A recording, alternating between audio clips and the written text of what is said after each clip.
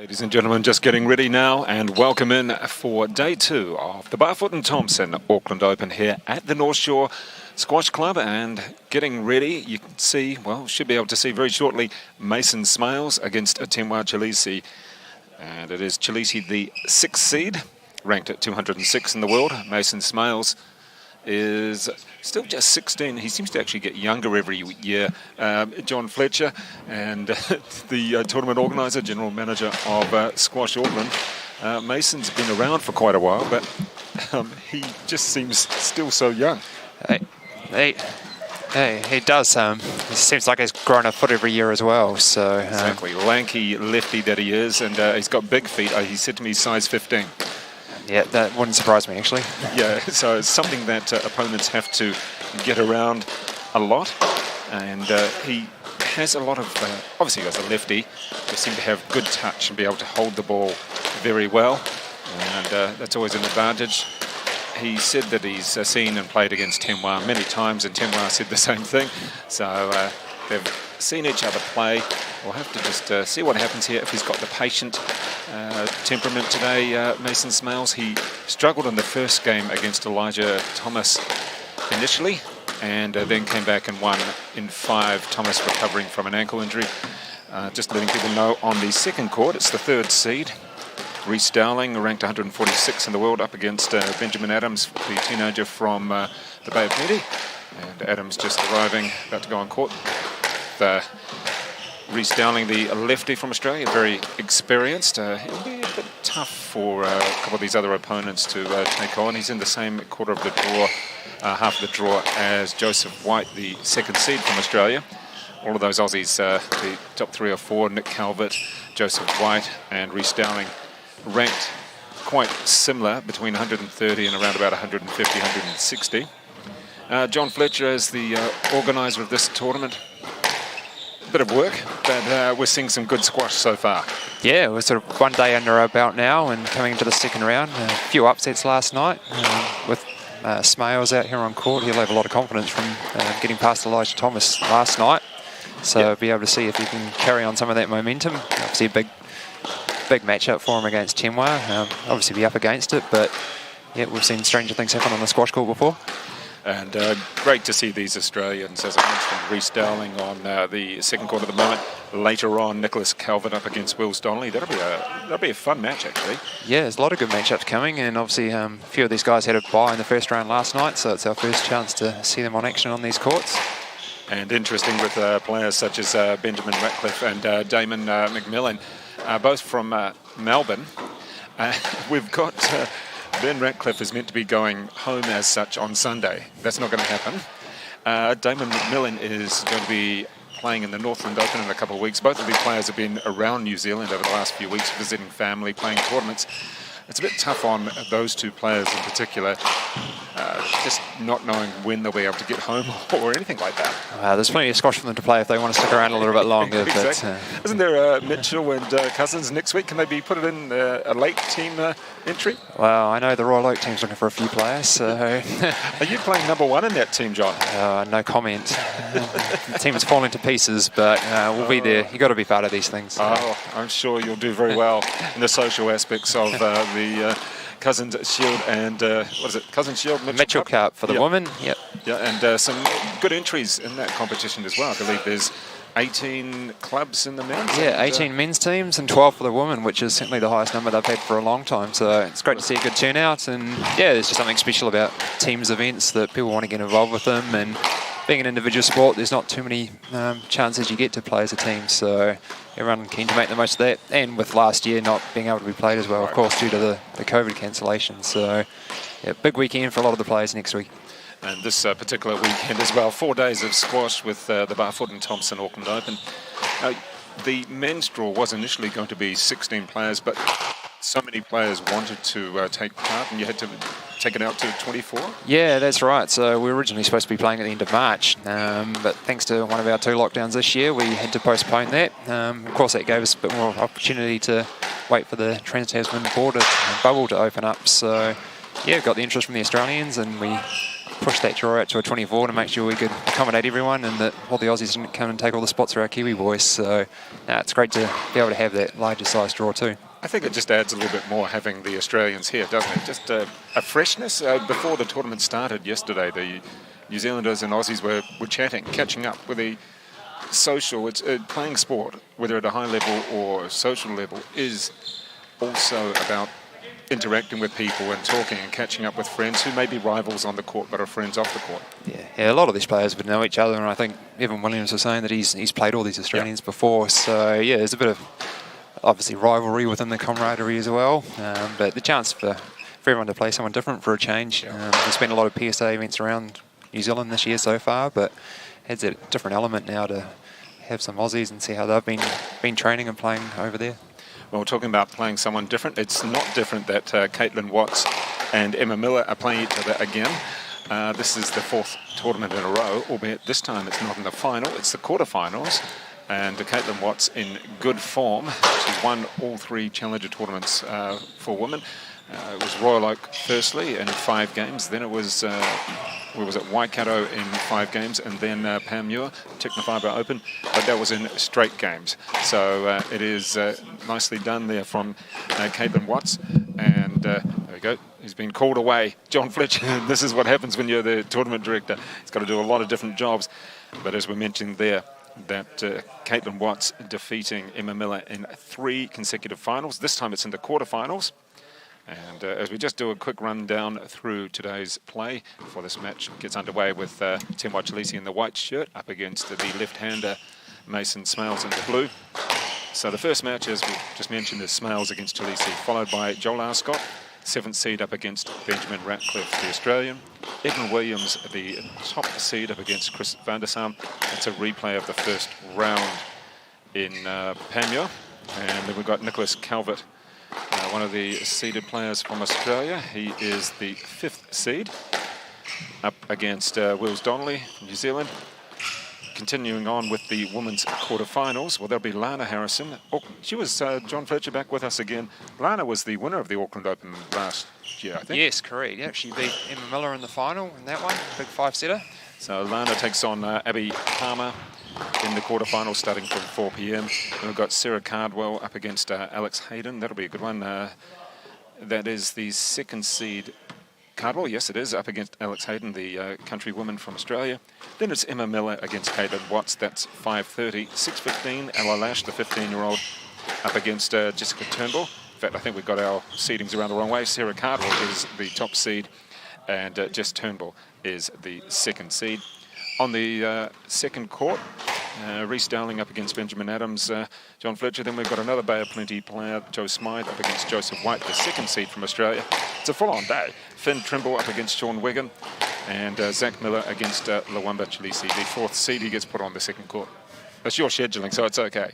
A lot of good matches to be honest, as you said. She's a full day, so 4 second round matches here, and then we've got 8 quarterfinals coming up from 4 o'clock with the women and then the men's round again. So yeah, it's going to be a good day, lots of play, and I'm sure that we'll have a lot of people coming in to watch all of these matches. John, before I let you go, the other divisions as well, they'll be coming in later on today, starting from about 4 or 5? Yep, 5 o'clock. We've got all the other 5 courts out the back will be in action, going through till about 10:30 tonight. Yeah, we've had 200 entries across all the draws. So, and is that pleasing for you compared to, I mean, last year's Auckland Open was just before the big lockdown.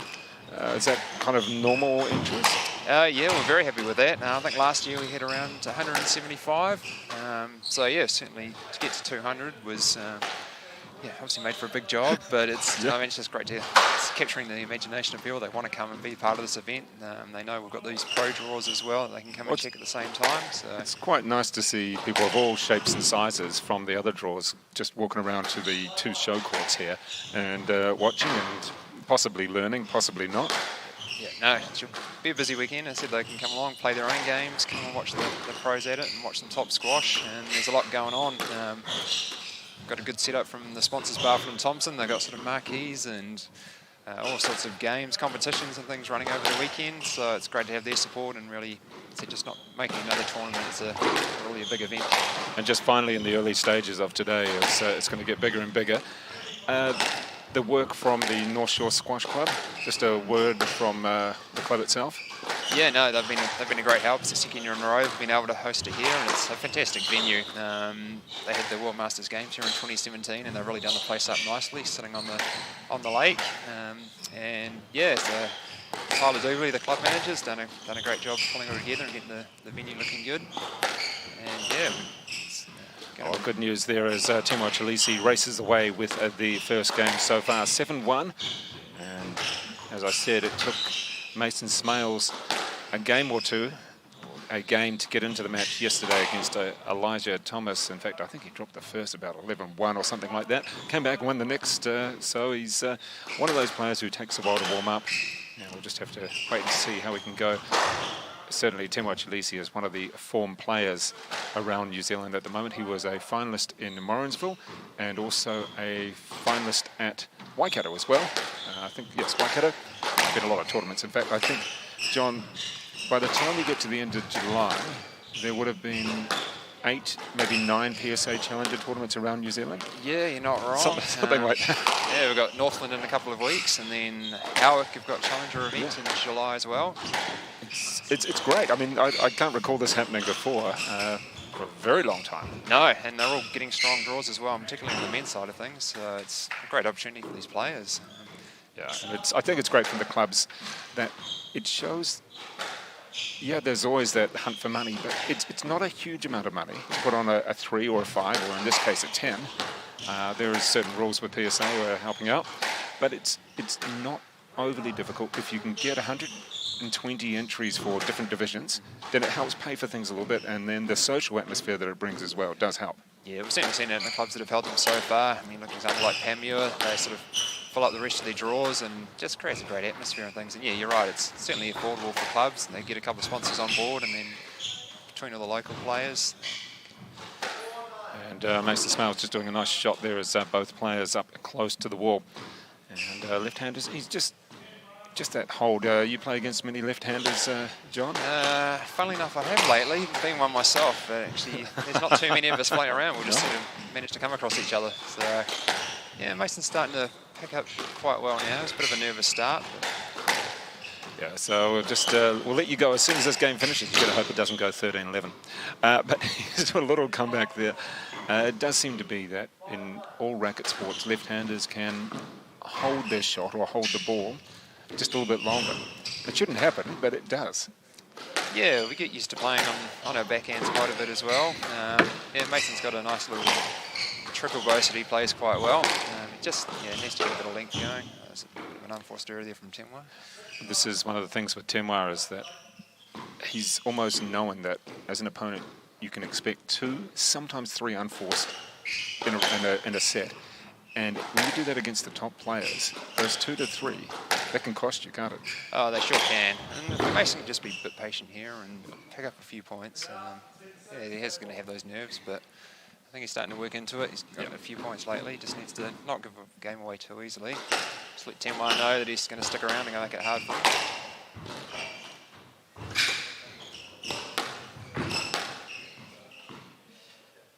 And did he clip him there? Clipped him there. No blood that we can see just yet. And he seems to be okay. It was certainly accidental. And what we saw yesterday, John, is later in the day when the ball was, particularly in the forehand corner, the ball was dying quite a bit. Yeah, great length there from Mason. Yeah, so if you can get the depth and the length on the shots, it's certainly going to help you. But it just seemed to be in the forehand more than the backhand. Maybe it was where they were hitting more. But as we got into the cooler time of the day, that was certainly one of the things that players did seem to take note of, and some of them played it very well. So a nice little comeback here from Mason Smales. A lot more competitive after the first few points.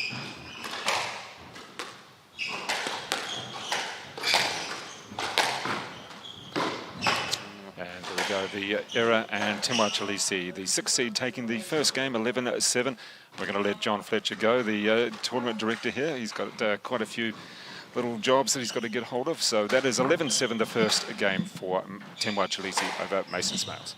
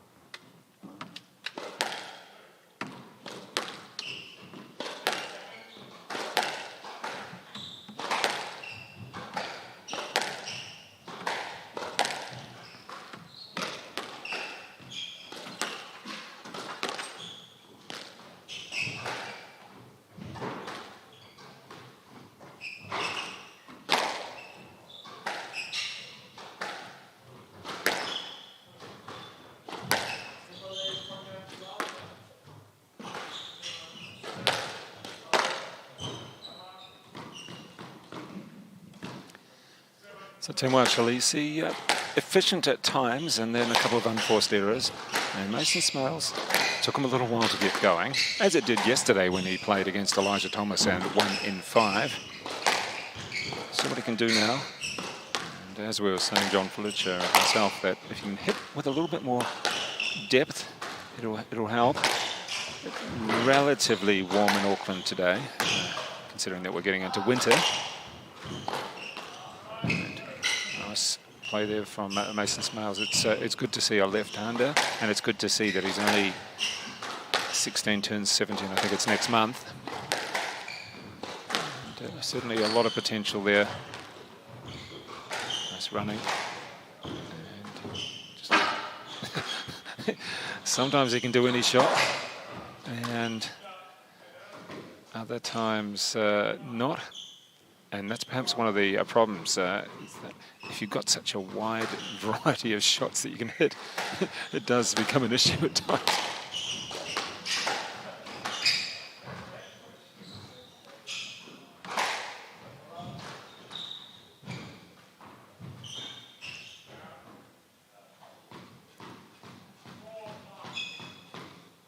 And we'll let you know about the scores on the other court as well. Of course, that's the 3rd seed, Rhys Dowling against Benjamin Adams in the Bay of Plenty.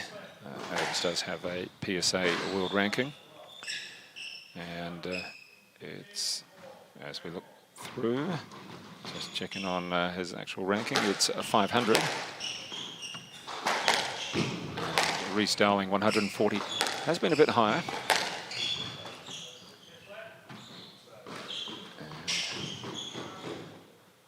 His highest world ranking, 93. In fact, he was one of the players that Evan Williams said he's got to watch out for, and he could actually be the dark horse, the wild card in the tournament to come through.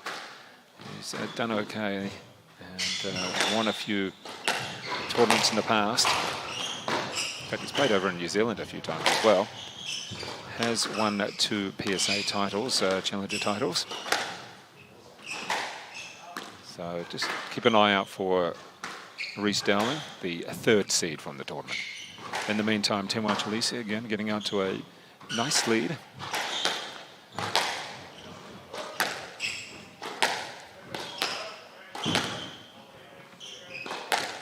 Mason Smales, just a competitive player, someone you've got to watch out for. Not just because he's left-handed, but also because of the way he plays his shots as well.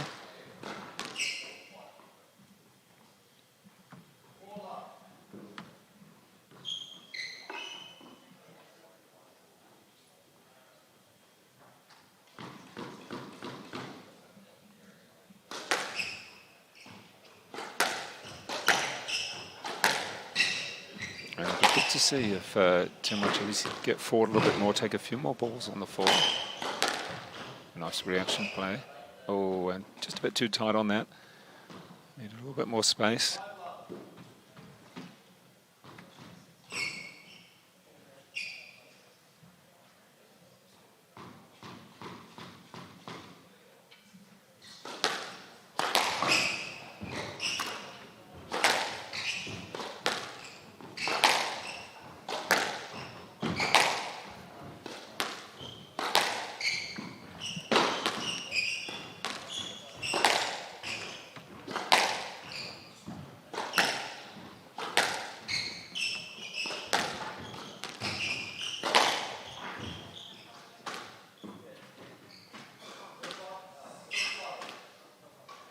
Racing out here with no answer so far for Mason Smales.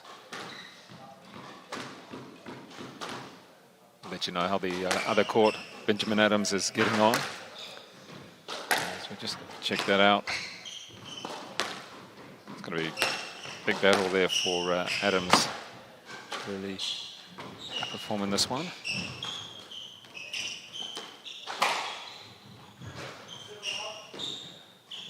So far, let's see if Mason Smales can actually put something together, because he is struggling here.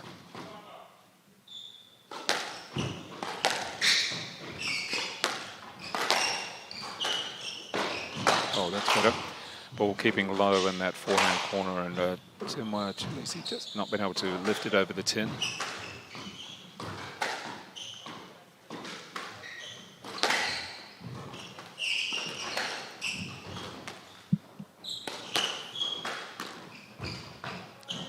There's the second error, although he was, I guess you could say, forced into that one, with Mason Smales just a little bit more of a hint of what he can do. Good depth on the serve.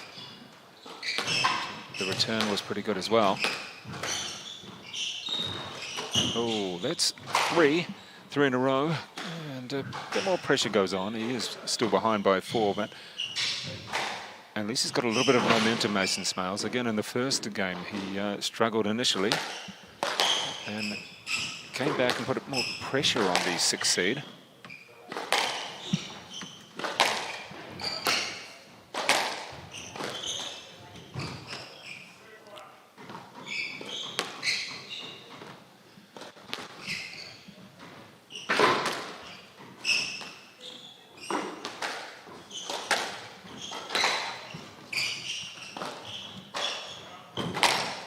Shot there from Mason Smales. He's running with the point here. Interesting, he didn't go forward and take that on the full. That's better. Oh, he was in a good position to lift that one over the 10, just not quite in the end. So finally, Turnbull Chileshe stops the little bit of momentum that was going the way of Mason Smales. You've got 3 in a row. And there's the error. There's 4 errors for Turnbull Chileshe, the 6th seed so far in this second game.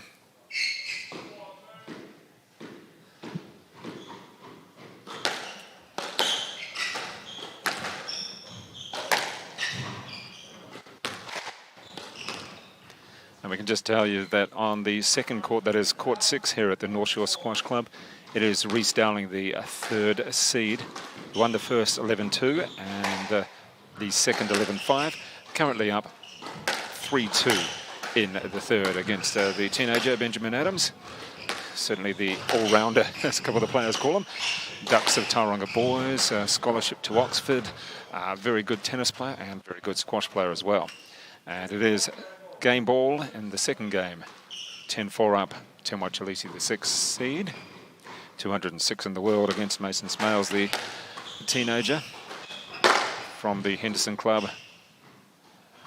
And Smales currently with a PSA ranking of 412. Gets one back there, Mason Smales. Just needs to, oh goodness. And just try to do a little too much on the first point off the serve. It's, see again, a little fight back from Mason Smales. And the let there. He's good at getting around the quarters, Mason Smales, on that opportunity. You can see that Tenwa moving his way back. Wasn't able to get through. Close. And on the tin. So 7 points again. Well, you have to appreciate Mason Smales hanging in there. And the errors now coming from Tenwa Chileshe. Haven't necessarily been, I won't say it on the line, haven't necessarily been winners from Mason Smales. There's an opportunity. And that was an opportunity. And an opportunity gone begging. 11-7, 11-7. Tenwa Chileshe taking the first 2 games of this second round match here at the North Shore Squash Club.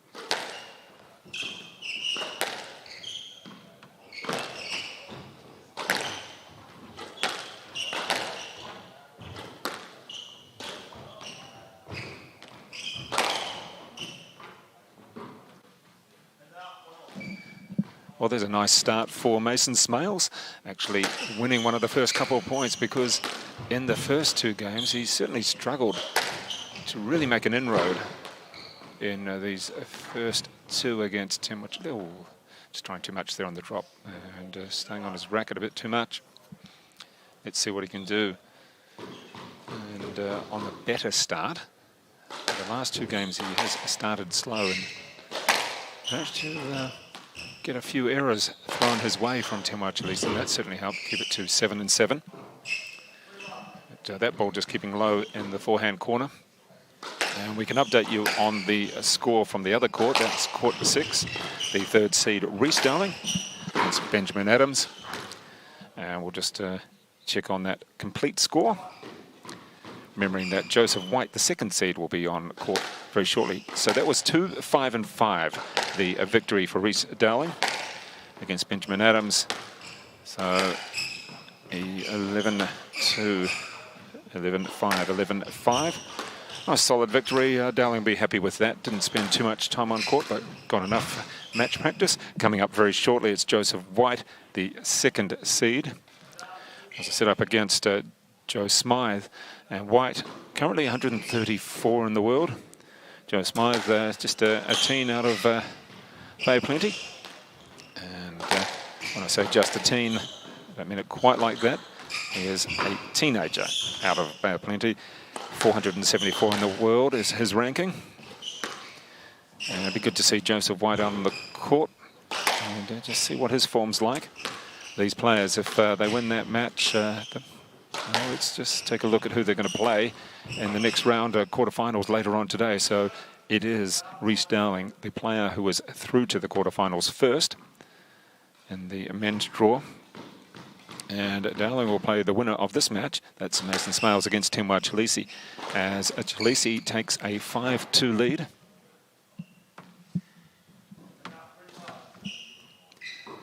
Make that 5-3. So Mason Smales, good opportunity here. May not be winning the match, but certainly putting the pressure on.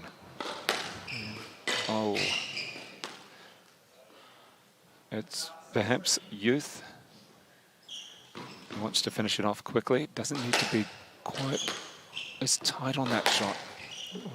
Doesn't need to go for quite as much. Oh, oh, that's better. Playing the ball away from his body on the backhand. And here's the replay of that shot there. Nicely played. Keeps with it a couple of points. Yeah, there we go. Nice punch through from Temuera Chileshe up close to the wall.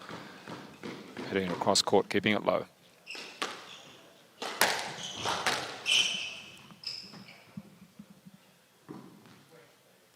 And well, we got the point back. There was Temuera Chileshe, the question mark. And not given. Actually, think his brother, Kawamba, might be on the marking at the moment.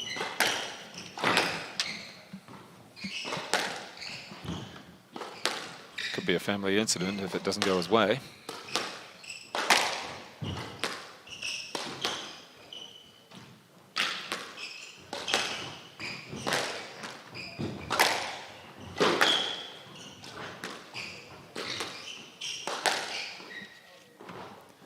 Some good variation in play from Temuera Chileshe on that one. Takes a 3-point advantage at 8-5. What he was doing was driving down the backhand wall for Mason Smales. Then he would take the pace off a little bit more. Gee, that was close to the 10. Well, it's been a battle so far. Let's see what Mason Smales can do. He's managed to come back nicely in the first two. Good play. And just powering that one down what was the forehand wall for Chileshe. Stays within reach. So again, another good point. He's got to 7 again. See if he can get to 8. And well, it's become a little bit tougher because that was just a real put away from that serve right in the hitting zone for Temuera Chileshe, as he has match ball. And there we go, it is the 7s. 11-7, 11-7, 11-7, and solid from Mason Smales. I think Temuera Chileshe will be a little concerned that he gave away a whole lot of unforced errors, particularly in that second game. In fact, there was about 6 of them that were unforced errors, but in the end, it is a win. He is through to the quarterfinals, where he will take on the 3rd seed, Rhys Dowling. That match will be 7 p.m. tonight.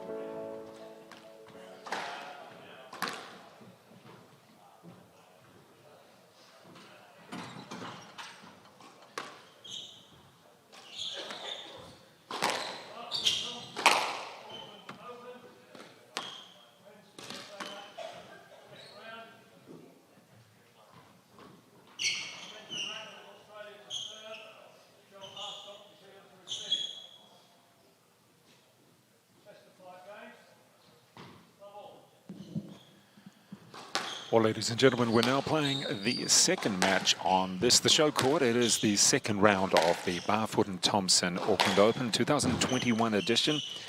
And we have the 7th seed, Joel Arscott, in the red, up against Benjamin Ratcliffe of Australia in the blue. Interesting enough that these two players are both the same age. In fact, it is Joel Arscott 9 days older. So both having their birthday in October this year. It'll be their 22nd birthday. And let's just see how we're going to play this one out. Ratcliffe getting a couple of early points. He loves to run around a little bit. And he's very open about where he sits in the scheme of things here. Ranked at 328 at the moment. Joel Arscott at 214, around about as high, which is actually 209. The winner of this match, well, it doesn't get any easier, of course not. It's going through to the quarterfinals. But the winner of this one will take on Joseph White or Joe Smythe. That match just getting underway on the second court. And of course, these quarterfinal matches for the men will be played later on this evening. In fact, winner of Arscott against Ratcliffe up against Smythe or White, that will be 7:45 this evening. And of course, all of those matches will be shown live, all quarterfinals, the women this afternoon and the men this evening, all on the main show court. So good news there that people around the country, around the world, can see those matches live. In the meantime, we're expecting quite a few longish rallies and development rallies here. Ratcliffe happy to take the pace off the ball. He said that in his commentary yesterday. He's happy to take the pace. That's his strength. And I'll just have to see what he can do here. The other thing that Joel Arscott's happy to be out there for a long time, the way he plays. Remember, he trained in Australia and lived there. In fact, Benjamin Ratcliffe said, well, he chopped me in a junior tournament, one of my worst losses. I think it was 1-1-1, he said. And he still remembers it. So the two of them played in juniors there. Look at that punching shot down the wall. Just very tight on what he did there. Brings it back to 2 each. Notice that corner really fading. If you can put it right on that corner, well, you've got a good chance of winning the point. Because it's always the case. Put it deep.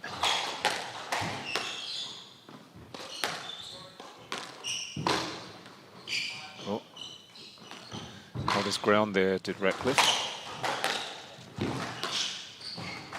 Oh, here's the boast. Gee, he can move, can't he, Ratcliffe? Oh, not this time, though. Couldn't quite get that one on the volley. But racing around the court. And good work by Ratcliffe to cover the court. And good work from Joel Arscott to actually just take him out of that point. He's very patient in the point. Good to see a number of players, coaches and friends and family all around the courts having a look. Some players who haven't got their matches on yet. Evan Williams, top seed, doing his homework. I've seen all of these players before, but he's happy to check if they're doing anything fresh.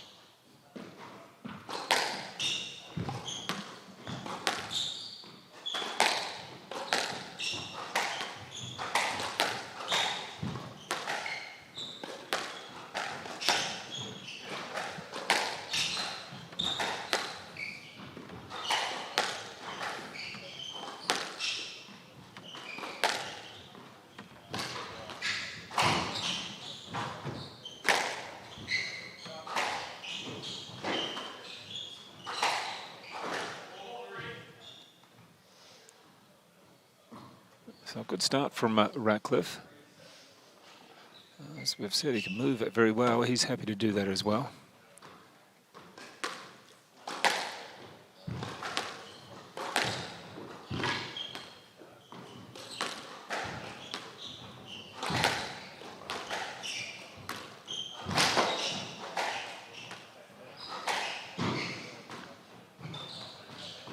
As Arscott, he's almost happy at times to be down some of the other players.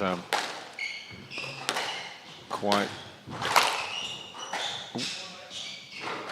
The other players, some of his friends and rivals, are almost make fun of the fact that Joel Arscott is happier when he's down in the set.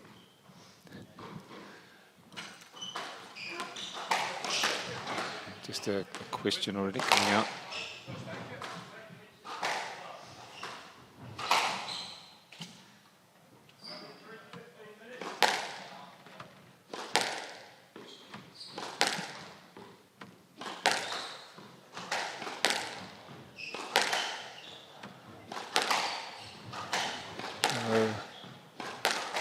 In the meantime, as we'll come back and let you know what's going on there, because Benjamin Ratcliffe now sitting down.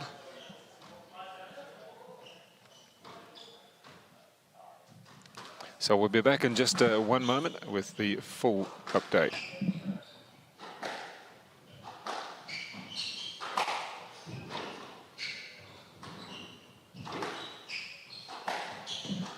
So we can update you, he does have a blood injury, and so he's just got to get that treated. That is Joel Arscott in this second round match against Benjamin Ratcliffe. Ratcliffe now just sitting down waiting, and Joel Arscott just off the court. One of the referees confirming that he does have a blood injury, and that'll just have to be tended to. So there's no blood or no contact on the court. So Joel Arscott off the court at the moment. In the meantime, we'll just tell you the score on the second court as we look across for the second seed. And that is Joseph White up against the team from the Bay of Plenty. Joseph White, the second seed, leading 7-5. So good performance from Joe Smythe. Certainly, the points that we've been seeing, he's been hitting a few hard shots, Smythe, and taking it to the second seed. One of the things about Joe Smythe is that he loves being out on court. There's not much to him. He's a thin lad, but just loves being out there and competing, and good on him for this. Play against a player who has got a good ranking. You know, he's the top Australian at 134 in the world, and just his aspiration from Joe Smythe as he lets a point go by. Good opportunity. So 7 each. Great to see the unseeded team from the Bay of Plenty taking it to the second seed. So that's the update from the second court. 7-all in the first game. The second seed, Joseph White, up against Joe Smythe. We'll be back shortly. Hopefully Joel Arscott has got that blood sorted, and we'll see him back on the court very soon. The 7th seed up against Benjamin Ratcliffe.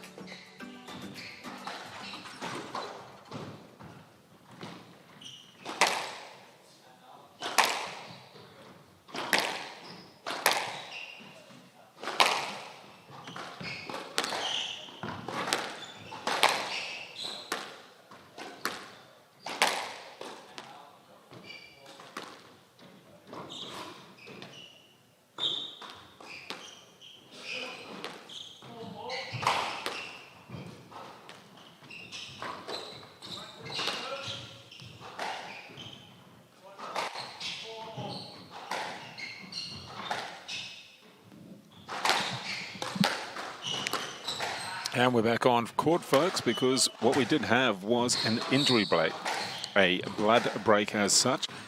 And you can see that on the left knee for Joel Arscott. Just had a little bit of blood there. It's been taken care of and strapped around. So he's back on court. And for Ben Ratcliffe, a little bit of a wait. Didn't seem to be too fast. He just wanted the clarification about how long his opponent had. But back into it now. And in the meantime, on the second court, Joe Smythe really taking it to the second seed, and good work. At one stage in the first game, it was 7-all. This is Joe Smythe ranked around 400. And yeah, up against a player, the top-ranked player from Australia, Joseph White, at 134. 7-all in the first, albeit that White eventually took the first 11-7. And in the second, oh, he's really out there and just running everything down as Smythe. It looks as though Joseph White just taking the lead in the second. But he's having to work very hard, so great play from the Bay of Plenty teenager against the more experienced Australian. In the meantime, on the main court, 6-piece. Almost need another set of eyes to actually watch both courts at the present time. Let's just see how the movement of Joel Arscott is going after the blood break. And putting that one, just dabbing it into the forehand corner. Well done from Arscott there. There's grip. He's got his hand always up the grip a little bit more than most New Zealanders. Just the way he holds the racket, prefers it.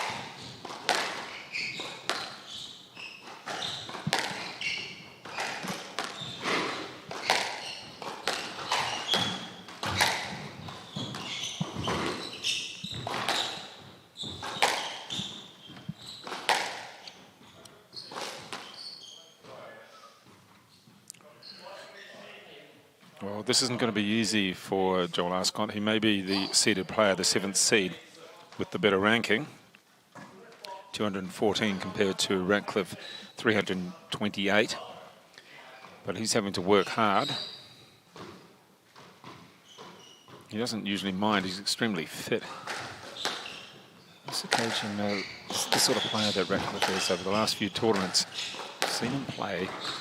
He doesn't mind being out there for a long time, doesn't mind really staying in the rallies. There's going to have to be quite a bit of focus from Joel Arscott, and hopefully that blood injury doesn't take away from his play.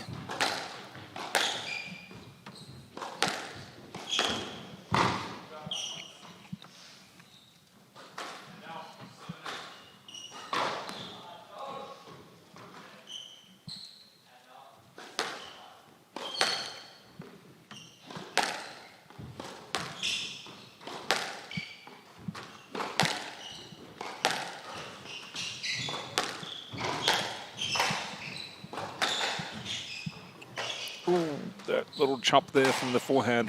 Ratcliffe knew it was going to be tight. If it came off, it was going to be close to a winner. This occasion, though, hitting the top of the 10 as he moves on to a 2-point buffer, 2 points away from the first game. Joel Arscott, let's see what he can do here. It's that unforced error working in the advantage of Joel Arscott.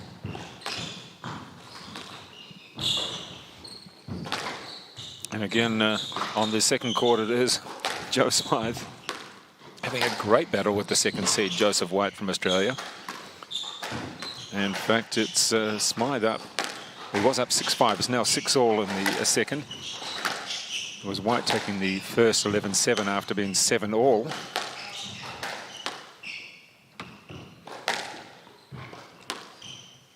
If you want to watch that match, you can switch over to court 2 with Smythe now up.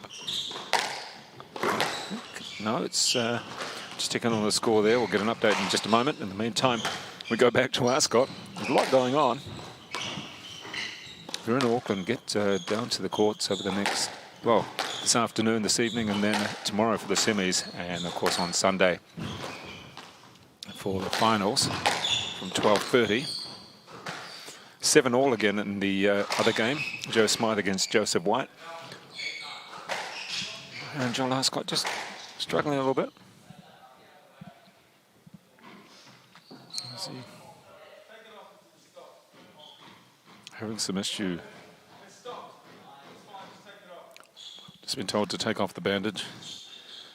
Otherwise I've been a bit distracting, etc.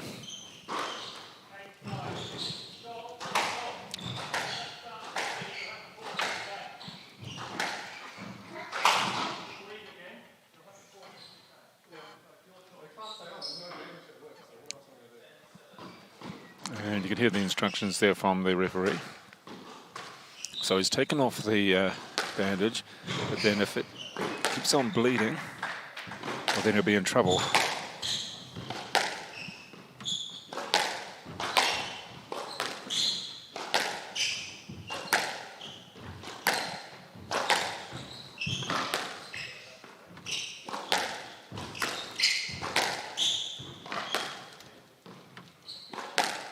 Ratcliffe has this almost annoying style that he will keep you out there for a long time.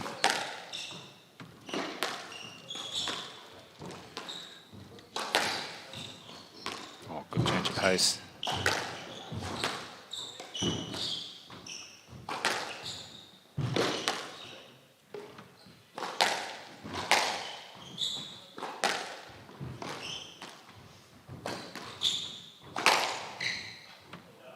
Yeah, it's good play there from Benjamin Ratcliffe, driving the ball across court. I can let you know that second seed Joseph White has won the second game 11-7. Again, it was 7-all, as it was in the first game. Joe Smythe against second seed Joseph White. 7 each in both of those games. Just wasn't able to win those last few points, but certainly great for Smythe to be up against someone ranked in the top 150. And now things aren't going that well for Joel Arscott with Ratcliffe now with the first game ball. Well, that doesn't necessarily mean that much against Arscott. Tends to play better when he's actually down. There we go. Nice shot across court. We're at 10 apiece. Coming up for the tie break now. Oh, there's the mistake. Yeah, he'll be frustrated by that. Benjamin Ratcliffe, you could tell, had the opportunity.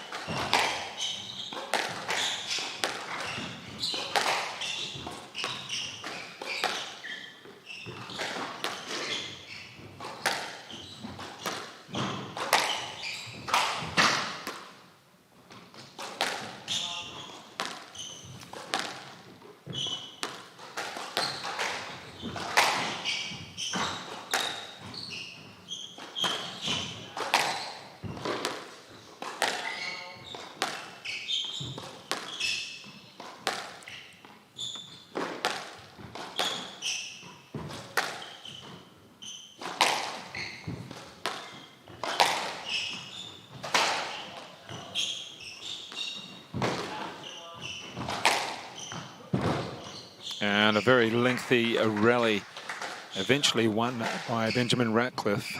It was tied up the back end here. Somehow Joel Arscott managed to get to that, but he was always on the back foot as such. And that's a game at ball each. We had one to Benjamin Ratcliffe at 10-9, and then one to Joel Arscott at 11-10. Certainly very tight. We had 4-all, the blood break for the left leg, knee. Joel Arscott, lengthy blood break, and then he's had some issues with the bandage, so took that off. Oh, that's a better shot. Ball stayed very low coming back off the front wall. And as we mentioned on the second court, it is the second seed, Joseph White, up against Joe Smythe from the Bay of Plenty. On each occasion, it was 7-all in the first 2 games, although White winning 11-7, 11-7. Good for Smythe to know that he can take on these players in the top 100, the Australian #1, that is. Joseph White ranked at 139. And we've got Joel Arscott with the game ball on the main court.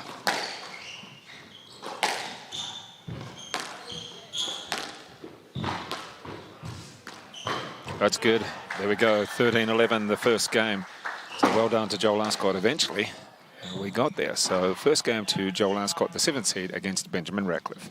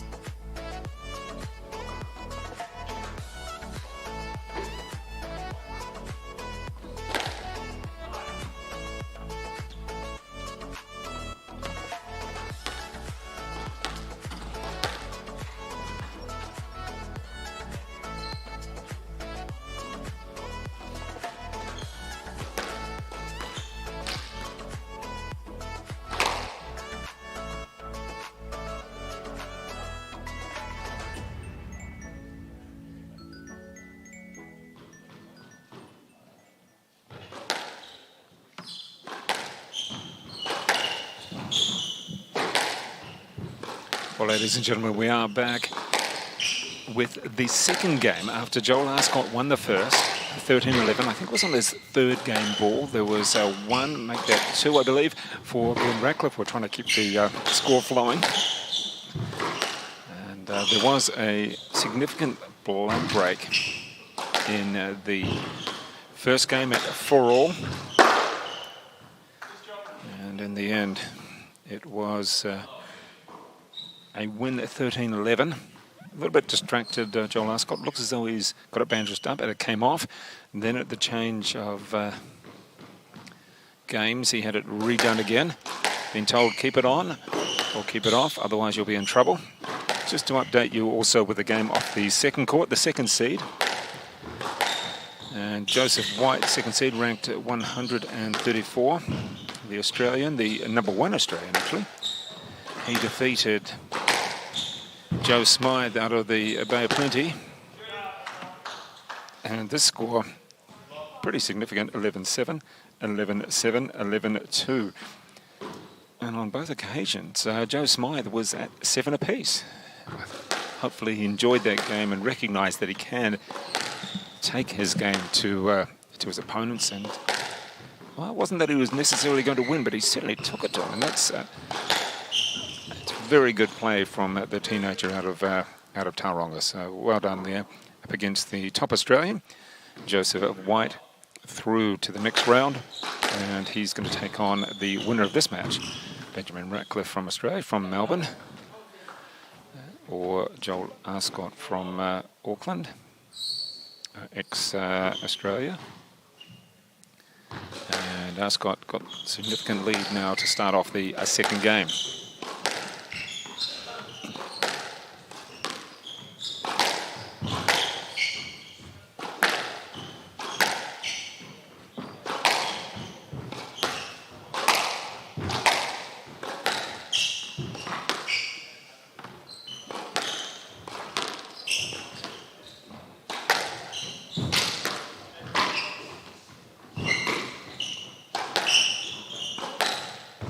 Another lengthy rally between these two. With that's a good way to finish. Very good way to finish. You can see here on the replay how Arscott just sort of lifts the ball a little bit. Puts a topspin on it. Doesn't put much. There's no power, no length for Ratcliffe to chase down.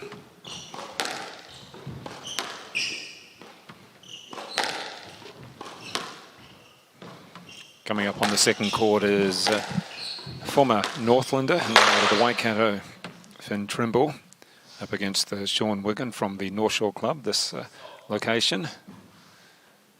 And his name's on the wall a lot as Sean Wigan. He's known for racing around the court.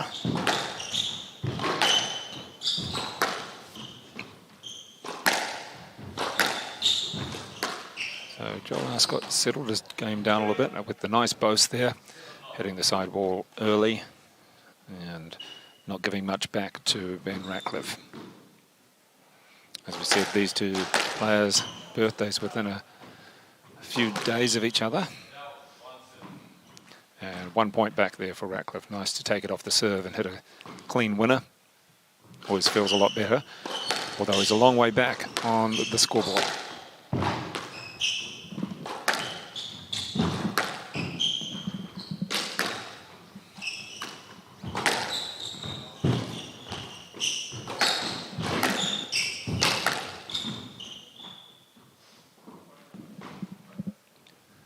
So both players looking there for, well, that game's not quite up yet.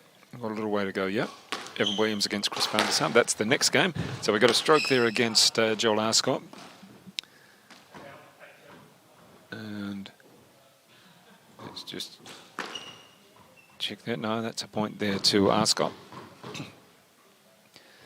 Coming up next is the top seed Evan Williams against Chris van der Sam. They did play in the first round or early rounds of Panmure. First game I think was 13-11 or 12-10. Eventually Evan Williams winning in straight games. Oh, that's a tough bounce. Hit the join and bang, nothing.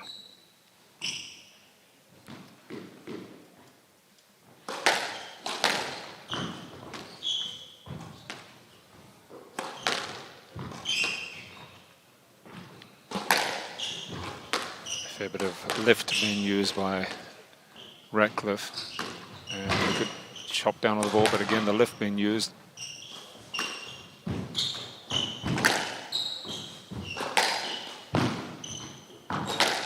Oh, good play. Right up close to the wall, had plenty of options, knew that Ratcliffe was on his backhand side, so just pounded it into the forehand. Oh, had to duck under that one. And there we go, game two, after all the effort of game one, where it could have gone either way, and we had the blood injury. This time, the second game, 11-2. Joel Arscott looking good now, 2 games to love up, and wanting to move through to the quarterfinals, where he will take on second seed Joseph White.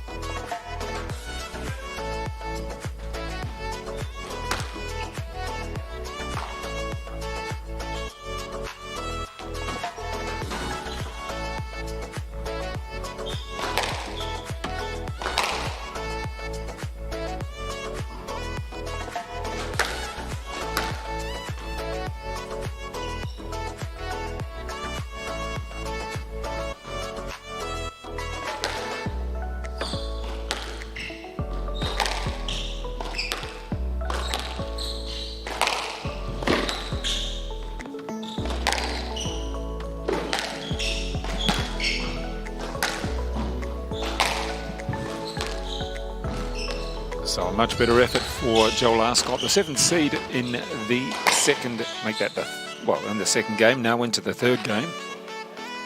It looks as though any issues with the left knee have been cleared up.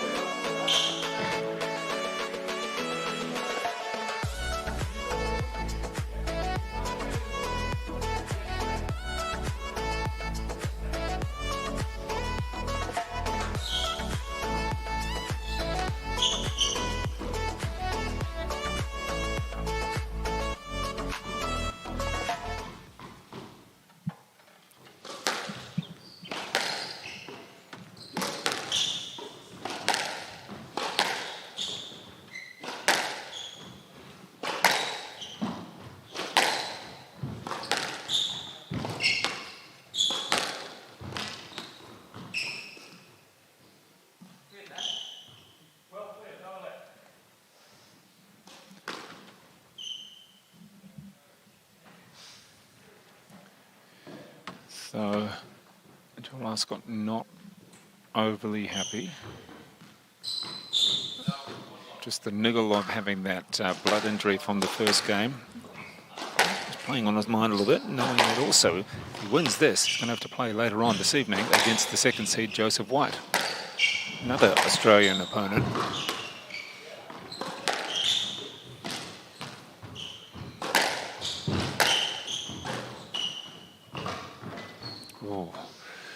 That was an opportunity for Ratcliffe, and perhaps tried to go for too much, as we're at 1-1 now in the third.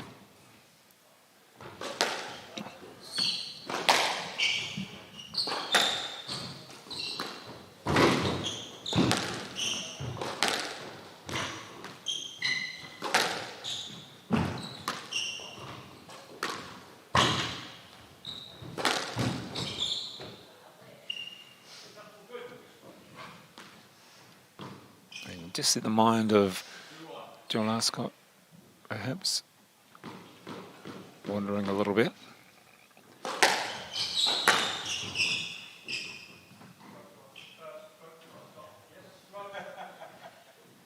And the player's not been able to hear the call. So he's up 3-1. He's got the little buffer now. Let's see if he can refocus. Joel Arscott did pretty well coming out of the first game to win the second with ease. Had a game ball or two against him in the first.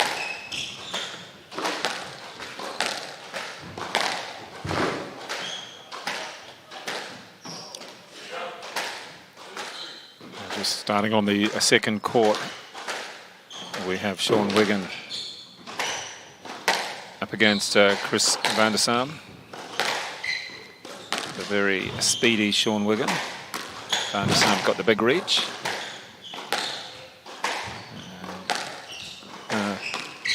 That's not quite correct. Against Finn Turnbull. Big reach there from Finn Turnbull instead, so apologies for that, Finn and Chris van der Sar. In the meantime, it's actually Chris van der Sar up against Devin Williams next. Getting a little confused with who's what. A couple of tall players here and there.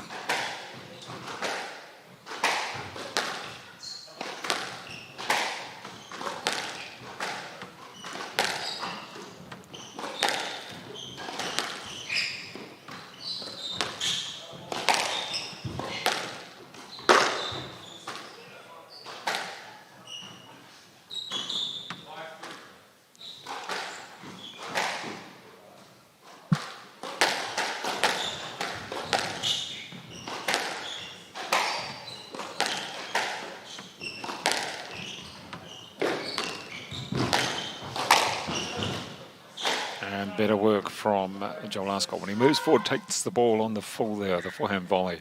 Been able to use the angle and drive it down. Even the speed of Ratcliffe couldn't quite get in there in time. So 6-3 now. Moved out to a handy little lead. Really for Arscott, he just needs to get through this match.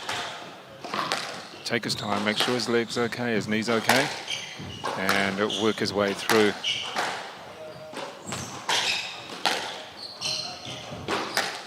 A false step there. Hammering down the forehand side.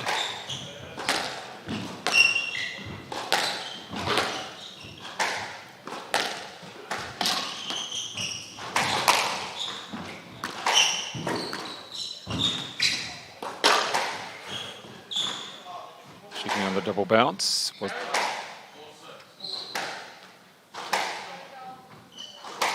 No double bounce. So a point back for Ratcliffe as Arscott puts that backhand volley into the tin.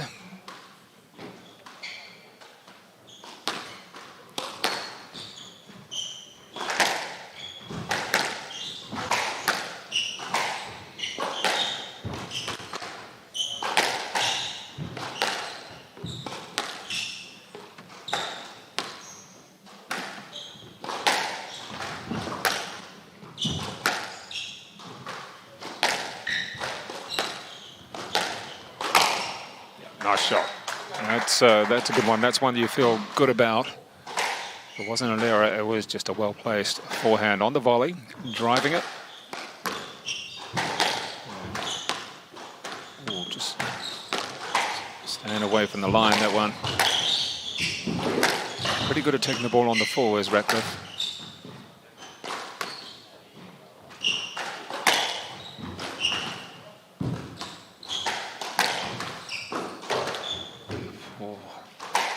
It was a bit too tight to the tin.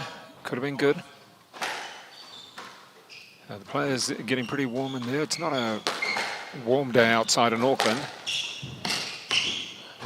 It's not quite the days from last year's NZ Champs where it was hot in November. And it was hot on these courts.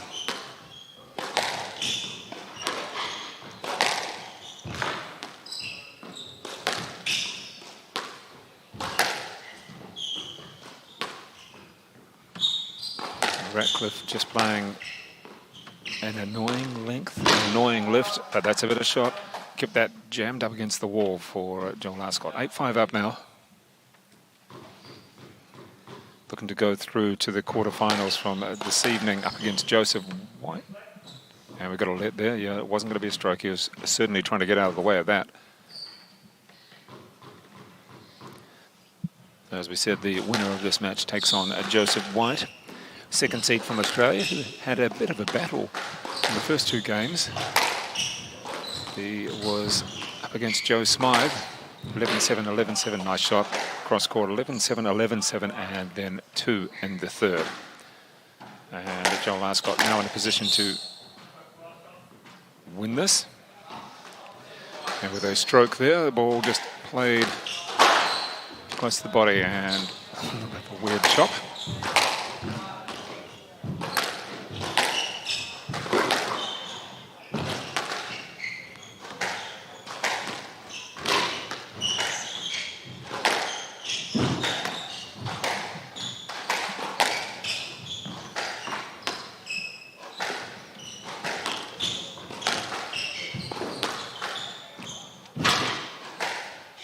There's the opportunity to finish it.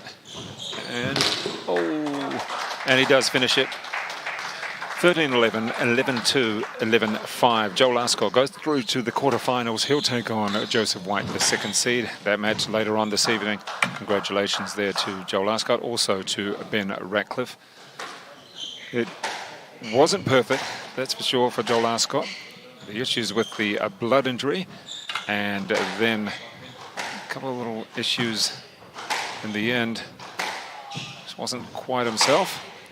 No doubt when he comes back later on this evening, he'll be in a better position. That match will be at 7:45. So Joel Arscott, winner.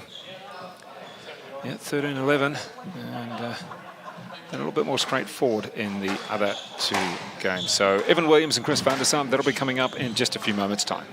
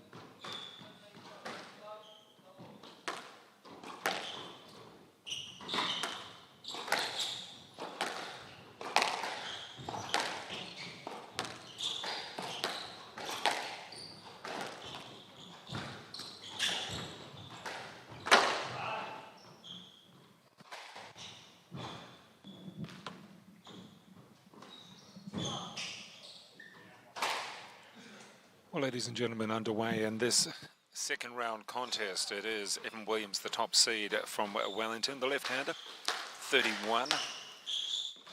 We better check on that, whether he's had his birthday recently. Up against Chris van der Sam, who is a 27-year-old, currently ranked about 500, was at 150 in the world. However, work commitments have got in the way of him playing a lot of competitive squash. Did play the Panmure Open recently and lost to Evan Williams. Tight first game, and eventually Williams winning in straight. So these two should be an entertaining match. Of course, Evan Williams is unbeaten in recent times. He's won all 3 Challenger tournaments that he's played in. That's Henderson. He also won at Waikato and then at Panmure as well. And it goes just 3-2. He's happy to take his time in the points. Evan Williams.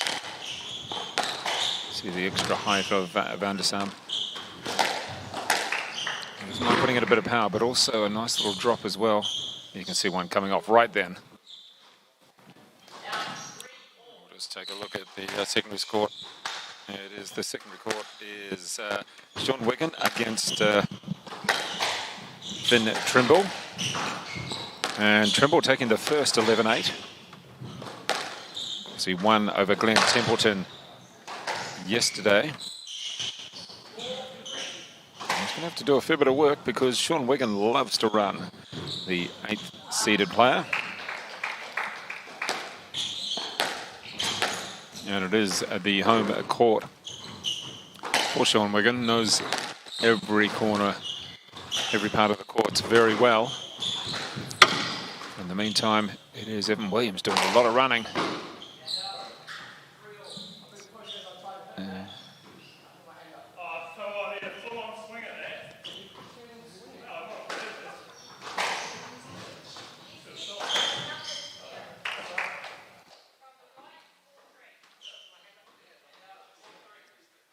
So just discussion there, players and referees involved.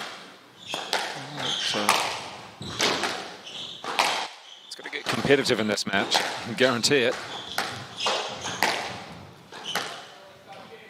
Problem, as we've said it for Van der Sam, is he just hasn't played enough top quality matches of late.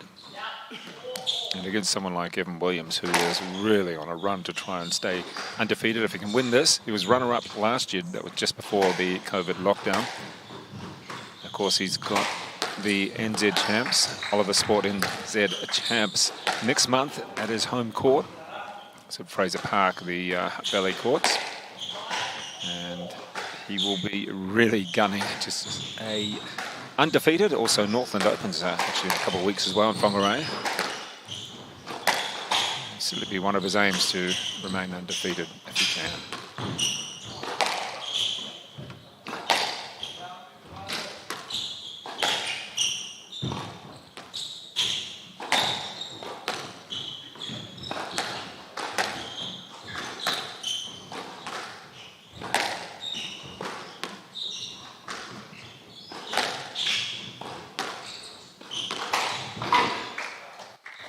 And good play from Evan Williams. And notice what he did there.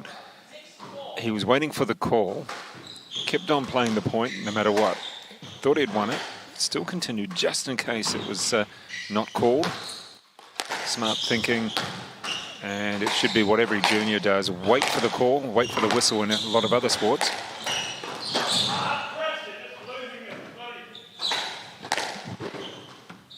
Here, Chris van der Sam there, not overly happy with himself. It's always interesting to watch what Evan Williams does between points. It's almost like the same number of bounces for the ball. Quite methodical in many ways.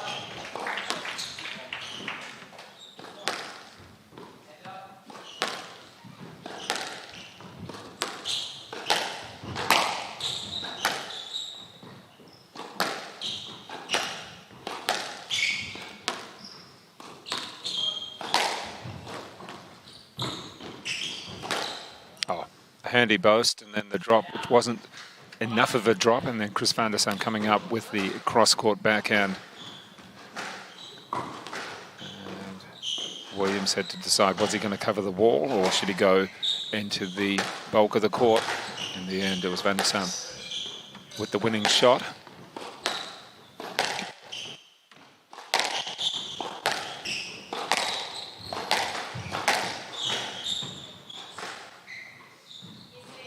And so the let play there. And tough stuff for Benjamin Ratcliffe, beaten just a little while ago by Joel Arscott. He's now able to do the marking.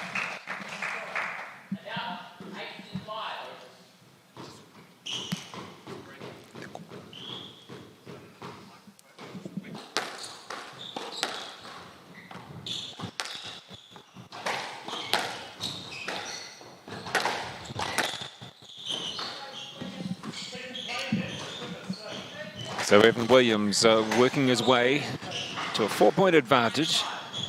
Oh, van der Sam not quite ready there, just wiping his hand.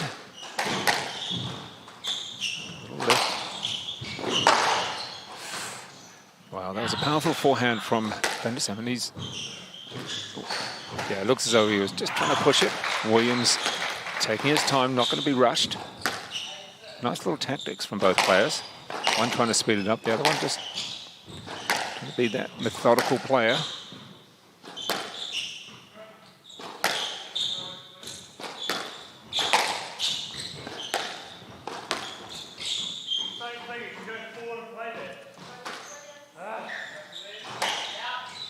No let. Van der Sam was looking for it, but he really was in a little bit of a dangerous position.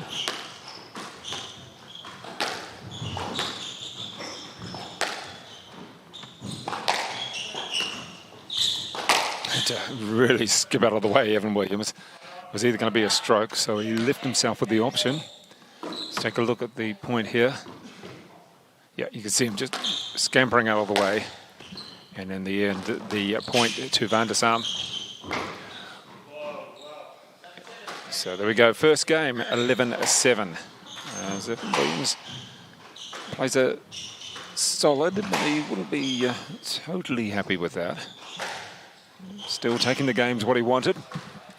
In the meantime, on the second court, let's just quickly update you the score. Sean Wigan against Finn Turnbull. So it is Wigan coming back, albeit he's having to battle. And we just saw Turnbull do a shot from behind his back. Always fun to watch. It was Turnbull taking the first 11-8, and Sean Wigan up 8-6 in the second.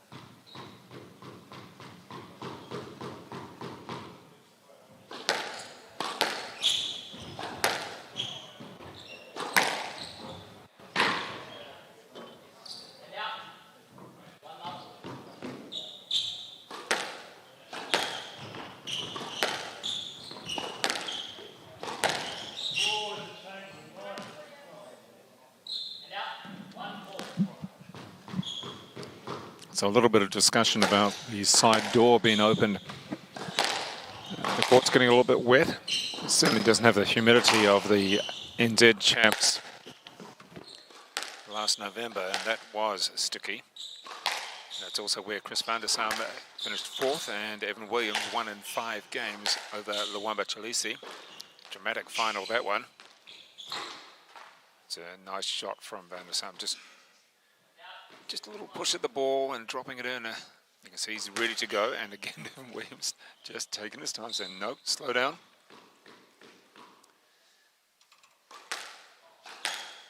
A little bit of a rivalry between these two.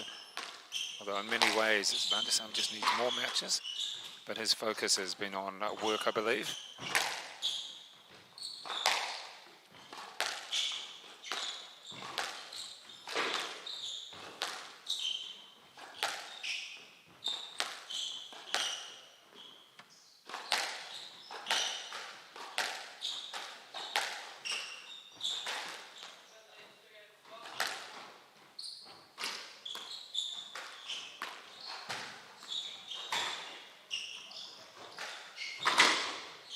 Play from van der Sam up tight on the forehand wall, taking all the pace off, even with Williams careering in, wasn't able to do anything with it. A couple of points the advantage.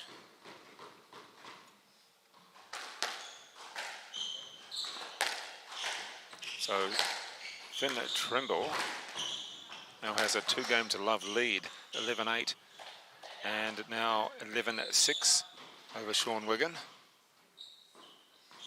A little bit of an upset. Sean Wigan on his home courts. Turnbull can certainly pull out some big shots. Not over yet though, because Wigan is a player who can play long. Hasn't only been out there for 5 gamers. In the meantime, back on the main court, there's a shot and a yell from van der Sam. The shot was on. Pretty much hit the floor before it hit the tin.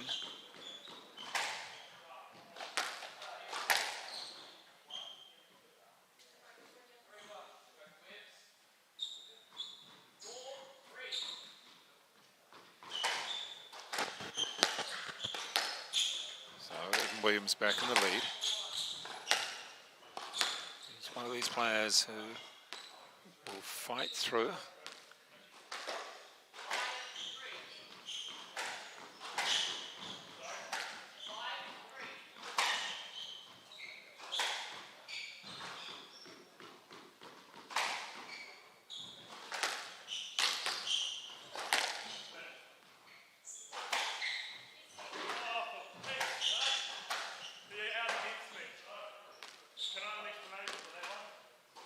We can hear the comments from van der Sam.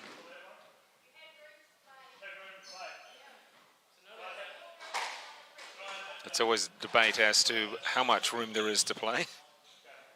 I don't think any player who has the call go against them is ever going to actually agree with any referee.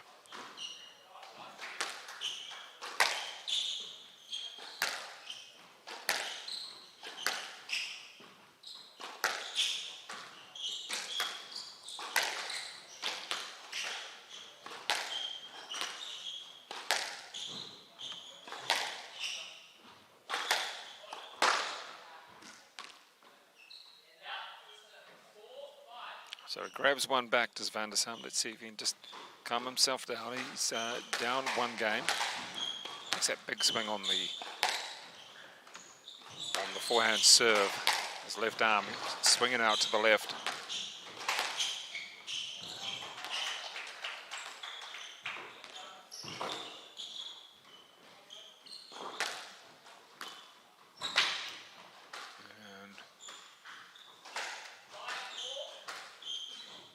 Williams not overly concerned, so back at 5 apiece.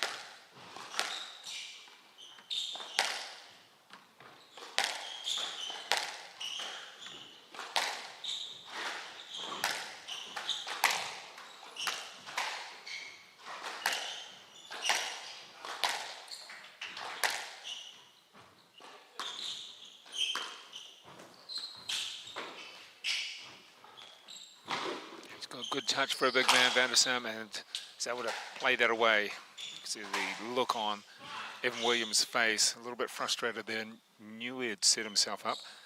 And Sean Wiggin still struggling against Finn Turnbull on the second court. Starting to come back a little bit in the second, make that in the third. The first two, 11-8, 11-6 to Finn Turnbull. And slowly Sean Wiggin getting back into the third, 8-2 at the present time. In the meantime, it's Van der Sam who has the 2-point advantage, just clawed his way back. A little bit of, oh, that was a decent response. There you go. You may be ahead by 2. Bang. I'm back.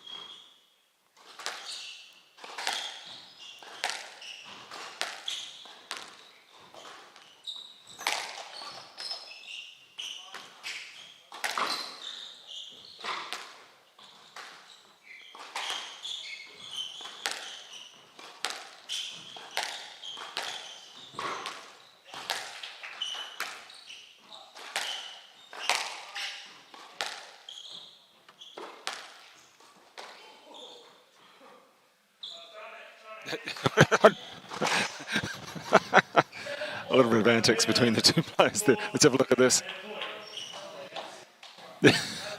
Not sure if he was after a piggyback or what. Oh, he's a solid man, is Chris Van der Sam, and hard to get around. Evan Williams almost tried to go over.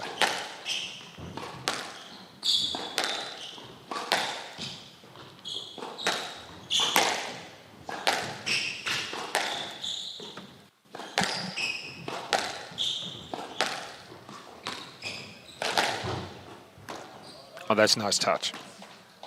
A good way to finish off a point when you're tight on the scoreboard.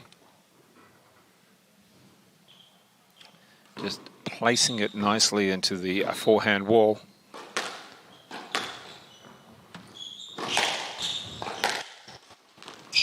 Yep, there he goes again. A couple of very good drops. And Williams is very quick around the court, but not quick enough for that one. In the meantime, Sean Wiggin has won the third game against Finn Turnbull. And currently it's Turnbull up 2-1 in their second round match. And this is very uncharacteristic of Evan Williams. There's a couple of errors there. Leaves the door open for Chris Van der Sam. He now has his first game ball.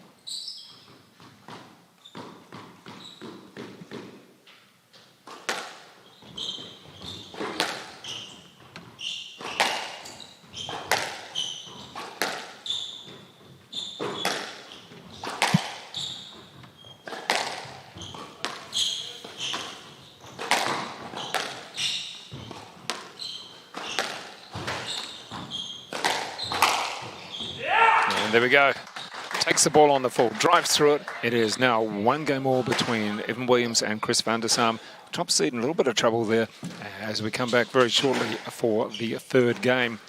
This is a second round match of the Barfoot and Thompson Auckland Open.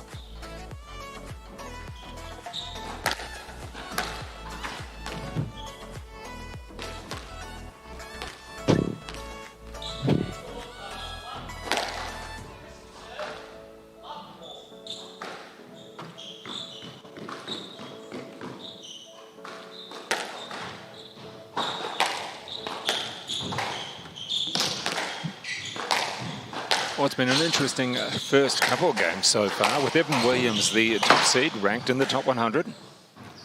And he has struggled a little bit in the second, made a lot of unforced and uncharacteristic errors. Let's see what he can do now.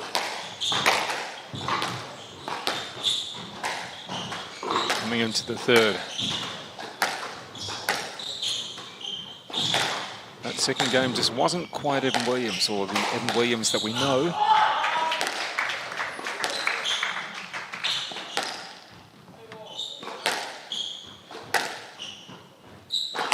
And Chris van der Sam really playing on those couple of unforced errors that Evan Williams put in the second, but also playing on a couple of great drops. One on the forehand side and one on the backhand side in particular that really took him to a nice lead. The big man's got some good touch with his shots. And Evan Williams just looking a little bit off in that second game. And to get there, yes. So after a let, I'm not totally sure.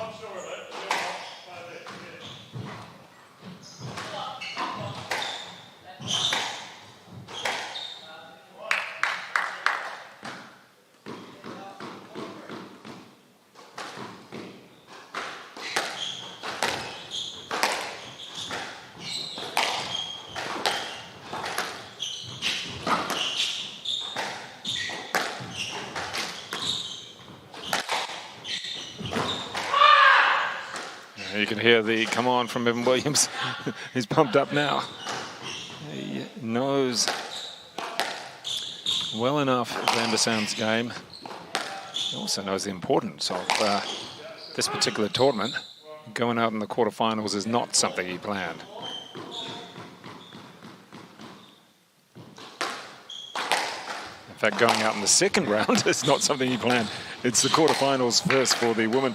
For the men, it's second round, and then it goes into the quarterfinals.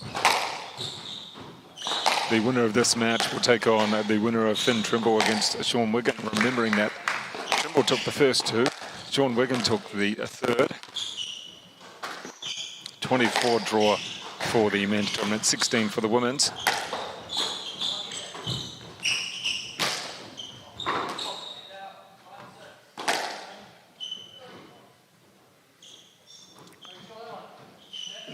Back at 2 apiece. We had a big yell from, make that 3-2, sorry. We had a big yell from Evan Williams as he got on the scoreboard again, started pushing back to 2 apiece.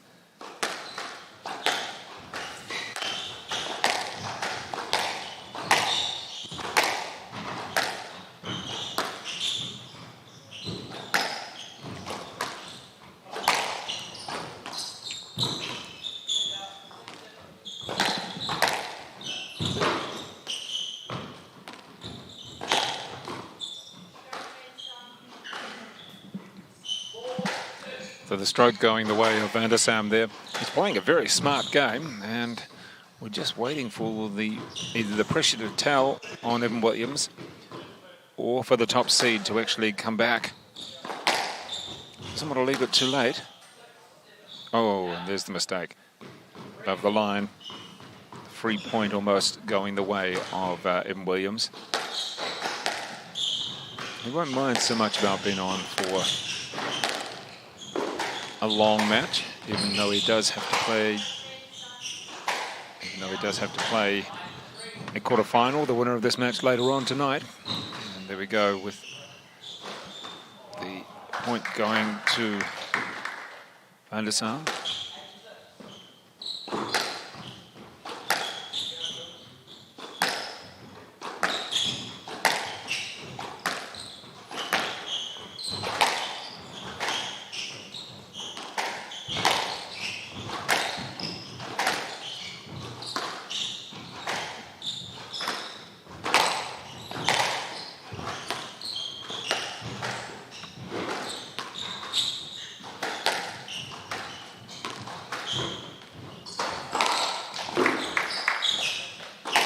Nice court coverage by both players. So vital point.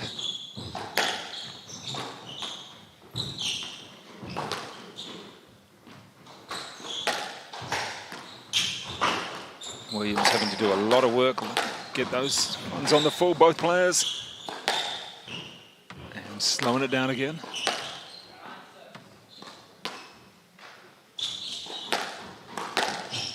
Oh, good recovery from, was it a double bounce? It was.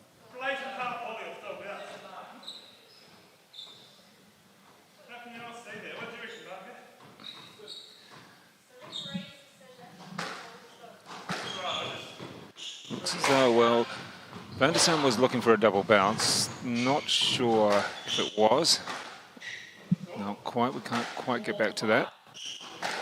Williams didn't think it was. So in the meantime, we're back. And it was quite a vital point. If Van der Sam had managed to get away, it would have been a 6-3 lead. Pretty significant, getting 3 points. And he's just not been able to reach for that one. And Williams keeping his head.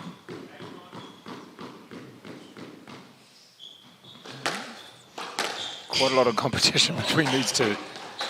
And not much is given away. Certainly Evan Williams will be happy to get back to a lead. He's been struggling with that.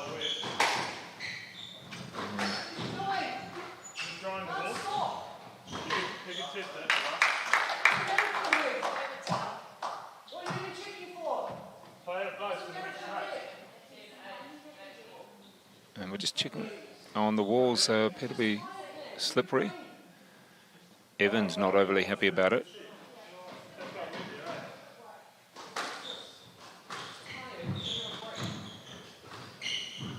And certainly not humidity. It's not that hot.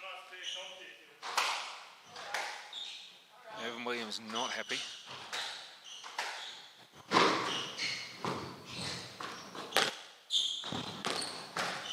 And it's become a real fierce contest between these two. There's nothing given away. It's a nice rivalry. It's only the second round. The first match there for Evan Williams, the second for Van der Sam. In the meantime, we'll just check across on the other court. Looks as though we've got a conclusion to a match, and don't think it's going to go the way of the North Shore Squash Club member, because Finn Turnbull has beaten Sean Wigan. And it is indeed 4 games. A big victory there for Finn Turnbull. 11-8, 11-6, 5-11, 11-8. Very good win for Turnbull. He's going to be very happy about that. Through to the quarterfinals of this, the BARFOOT Thompson Auckland Open. In the meantime, this match between Van der Sam and Evan Williams continues. A little bit of niggle in there. Anything these two can do, will do. He tried to just lift it as a boast at 7-all. Evan Williams hanging in there. Quite a lot of fun to watch. Not sure about playing.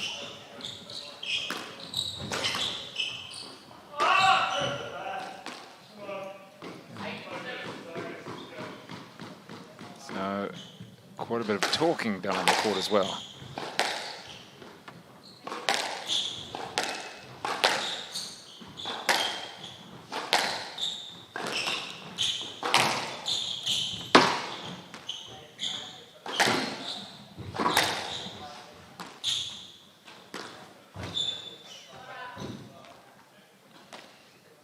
And Evan Williams has just held his nerve on this. Wasn't happy about Van der Sam.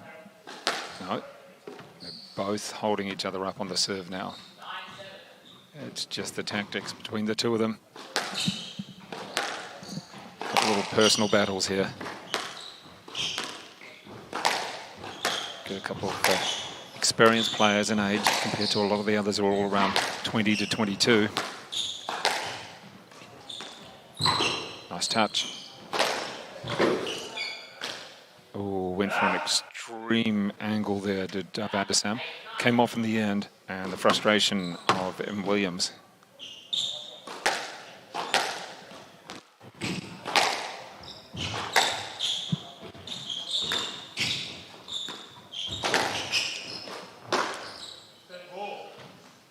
And pointing at the court again.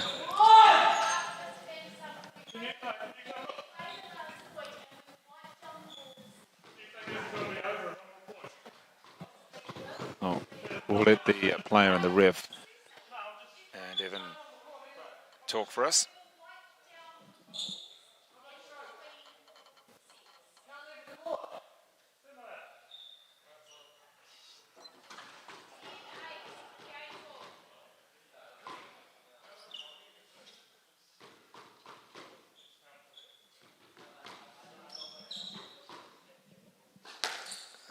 So a fair bit of niggle going on, and it's all to do with slippery walls. Although, if you compare it to the NZ champs here in November, when it was incredibly humid, very hot, and both these players played in it, one came fourth and the other one won it, so I don't know if it's much difference. Maybe just, it's not raining outside, and the humidity, well, there's a fair bit of it, but it's nothing compared to November. There we are, that is the third game. He's up by 2-1, 11-7, 7-11, and 11-8. Evan Williams now with a 2-1 advantage in this, the second round match at the BARFOOT Thompson Auckland Open.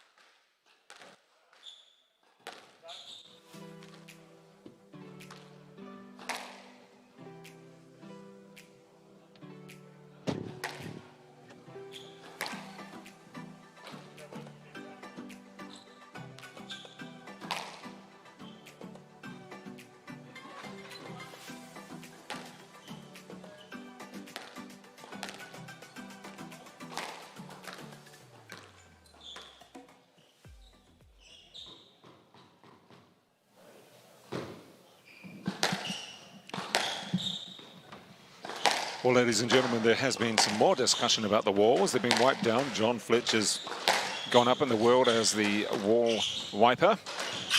Also some discussion about opening the side door. It was sunny outside and it was just getting a bit too bright. So the discussions continue on the court, off the court, as Evan Williams, the top seed, leads by 2-1. And it was Chris van der Sam who had a couple points lead in the third, taking the second. Makes it entertaining. We're having discussions between the players and the officials as well. Meanwhile, on the second court is the second round match. Quite a bit of talk, but friendly talk before the match with Zach Miller and Luamba Chileshe. Always a lot of personality there when you get Zach Miller on the court. He's in his purple outfit today against the bright orange of Luamba Chileshe. Of course, Turnbull defeating a local player, Sean Wigan, in 4 games. In the meantime, though, Evan Williams starting very well in this, the 4th. 4 games to love. Lead here, pretty focused.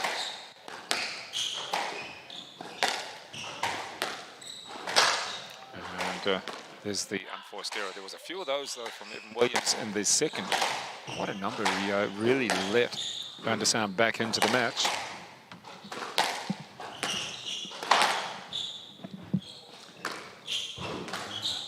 Let's go over some of the results so far today.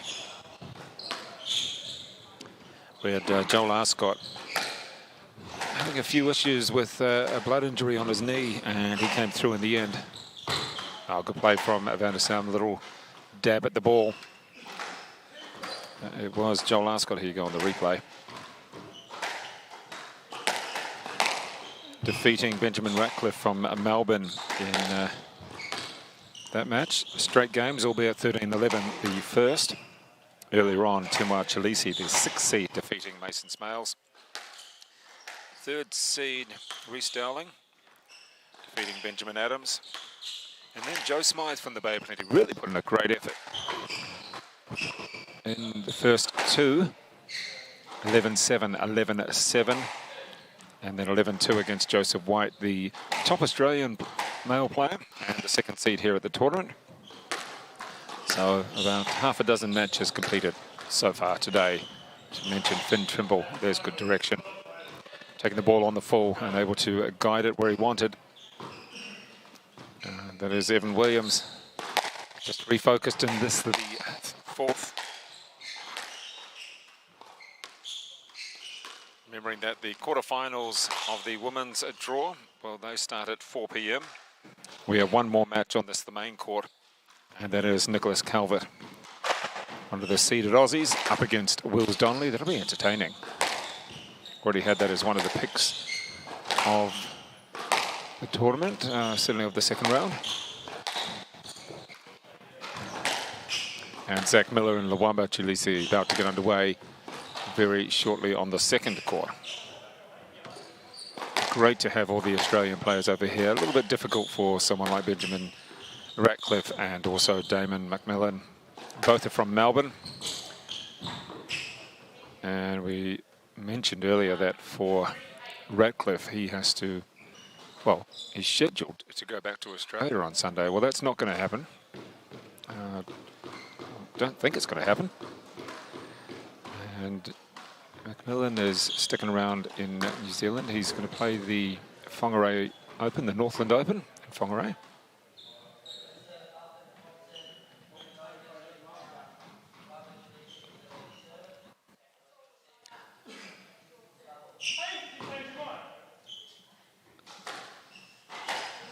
I was just wondering about why they actually stopped in there as we wait for the call.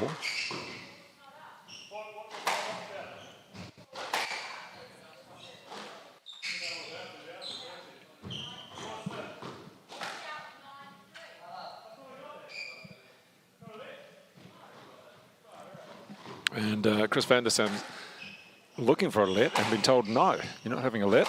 It's 9-3.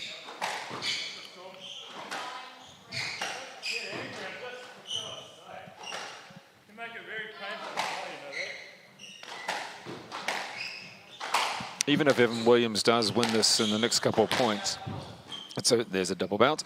It is a 4-game win. It still would have taken a little bit out of him, just not so much in the physical contest, but also mentally when he comes back later on. It's not going to be easy. He's going to take on Turnbull. And there we go, the victory in the end in 4 games.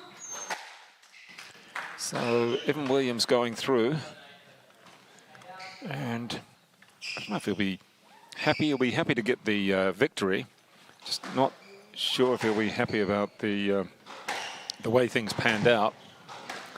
Eventually winning the 4th 11-3. So 11-7, 7-11, 11-8, 11-3 Evan Williams through to the quarterfinals, where he will take on Finn Turnbull, formerly Northland, now Waikato. And what a strange match that was in so many different ways. It seems to be the theme of the day. We had Joel Arscott with his lengthy blood bin, and then winning over Benjamin Ratcliffe, Mason Smales and Timo Chileshe. Well, that was relatively straightforward. And we had Joe Smythe really pushing the second seed. It's been one of those days of second round matches, with the quarterfinals coming up this evening for the men and this afternoon for the women. Back very shortly with Nicholas Calvert up against Wills Donnelly.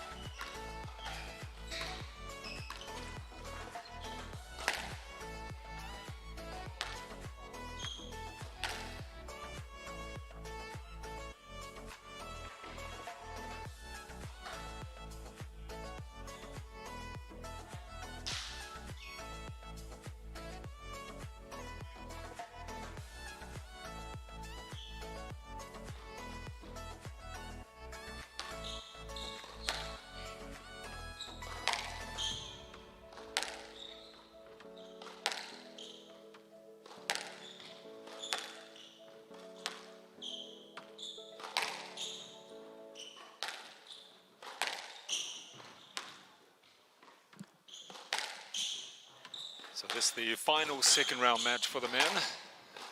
On this the main court, the second court is already underway. That is Luamba Chileshe against Zach Miller.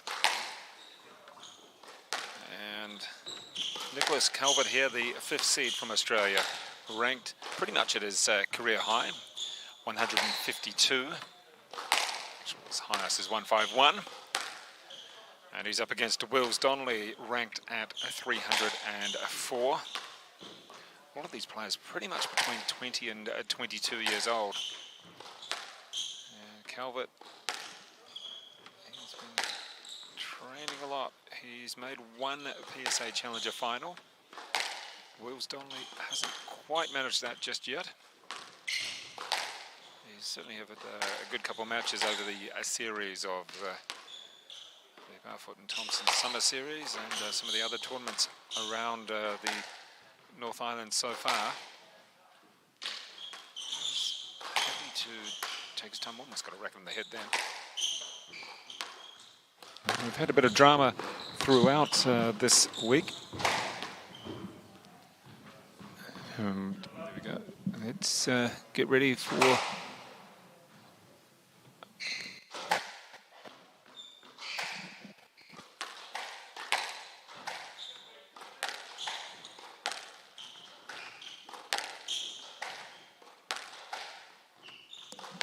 So Calvert taking the first point, and we'll just check on the second match.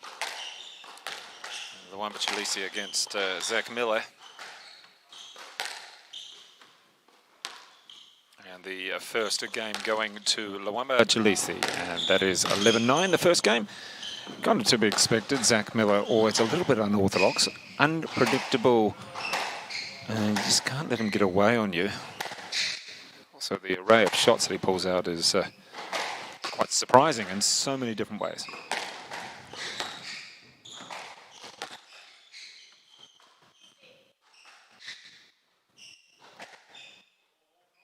Wills Donnelly currently, well, he has been playing out of Taupo, was originally from Gisborne,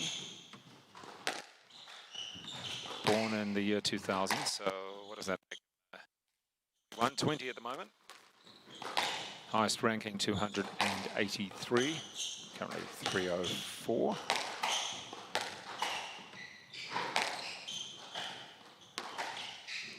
And we have had a few issues, or certainly Chris Van der Sam had a few issues with the wall, and Evan Williams just wanted to play on. A little bit of, call it niggle, but a bit of gamesmanship perhaps. Those two players.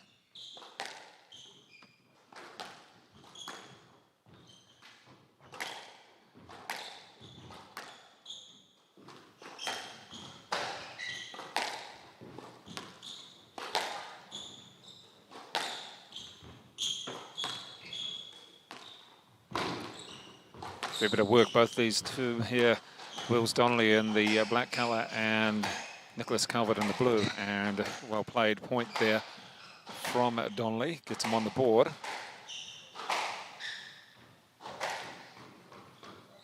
Remembering that the women's quarterfinals, well, they get underway from 4 p.m. and then we'll have the men's quarterfinals pretty much following from 7 p.m. It's a big day of squash.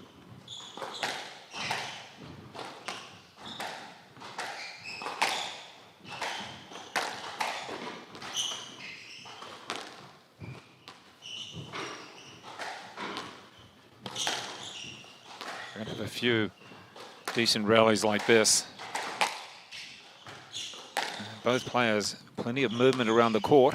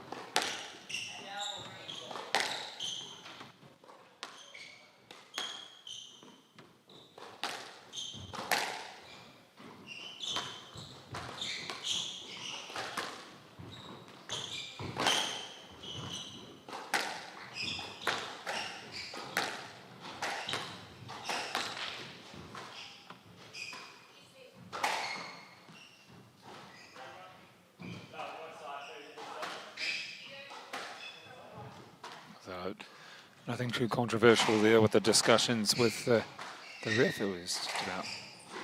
Let's have a look. Any complaints about the wall there? No.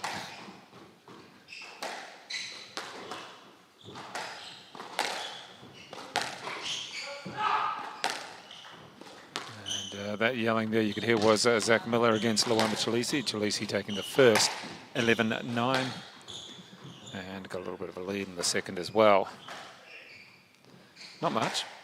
Up 3-2.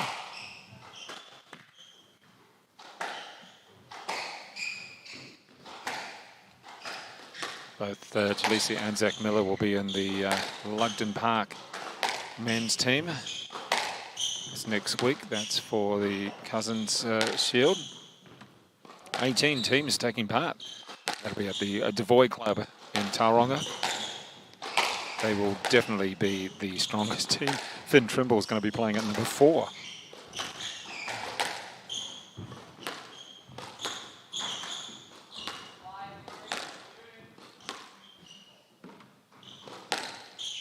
So you can see the patience here from Nick Calvert.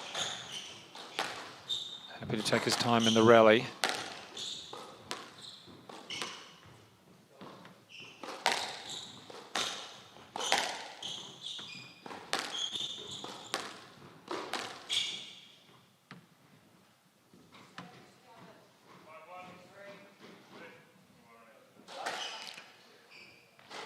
So Nick Calvert just getting the side correct as he takes a 5-1 lead. And these are the last of the second round matches. We'll go through all of them shortly and who's going to be playing who. The use of the lift already. Oh, well, that was lifted too far, and also the direction was a bit wonky.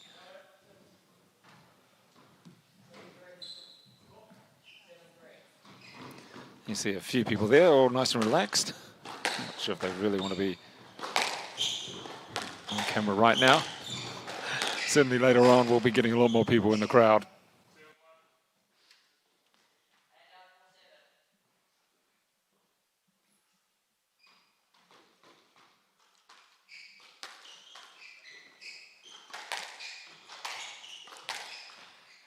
And as we look along the crowd, we can see that Sean Wiggin, may have lost to Finn Trimble, but he's quite enjoying watching Luamba Chileshe and Zach Miller. It is always an enjoyable match in the sense that you're not too sure what's coming next. In the meantime, Nick Calvert, he's playing strong. Oh, and then nice. Nick Calvert so far, just really steady, leaving Wills Donnelly no options.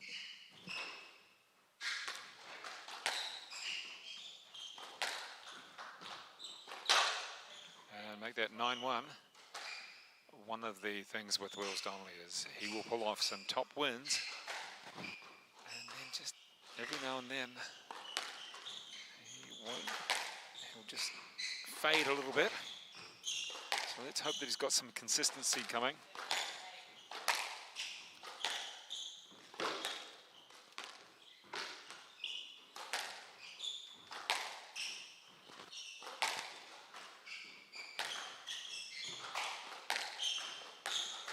The winner of this match, well, they're going to go through to take on the winner of Luamba Chileshe and Zach Miller. And it's certainly a very good start for Nick Calvert. 10-1 up. And there's the error. Got points to play with, though.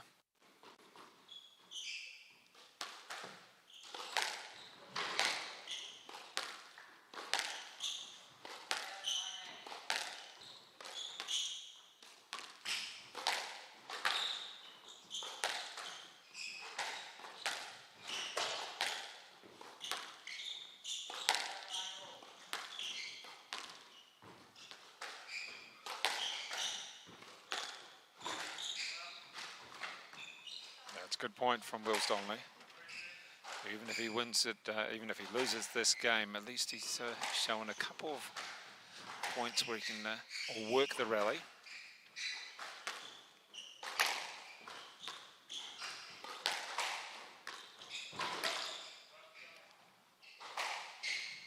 Another one back for Dowling.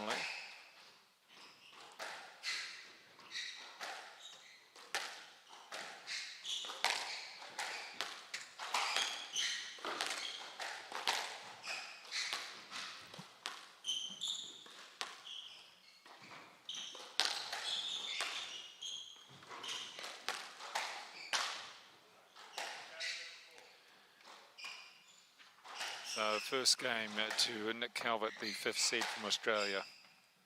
As he takes a bit of a sit down. Will's Donnelly going outside. And that is the first game on the other court. It's a bit of a battle in the second game. And it is 10-9 to... I'm just waiting to see on that one. The first game of Luamba Chileshe against Zach Miller was 11-9. And these two continue to have a bit of a battle. 10-all in the second between Luamba Chileshe and Zach Miller. We'll be back very shortly with the continuation of this second round game. Nick Calvert against Wills Donnelly.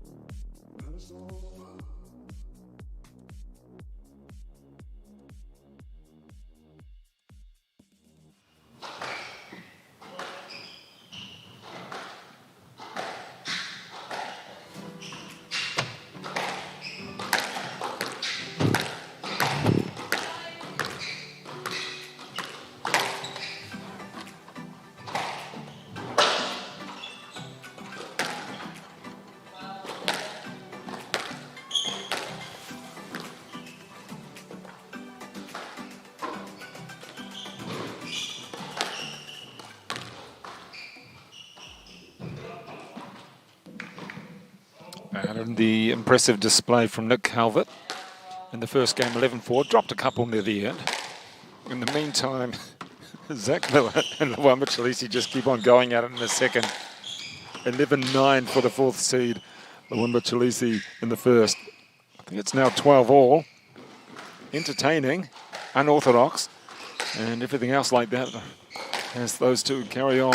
And the last match of the day session, that is, on the second court. In the meantime, the last match of the day session on the main court. A couple of quick points for Calvert in the second game. As we said, he's fairly decent ranking. Around about the 150, the 5th seed. And still one of the many players between 20 and 22. You've got Wills Donnelly's only 20. And Calvert, 152 in the world. Basically at his high, just one place off.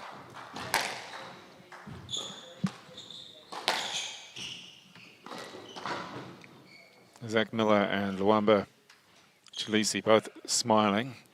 Or it could be a grimace, I'm not sure.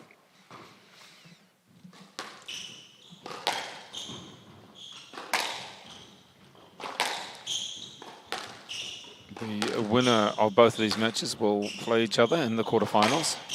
I don't think they want to be out there for too long. Luamba Chileshe taking the second 14-12.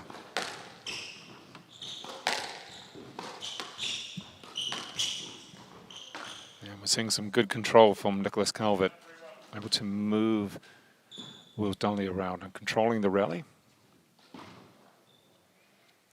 So far we haven't seen a huge array of shots, but what we've seen is good control of the point, building the point well. That's pretty much what you've got to do.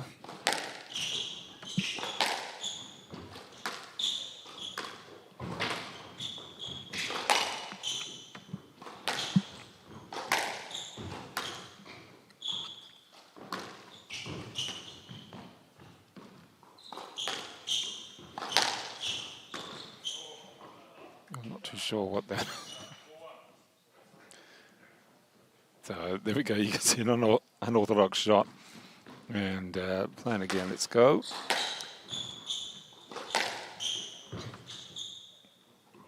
And that ball just died. Played into the corner as well. It doesn't matter what court it is. You're going to have a good advantage. And hitting the 10, so another good lead, 6-1 for Nick Calvert. If he wins this, he'll take on the winner of Zach Miller and Luamba Chileshe, both of them smiling and laughing. I think it's always better to smile and laugh after you've won.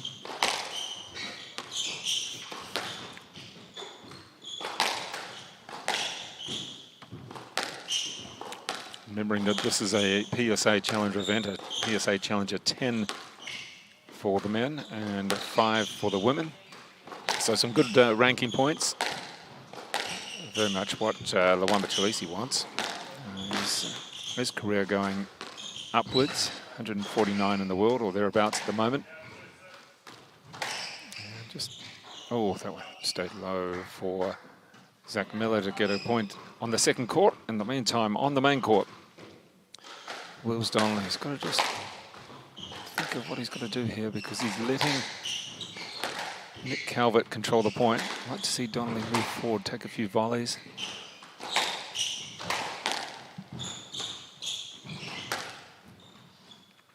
Look at the footwork and the positional play of Calvert. He's trying to get forward to the tee.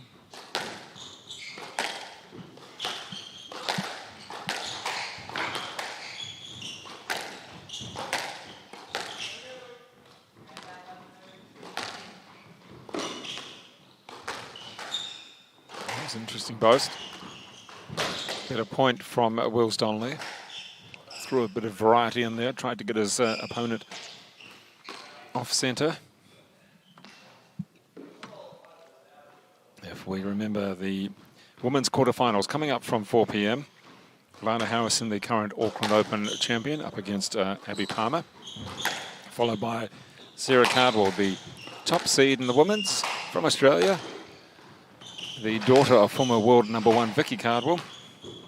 Sarah Cardwell up against Alex Hayden, followed by the New Zealand, or #1 domestically, Emma Miller, current New Zealand champion, up against Caitlin Watts. And then followed by Ella Lash against the second seed Jessica Turnbull from Australia. So 4 very good quarterfinals coming up from 4 p.m. in the women's draw.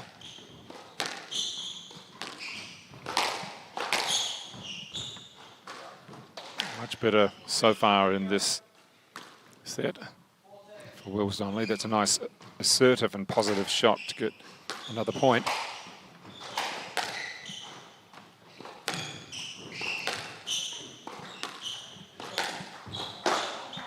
And then the error.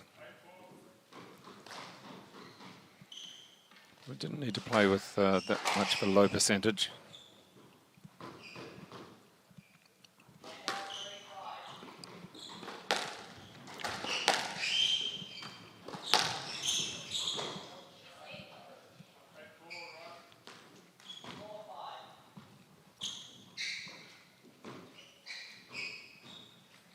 And in the third game, the Luamba Chileshe against Zach Miller, pretty even. It's 5-all in the second after the first 11-9 to Luamba Chileshe, the second 14-12 to Chileshe. In the meantime, Nick Calvert still keeping that nice margin, 4 or 5 points all the way.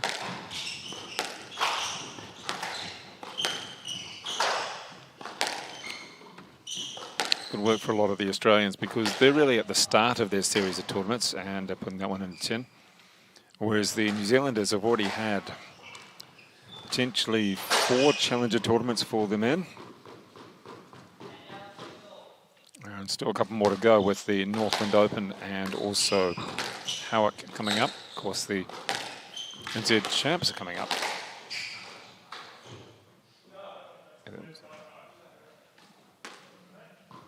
A little bit of a collision there, almost a racket in the head for Wills Donnelly. Yeah, so the NZ Champs, the Oliver Sport NZ Champs, late next month in the Hutt Valley, Fraser Park. And then we'll see a strong contingent of supporters. Oh, that was, not sure what that was. I don't think Wills Donnelly was either. But a strong contingent of supporters for Evan Williams is sure to come out of the woodwork from that region.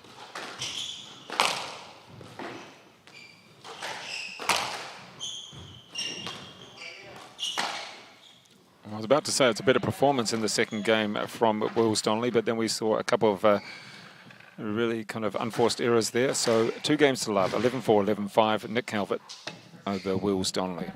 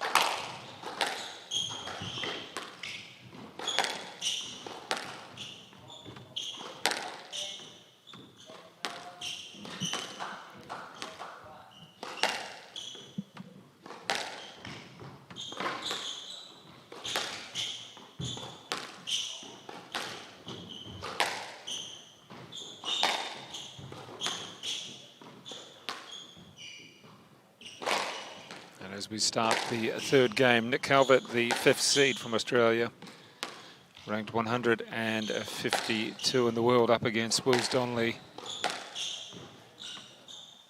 Just see the head going down there from Donnelly, and a bit of fluff off the court. I'll just summarise the other matches, seeing that Luamba Chileshe and Zach Miller have had a bit of fun. A bit more than that. With Chileshe winning the first 2 11-9, 14-12, but as you kind of expect, you give him just 1 point and he'll take the whole lot. Zach Miller's come back. He's won the third, 12-10. And this is where, even against a slightly unorthodox opponent, the one Chileshe's got to close these matches out.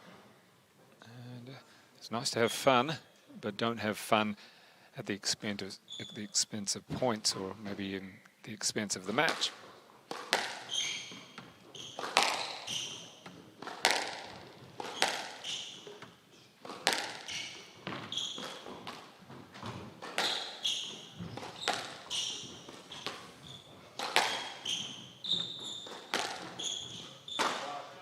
So that's a bit of point from Wills Donnelly. Just constructed it a little bit better. It's been a long day already. We've got a heap more matches to go too. And this is the problem with Wills Donnelly. Plays the good point, then plays a bad point.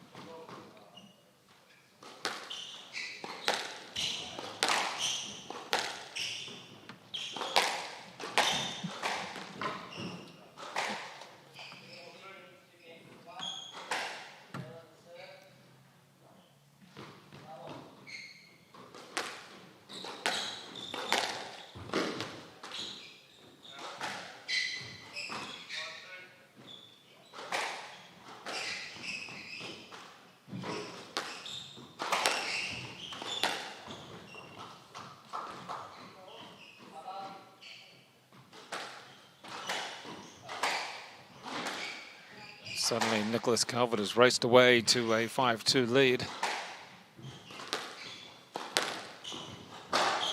Not that much older than Wills Donnelly. Just that experience of playing extra matches. He's not doing anything too amazing. And that was a better play from Wills Donnelly. In the past, he's managed to play a good shot and then a bad rally. See if he can change that.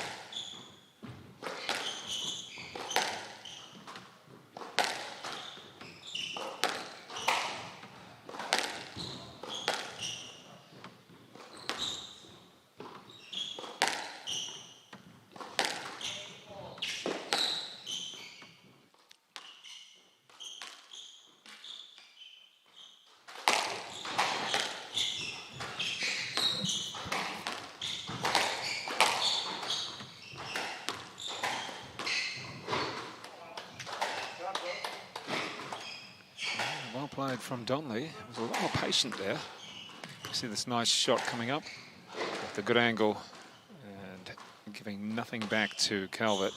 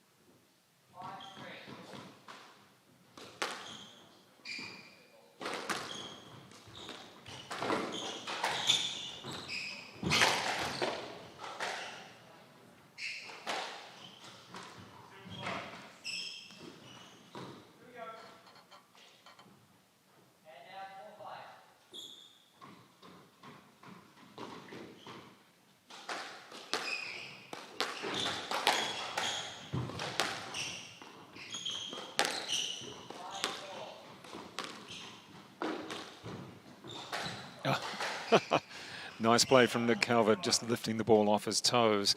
And it was a matter of where was Wills Donnelly going to go, to the open court or down the wall. And just in 2 minds. Well played from Calvert, holding the ball that little bit longer. That one back for Donnelly. And just a bit of a question which side. This match being played in good spirit.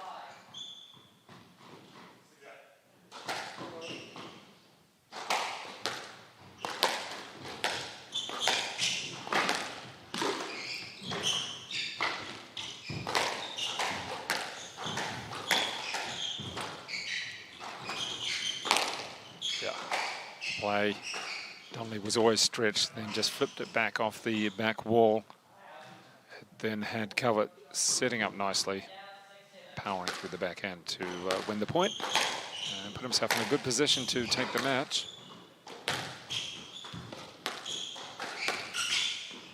Oh, it's going forward, then backwards.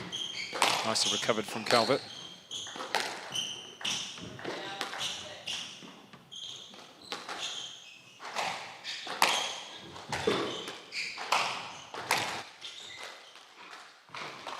A lot of movement was Nick Calvert then.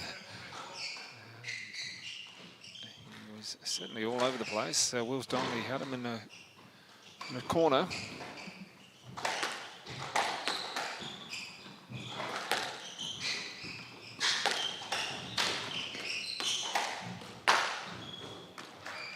So there we are, folks. That is the last match of the second round on the show court. 11-4, 11-6. Make that 11-5, 11-6. Wills Donnelly goes through to the next round and to the quarterfinals, in fact. And he will take on... Oh, we're just waiting for this one to finish.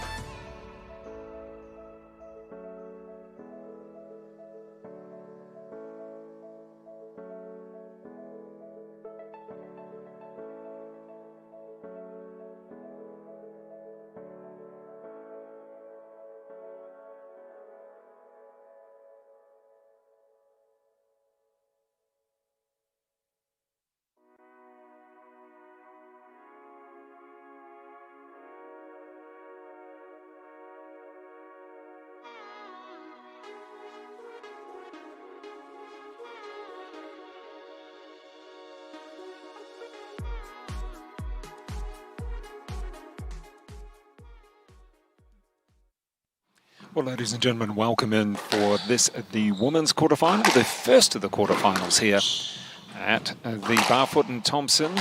It is the Auckland Open at the North Shore Squash Club, and the two players on court. Lana Harrison in the purple top against Abby Palmer, the left-hander, in the black and white. Wasn't so long ago that Lana Harrison won the Auckland Open here on these same courts. And that occasion she defeated Emma Miller in the final. I believe that went to 5. At least didn't it? Yes, it did.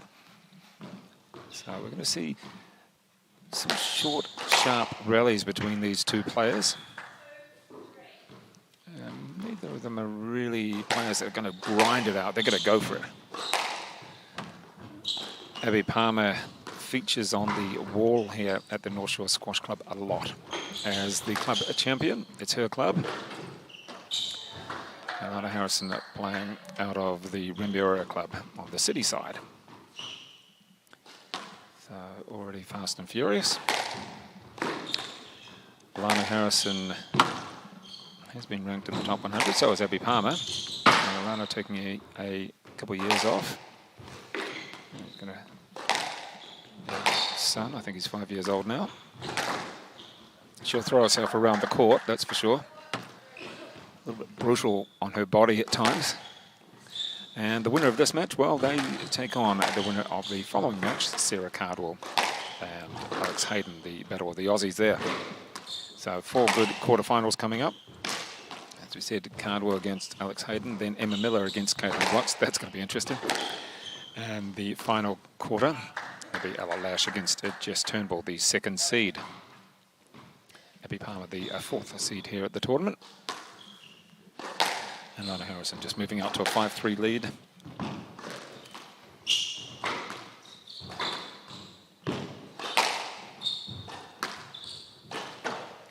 Just guiding that one into the tin.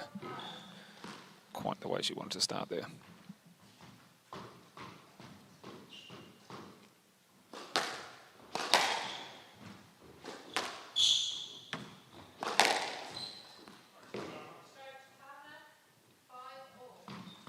And back to 5-all after that stroke. Abby Palmer, what you'll see is, well, you won't hear much because she doesn't really talk that much on court or complain. Same with Emma Miller as well. In fact, Emma Miller's always smiling on the court, even when she does lose. Oh, just picked that one up. Yeah, and a nice little dink at the ball there. Had a couple of minor technicalities with the wall. The wall on this main court, court 7 at the North Shore Squash Club, getting a little bit damp.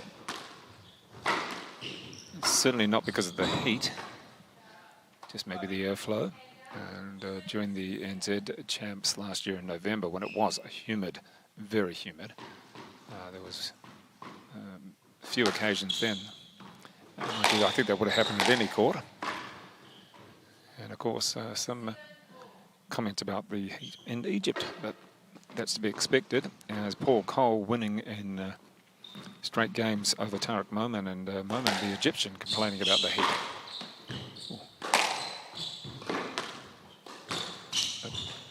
Nice chop down from the left-hander Palmer across the court, and you'll sit here on the replay and not that one, this one. Lana Harrison almost to the ball anyway, but not able to reach. Yeah, that was Harrison knew that Palmer was pinned to the back of the court, and not quite ready yet. Find that Palmer takes her time a bit more. There's a mishit, whereas Harrison is on turbo most of the time.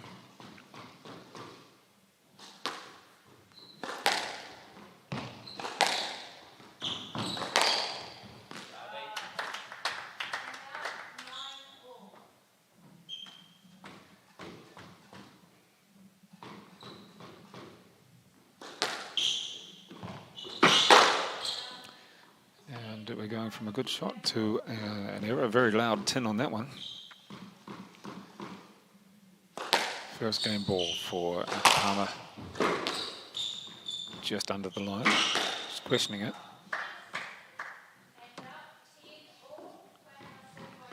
Well, it's only taken a couple of minutes to get to this stage, but these two will not play grinding long rallies, not 70-shot rallies like this morning's match for Paul Cole.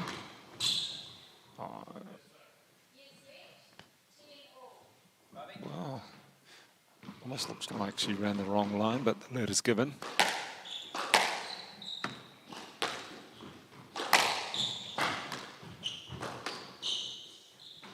Oh, somehow that stayed in.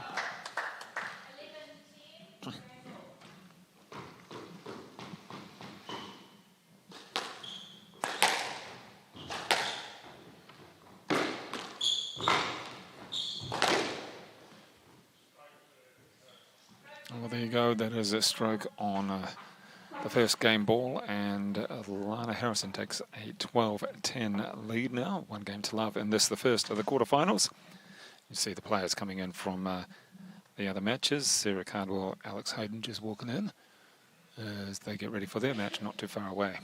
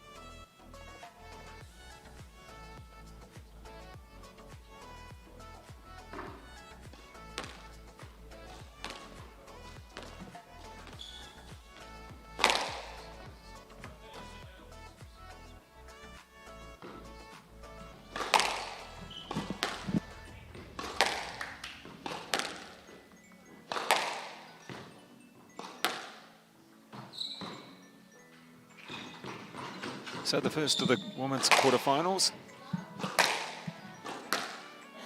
And it is the first of the women's quarterfinals. You can see there in the purple, Lana Harrison taking the first game at 12-10 over Abby Palmer, the left-hander from the North Shore Club, and that's where we are for this, the BARFOOT Thompson Auckland Open 2021.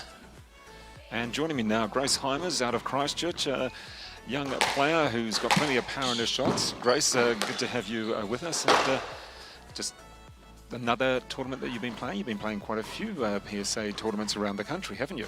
Yeah, just been trying to make it up here as much as possible. Yeah, it's, in Christchurch, not as many female players of your standards. No. Not at the moment, Yeah, is there? yeah. So do you end up playing against or training against men a little bit? Yeah, quite a lot. I just play men's inter-club. Okay. Yeah, no women's. Really? Just not as strong. Yeah. Wow. How do you find coming up against the guys? And how do I guess the question should maybe be, how do the guys sort of when they're like, hey, who am I playing? This guy called Grace. Yeah. Oh, she's not a guy. I guess it kind of suits my game because they hit it hard. I hit it hard, so I get used to it. Okay. And yeah. You think that's beneficial? Do the men sort of? Does it take them a little while to get used to you that you can hit just as hard as them? Yeah, they do. Their eyebrows kind of rise as soon as they see you walk on court. Yeah. Oh, that's great. All right, then I've got to ask, how's your record against most of them? I had a good win last week. Yeah. That's good.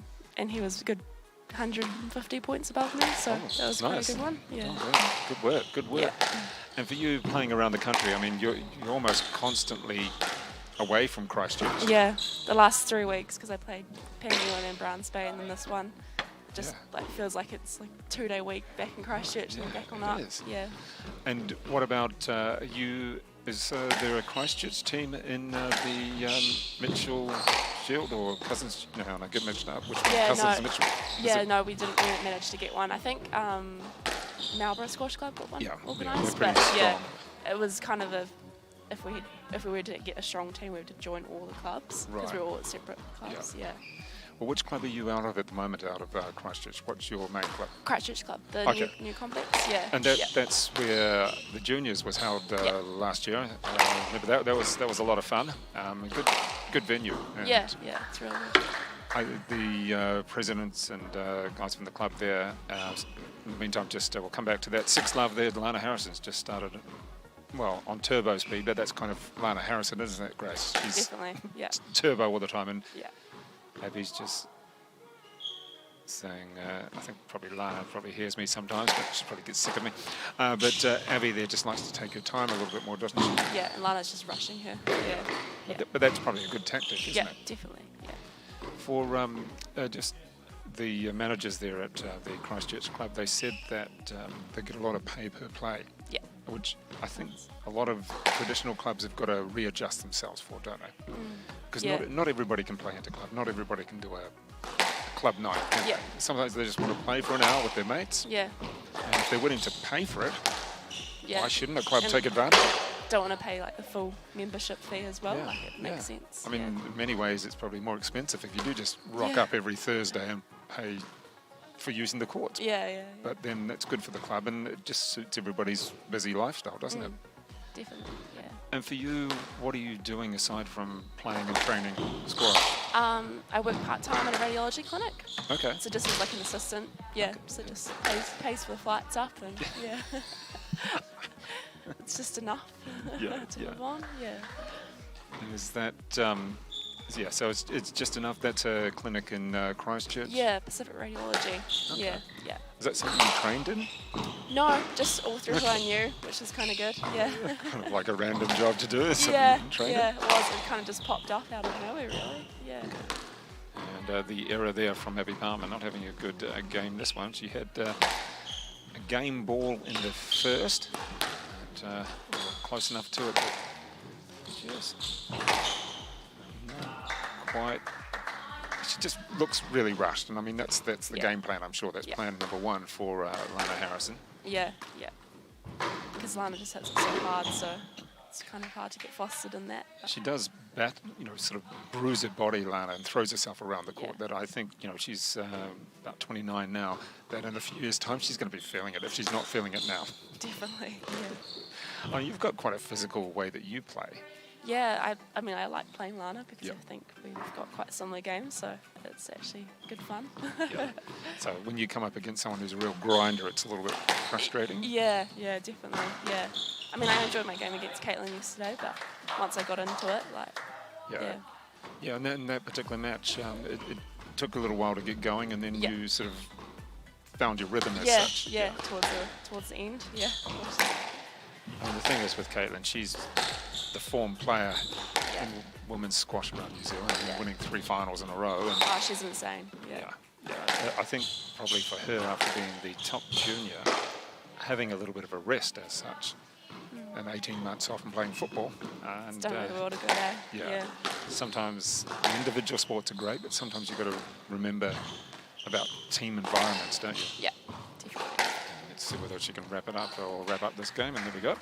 So that's 2 games to love for Lana Harrison over Abby Palmer. Just remembering that if she wins this match, well, the winner of this match will take on either the top seed Sarah Cardwell or Alex Hayden, the 5th seed from Australia. And always interesting. I love it that Sarah Cardwell is the daughter of Vicky Cardwell. Yes. Vicky Cardwell, former world number 1 prior to Susan Devoy. Yeah. Also Vicky Cardwell won 4 British Opens in a row before Susan Devoy won 7 in a row. Yeah.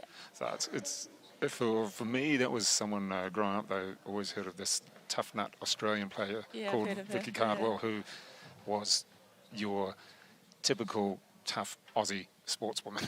And so it's interesting to see Sarah Cardwell out there. Also Alex Hayden, and good for you to see some of the Aussies around. Yeah, it's so cool. Yeah.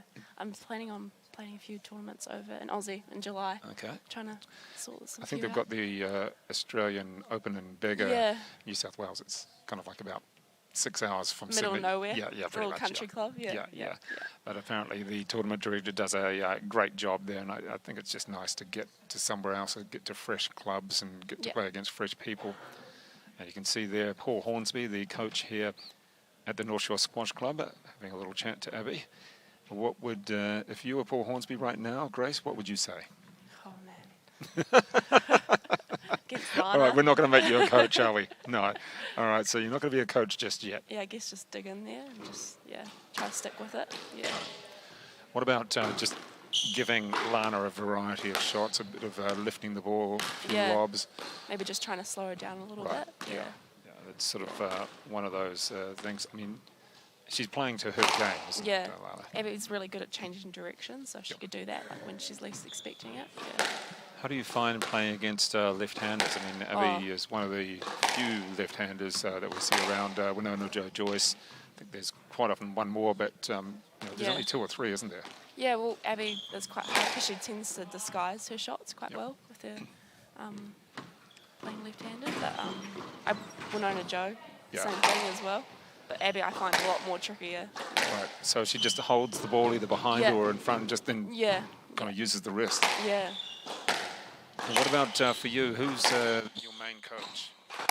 My main coach is Rod Hayes. Okay. Yeah. Oh, there you go. Been around quite a bit. Yeah. A well-known name. Yeah. So he's up this weekend supporting, so it's pretty cool. Yeah. And nice drive down the wall there from Abby Palmer. Let's just take a little look at this point. See, nice to always start with the first point, isn't it?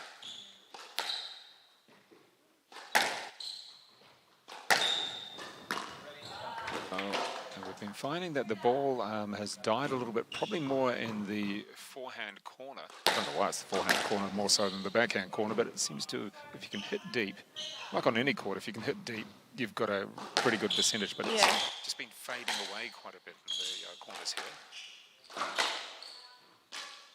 And Grace, for you, I'm sure you find it quite funny that you're looking at a screen, but you've got the court just above you, and the speeds, in theory you're looking at the same shots, but the speeds that you see of the ball coming off the wall and then on the TV it's so different. Yeah. And the angle that you're looking at shots is quite weird as well. Almost avoiding a racket there in her head every time. And putting a little bit of pressure on Lana Harrison in the backhand here. Let's take a little look. No, we didn't quite get the replay there. A little, very short replay. And it looks like the plan for Abby Palmer was to drive down the backhand side of Harrison's, but it hasn't.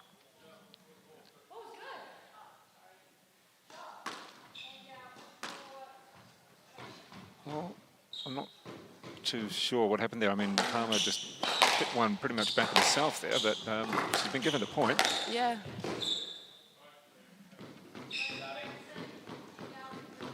So 3-4, you can see.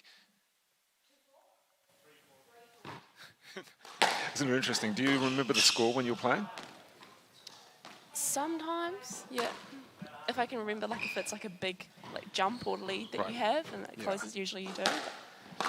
Because it is funny when you're playing sport, you know that you're ahead, Yeah. but you don't always know the exact score, right? Yeah. So Palmer just sort of hanging in there as we get going here, and then just hits a winner off the serve. It's so difficult to do, particularly that she almost chopped at it. Yeah, Abby loves those short rallies. Yeah. Is there any juniors or any other players coming through Canterbury squash that you can sort of see a little bit of potential at the moment? This is where you've got to sort of really say yes. You don't have to name them, but... Yeah, no, I think so, but more so on the junior boys, I think, is a bit more stronger. There's a couple girls that are quite promising. Yeah. Oh, bad error there from Palmer. What about refereeing? Do you like it? Probably not so much, just from, I think some of the national referees have been given some grief the last few PSAs, so you kind of think, oh, who would want to do that job? Yeah. But yeah, no. they do an amazing job at the end of the day, and like Well, it's when someone's you got to see make the things calls at the end of the day. from a different angle because, yep, she got that point. So 8-6, just clinging to a lead at the moment is Abby Palmer, the lefty, the 4th seed out of the North Shore Club. I mean, particularly when you're looking at a rally from a different angle compared to on the court, where you are seeing it totally, well, not totally different, but in a different way, aren't you? Yeah, definitely. Yeah. All right, so again, just a 1 point buffer, and It's a bit closer.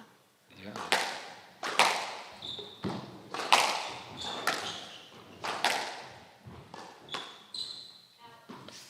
Oh, that's a shame. I mean, she lifted. We'd been thinking that maybe she could lift a little bit, but too much on that one. So the 2 point lead that she had whittled away. Now 8-all. And for you, Grace, how did you get into squash? From family? Yeah, my dad was quite a good badminton player, Okay. and then he moved over to squash just as he kind of stopped with badminton, and he got to about maybe B2, but I was brought into it. Okay. Bit of a late starter from about 11 years old. Okay, and Yeah. now you're 20? 21, yeah. 21 there. And the plan is for you, or how you want things to go, is to get your world ranking better and better? Yeah, definitely. Yeah, I want. No, my good look, really now. I should actually know what your world ranking is. I think I'm 339. I think quite. There's nothing wrong with that. The thing is that by playing tournaments like this, by playing the satellites, you know, you do end up getting those extra points just come through. So there you go, 339. Look at that. Yeah. Well done. It's also funny how some players know precisely what they are. Others are like, oh, yeah. Around about here. Different ways for different people. So 10-all now. Oh, and sometimes just going for it's just too tight. You don't need to go for that much, do you? Just tends to rally it out a bit better. Oh dear. Well, Abby Palmer will be a bit disappointed there because she has lost in the quarterfinals, and it is Lana Harrison, the defending Auckland champion, through to the quarterfinals. She'll take on the winner of the next match, the two Aussies, Sarah Cardwell and Alex Hayden. And Grace Hymers, thank you very much for your company. I do appreciate it. Nice to have you here. Also nice to find out a little bit about you, since I've seen you play quite a lot. Yeah. And you know, don't forget you can throw in the odd lift or the odd lob rather than hitting it as hard as you want. All right. Thanks for that. We'll be back with the second quarterfinal very shortly.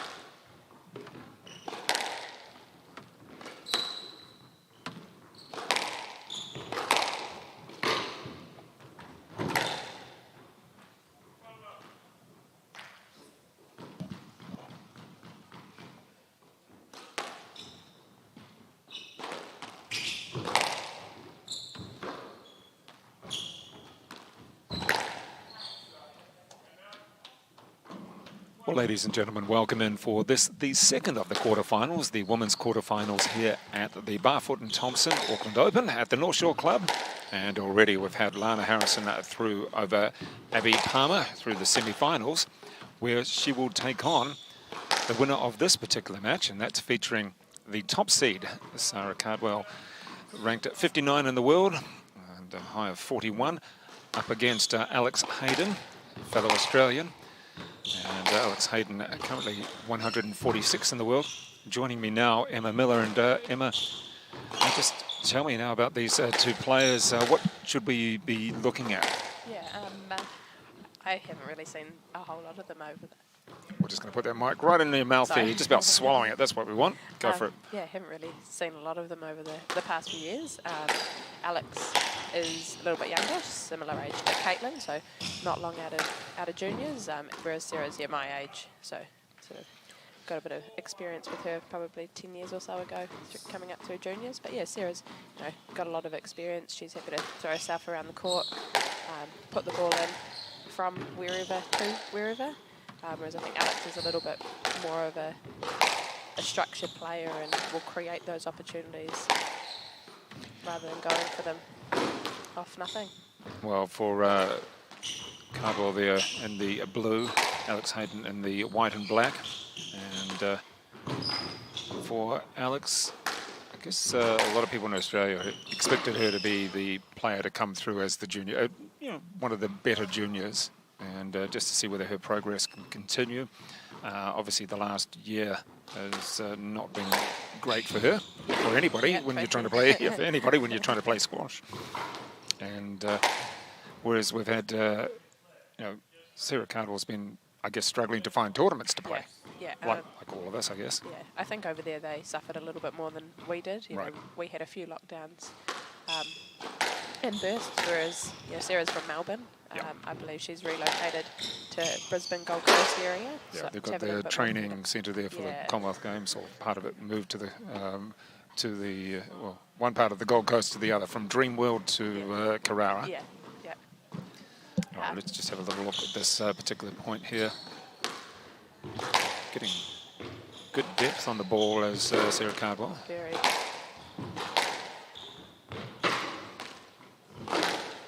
I believe they've traded blows recently. I think Alex, in the sound of things, won the last match-up with PSA, whereas in their version of Interclub, I think Sarah was the victor. So, yeah, I think we're in a bit of a cracker here. And you may not have heard, but we've had a few minor technicalities with the wall getting quite damped earlier today. Oh, the ball just sinking into a hole almost in the corner. If you can get that depth in either corner, well, the ball's going to die a little bit. That happens with the cold, or even if it's hot sometimes. But last time you were here, you, maybe not the last time, but you came through quite nicely for a national title. And that was in November. That was warm. Yes. Much warmer than we used to. Yeah, we had the humidity going then, but today we've had the walls have been quite wet. And Chris van der Sam against Evan Williams, there was a couple of issues in there that Chris was pointing out walls were wet. Yeah. Which is it's not hot though. It's not hot, but I guess not having a whole lot of airflow through here. Yep. The doors probably. Just a little bit of a discussion about the bounce of the ball.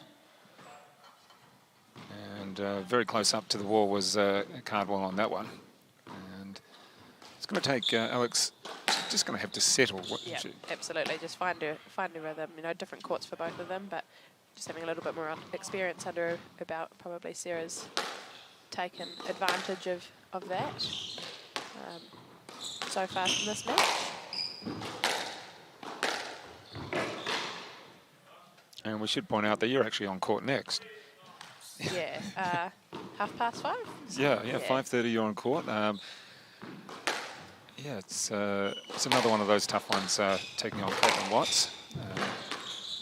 She's got one thing on her mind, and at the moment it's squash. Yep, absolutely. Yeah, no, it's awesome to see some commitment in the women's game to playing, and taking it a little bit more professionally than we've probably seen in the last few years from some of us local players. Well, but the other thing is that when squash is your sole focus, it helps, doesn't it? Oh, absolutely, absolutely, and hopefully we can use it to encourage the rest of us to step our game up a little bit as well. So it's awesome someone's taken that first step, and see what follows over the next year or so. All right, well, that is the first game. Sarah Cardwell 11-3 over Alex Hayden. Remember, the winner of this takes on Lana Harrison. Of course, Lana Harrison is actually the defending Auckland Open champion. I think she actually beat you in the final. I'm bringing up all these things, aren't I? Yeah, that was just before lockdown last year. It was the last tournament we had last year. And a particular tournament did feature a number of Koreans and players from Hong Kong, which, again, was good to have the variety. Oh, fantastic. You know, they'd come over. I think there were 3 tournaments, 3 or 4 tournaments for them to come over and play, and this being the last one of that trip. And yeah, before everyone had to quickly head home. Yeah, it's been one of those things. It's been great, though, this extended series. Remember that the BARFOOT Thompson Auckland Open was going to be in March, but obviously things developed and changed. But it's been great that there's been so many tournaments around the country. You know, you had Waikato Open, we had, was it Henderson earlier on? That was a satellite, but Royal Oak was a challenger. And what was the third challenger? I'm just trying to remember now. Royal Oak? Yeah, Royal Oak. Panmure. Panmure, yes. Yeah. The most recent one, yeah, a couple of weeks ago. We can't even remember it, can we? But, you know, there's been a lot of tournaments going on. Oh, absolutely. And to be completely honest, it sort of feels like it's a mash-up between last season and this season. As you say, we were playing here in November, and we started again early in February. So not really an opportunity for an off-season per se, but just a continuation, which you know, we are very, very fortunate in New Zealand to have been able to continue playing. I mean, and that is one thing that New Zealanders, you guys are in sort of the middle to the, well, maybe end of a series, whereas the Australians are just starting. Yes. So you've kind of got them in a good place in many ways. Yeah, and they're just adding tournaments all the time to their calendar. And nice finish there from Alex Hayden, just taking the ball on the full. Yeah, it's stepping up a little bit further. And we'll see if we can have you for a few more points before you have to go and warm up before your quarterfinal match. And, oh, that's lovely. And always interesting, isn't it, Emma, then when you've got a screen in front of you plus the court and you've got the 2 different speeds in front of you, even though it's the same point. Yeah, it's a few people like, oh, oh, gee, that is one of your serves, one of your specials. It went so high, it took an age to come down. And Sarah Cardwell coming through with the point now. Just interesting. Oh, my goodness. One heck of a lob serve. Yeah, I think in these courts allow that. The ceilings are so high. They kind of slow the game down a little bit with it being while it's warm as well. Well, that's a better point from Alex Hayden. Just stepped forward and really drove through the ball.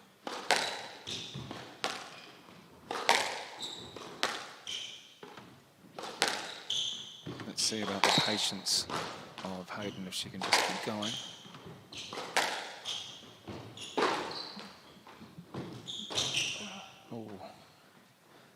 Sometimes when you've got up so close to the wall, you've got almost too many options. So many options. Yeah. And then you panic and you go, oh, well, they're picking a few extras up. You know, it's got to be a little bit better, and it puts that pressure on. And then comes the tip. And tell me, Emma, with your job at, now I've got to forget the name of the school, but the primary school in Hamilton, how's that going? The kids all happy? Yeah, it was sort of hitting winter, so can't bring in flu season, but offers all sorts of different dynamics to a very open space learning environment. But yeah, no, kids are good. Keep me on the toes each and every day. And tell me, what do they call you? Miss Miller. Oh, that's yeah. Oh, nice play. All right, stepped it up a little bit more, and just playing some better shots in this second game.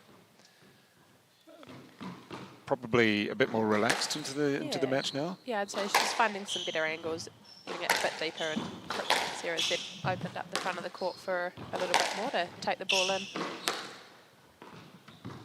In the beginning of the set, and yeah, stepping up, trying to create those opportunities a little bit more rather than waiting for Sarah to make that mistake. We're talking about the height of the courts. I mean, obviously the court markings are the same, but it's the ceilings. I think in Waikato at your club, did it seem that the ceiling, the roof is a little bit lower? There's some courts that do just have that. It's not necessarily right, but it feels that way, doesn't it? Yeah, yeah. I think the main court that we've got at Hamilton Club, you don't get quite as much height. Raw Lake's a little bit lower as well. Yeah, yeah. So yeah, and it depends depending on what club you're training at, what you are able to do in training. Definitely alters the way that you can potentially play. And yeah, Sarah's using that height quite nicely in the serve. Yep. And just a point back there, and quite an assertive shot there on the forehand, playing it pretty much at the body of Alex Hayden. So she's hanging in there. Hayden probably going through a few questions in her mind. Oh, I've got this lead. Now I've got to finish it off. Yeah, and I think they know each other's games so well that that they're both fighters. Neither you and Caitlin. Neither of them are going to give too much away. Yeah, I would say very similar. Well, that's where it's so good to have people from across the Tasman here for this tournament. First of all, I want to catch up to say hello. Oh, absolutely. And secondly, out on the court to have a bit of variety. Oh, not quite. So there's one more coming back. And talking about the, was it the Mitchell Cup? Yeah, next weekend. You guys have rigged your team? No, oh. That's just what some other clubs are saying. Oh, I don't know if you could say that. We've had it's a pretty standard team from us in the Waikato. Very similar team to what we had 2 years ago. And we've actually lost a couple of our top players from our defending champion team. We want to get into the nitty-gritty of it. So who have you got? You're at number 1, and then it goes... We've got Sophie Hodges. Okay, not bad. 2. And then we've got Georgia Rodkey at 3, who... Good to have her back. Fantastic to have her back in the mix. And so she's just loving being back on court. And yeah, so it's just really lit that fire back in her belly. So we're definitely glad to have her. And she's over in Hamilton studying. So... oh, a little bit of a mistime there from Sarah Cardwell, but it comes back for her and equals up. Of course, it was 7-4. And a nice 3 points back. And who else there in the team? You've got Leah Hodges as well, I believe. Yeah, and Leah. And then we've got another returnee to the game. She was Georgia Tarrant, now Georgia Metcalf. okay. So yeah. Wow. You've got a lot of depth. You can put 2 teams in. Go on. Oh no, we don't know if we have that. You're quite that prepared depth. for tiredness. Yeah, it'll be a really good week away. Actually, everyone, all the teams, probably the top 4 or 5 teams, just from a quick glance, are all fighting for that title. Slap away to make it 8 apiece there from Alex Hayden. I believe that Remuera has quite a strong team as well, with Lana Absolutely. and that team and a few other players. Yep. Good to see that Shelley Kitchen will be playing for Henderson. She's a bit worried about the depth in her team, but that's what makes it so much fun. Yeah, there'll be some sore bodies come Sunday, that's for sure. I think so. Well, at least they've got the Monday free because it's Queen's birthday Queen's Monday. birthday, so there'll be some sore bodies and I would imagine some sore heads come Monday as well. Exactly. It's always good to have club comps. And a little bit of a fight back again from Alex Hayden. She was up 7-4. Then it was Cardwell coming back to make it 7 each. And then 8-7 to Cardwell. And now let's see what Alex Hayden can do on this point. Well, not much. So what has she got to do when you're down, when you're tight, getting near the end? You just got to be consistent, or do you play your natural game? You've got to do what's natural. I think for Alex, it is that consistency. Right. Like that rally there wasn't really anything in it, and Sarah sort of put it into the tin. But I'd say Alex's natural game is a little bit more of a consistent one, error-free squash. And what's the call? Should be a let? No? Yep, good. My umpiring from here has been absolutely garbage. But then I'd have people on the court with swords and shields and thing as well, to make it real gladiatorial. big battle in the second. Sort of see who wants it that little bit more and who's willing to play those bigger points.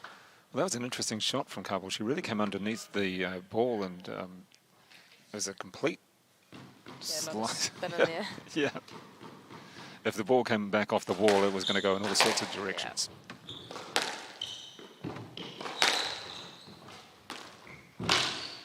And similar to take the second game, and I'm going to let you go, I think, Emma, because you've got to go and get ready for your match, which is after this one, as Sarah Cardwell leads by 2 games to love over fellow Australian Alex Hayden. And thank you very much there to Emma Miller.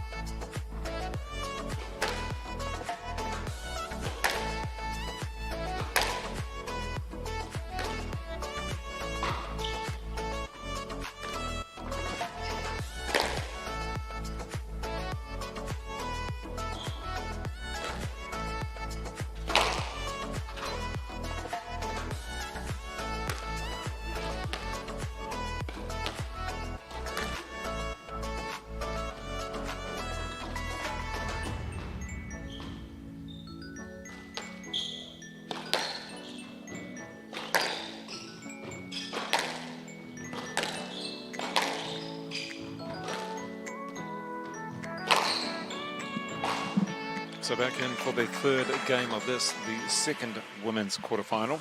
And great to have Emma Miller with me for a couple of games. She's actually just getting ready to go on court after this and taking on Caitlin Watts.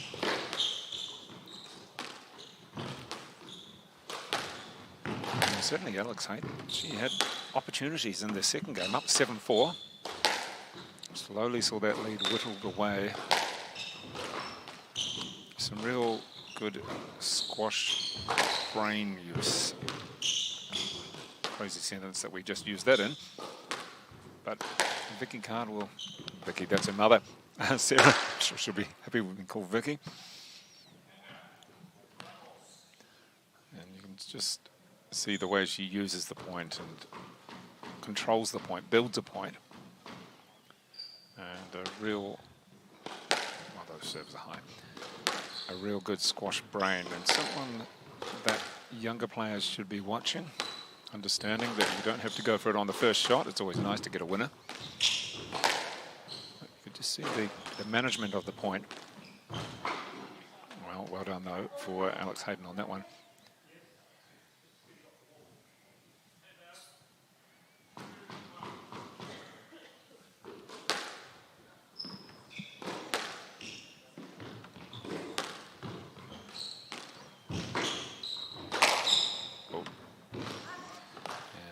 Coming back at her too much and equaling it up to a piece.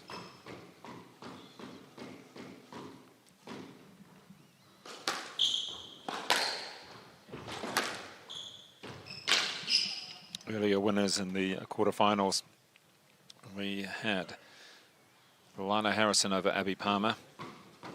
That's a good win there, playing in such speed that she likes to play. Turbo almost. And players into the quarters from the men's draw. Timo Chileshe over Mason Smales. We had Joel Arscott over Benjamin Ratcliffe. Evan Williams over Chris van der Sar. And Nicholas Calvert over Wills Donnelly. The matches, it was Reece Dowling over Benjamin Adams. And Joseph White, the second seed from Australia, over Joe Smythe. Finn Turnbull beating Sean Wigan. And Luwamba Chileshe defeating Zach Miller. So Alex Hayden again just hanging in.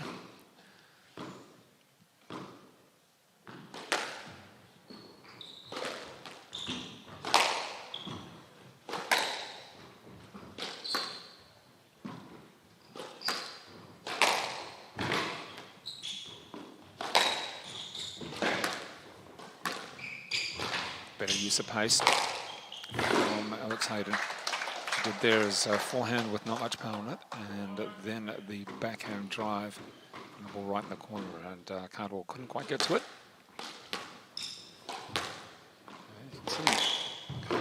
Really happy to use the height of the court.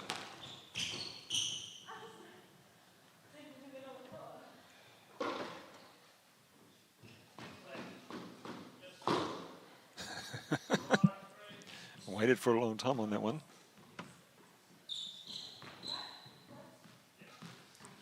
So there you go, Alex, you get another go. 5-3 up.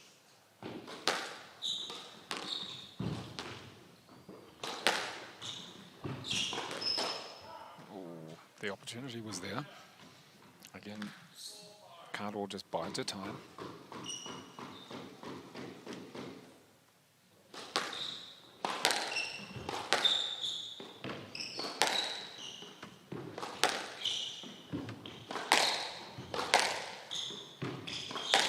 Players hammering the backhand wall.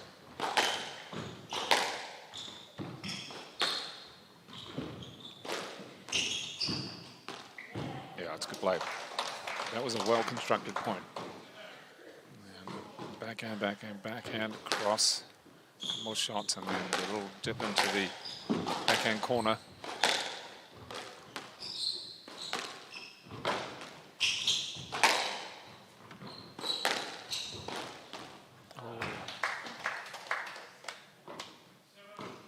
So 7-4.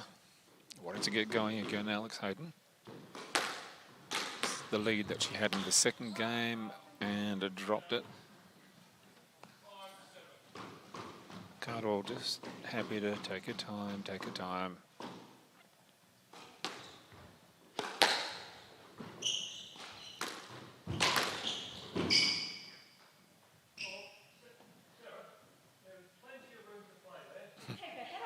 You can hear it.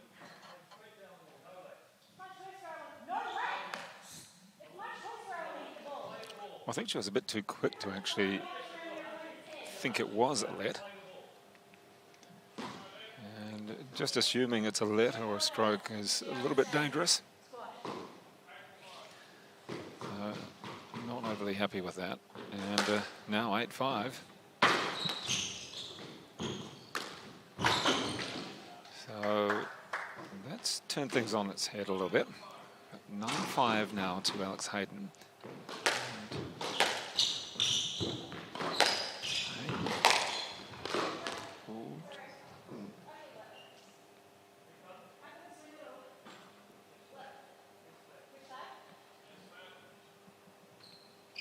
So yes, let there.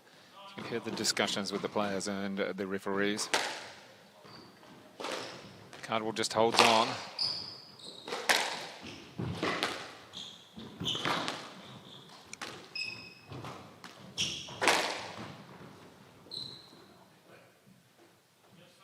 Oh, a third one. We've been here before.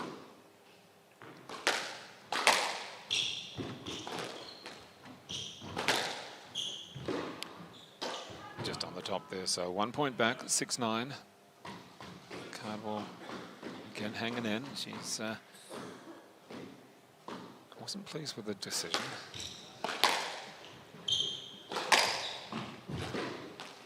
It's a drop, no. And a good shot there from Alex Hayden. Gives her the first game ball. Haven't seen too many shots down the forehand wall. Mostly they've been going cross-court.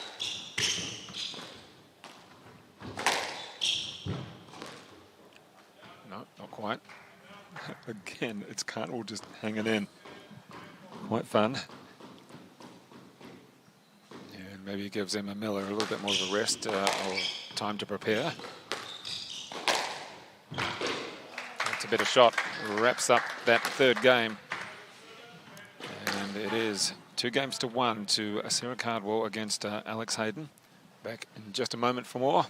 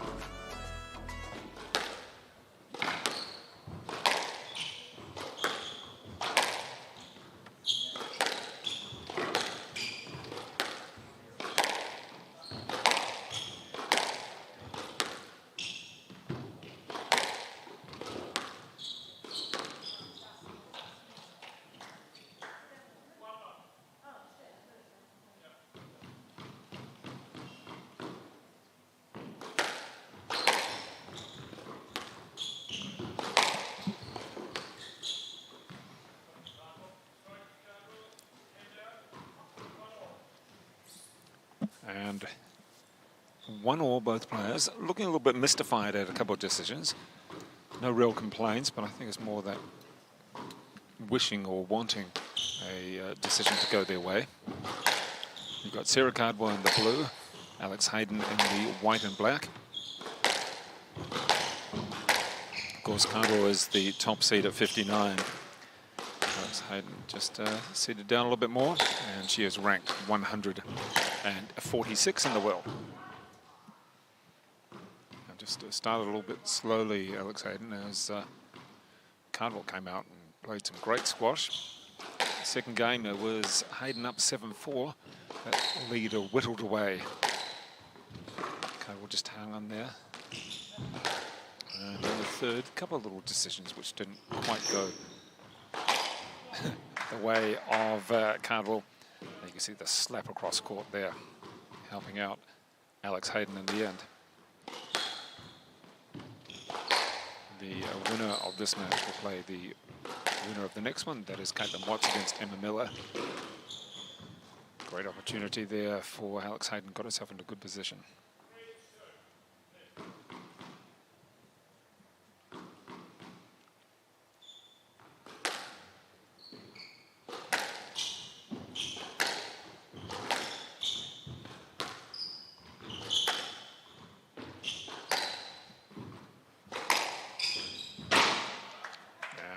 Right in that corner, the ball just fading away. There's a few people coming in as we get through the first of the quarterfinals.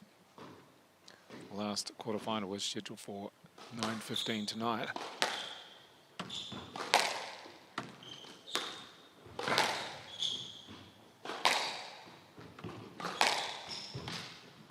Just not quite able to get the lift that she needed on that particular one. So 4-3, stepping up for the lead. Pretty much the first time in the fourth game. And there's the unforced error. Got to cut those out, Alex Hayden, if you want to stay in this match.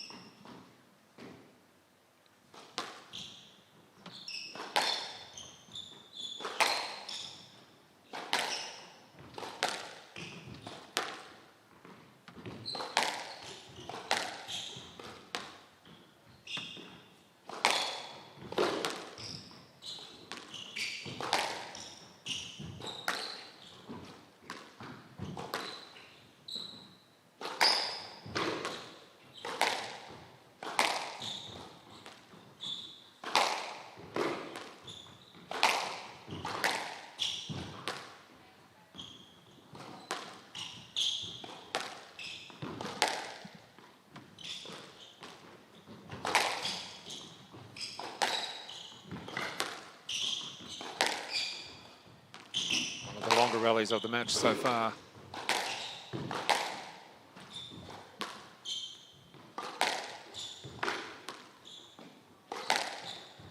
Change of pace again.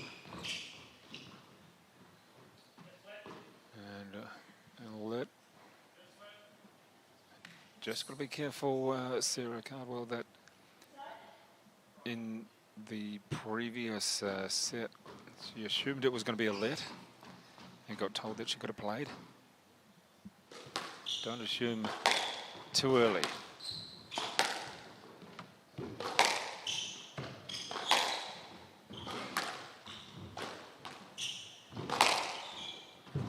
Oh, nice turn.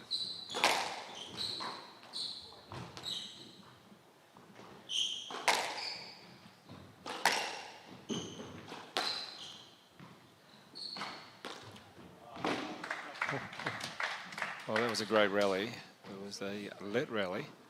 And in the end, that last shot, here we go. Yeah, that was it there. Again, spinning around.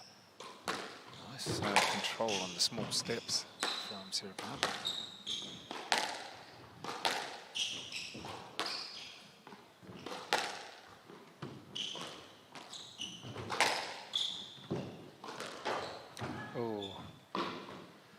That'll be frustrating for Alex Hayden. There's been 2 or 3 unforced errors in this fourth game. And then a couple of brilliant winners.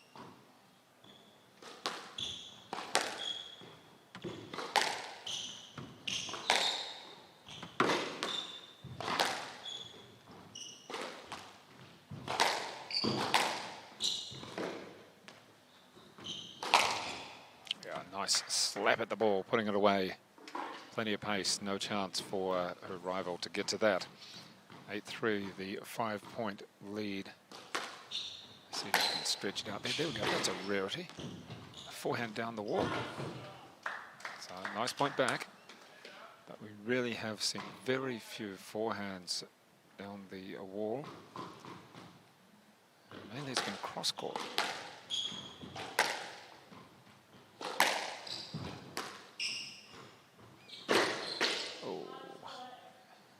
Be careful with some of those dropping in that back corner. Can't let it drop too low.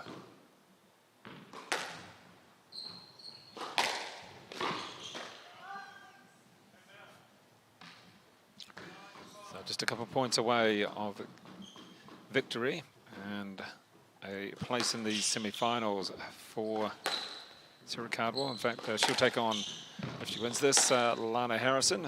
Harrison defeating Abby Palmer. Lana Harrison, the defending champion here for the Auckland Open.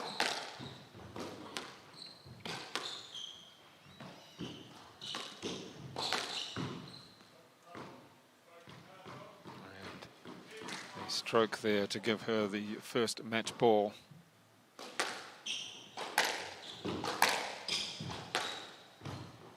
And there we go, that is the winner. The winning shot and a 4-game victory for Sarah Cardwell. Got to be pretty happy with that in the end. And remember that now through to take on Lana Harrison. That should be a really interesting contest. So it was 11-3, 12-10, 7-11. And then taken out that fourth as well. So through to the semi-finals for Sarah Cardwell. The next match on court, as you can see, Emma Miller against Caitlin Watt. And it's due to start in around about 5 minutes' time.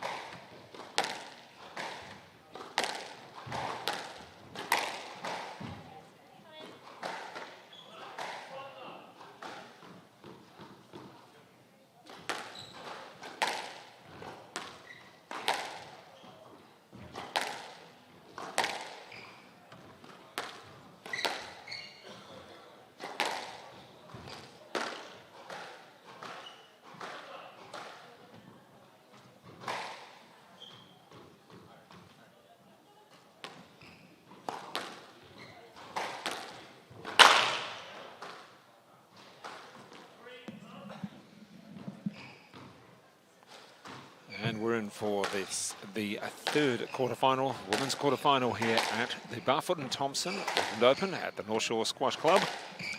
Quite a few people coming into the club. And we've got some of the other divisional matches getting underway as well on the outside courts. And a great start for Emma Miller. She is the third seed, the New Zealand champion.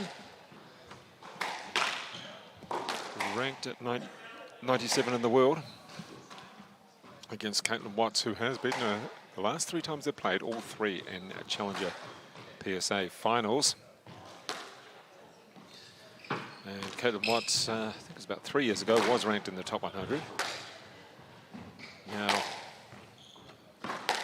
back a little bit in the rankings after taking about 18 months off. 234, the 20-year-old. Whereas Emma Miller, I think she's up 29, yes, 29 over the Waikato. And a nice, decently 4-1. Well, that was pretty decisive. Very assertive indeed. 5-1. Must have been the commentary she was doing here just before the match.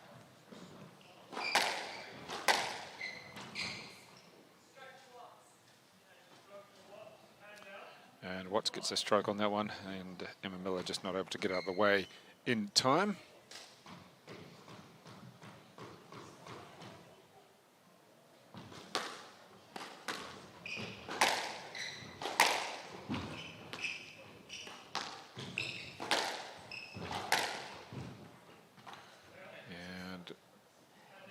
Both that didn't quite come off there for Caitlin Watts. Been in great form around the country. Real fresh on the job.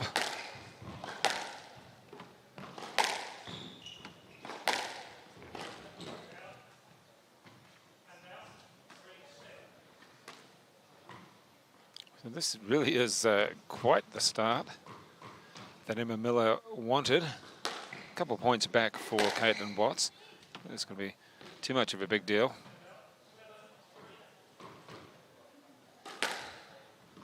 And, oh, there we go. That score just a little bit slow to tick over there. We're not going to see long, drawn-out rallies. These two love to go for their shots.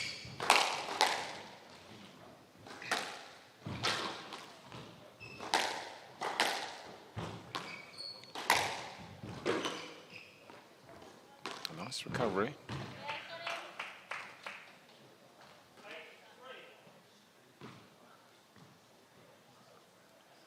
Let's see, 3 points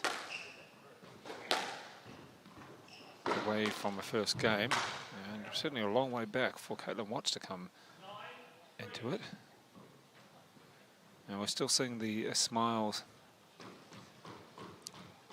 of Emma Miller. Doesn't stop smiling when she's on the court, even when she's losing.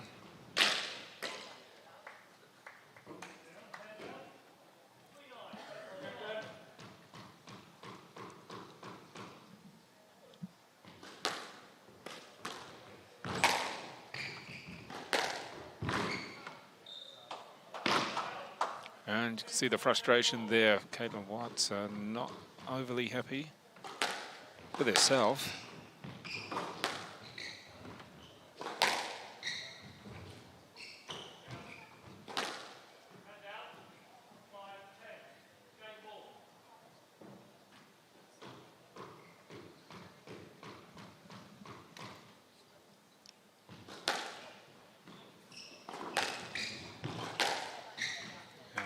Nice little flick shot across there. Caitlin Watts looking a little bit concerned. Well, she's one back. 6-10. Wow. Yeah, we're seeing a couple of real decisive shots. And there's been a couple of those to come through. So nice for Emma Miller, taking the first 11-6. As we get ready for the second game. And some good work behind the scenes from Tyler and also John Fletcher at the North Shore Squash Club. We'll be back with the second game very shortly.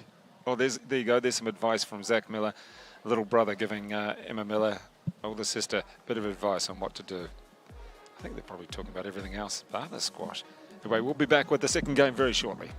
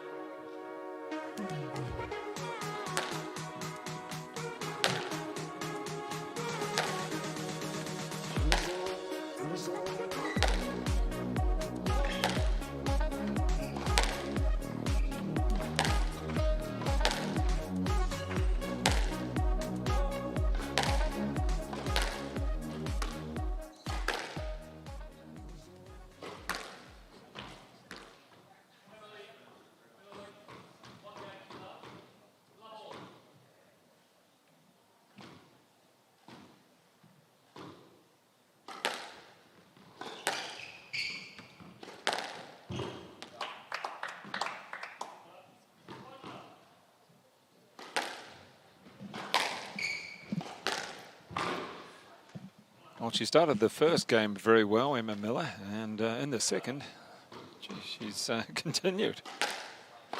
Real determination. I think she feels that she doesn't want to let Caitlin Watts in at all. Give her 1 point and she'll try and take 10. This is pretty much almost role reversal of what occurred at the Palmuir Open, where on that day, Caitlin Watts was just too good. However, the two earlier tournaments that they met in the finals, Royal Oak went the full fight distance. And in fact, Emma Miller had match points in that one. And then at the Waikato Open, I believe Miller had match points in that one as well. And then when we got to Palmuir, it was pretty straightforward to Caitlin Watts. That forehand is just gone bang.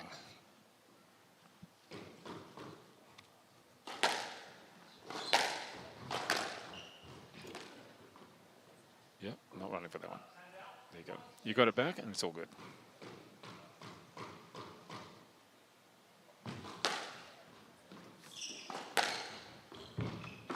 Just had to check her steps. She's playing incredible squash at the moment. This is the sort of squash which took her to the national title last year. I forget the last of the quarters coming up for the women, and that will be Ella Lash, the 15-year-old, up against Jess Turnbull.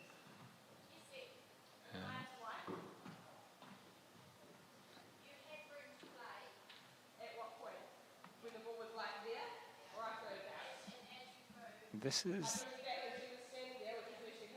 interesting from Emma Miller.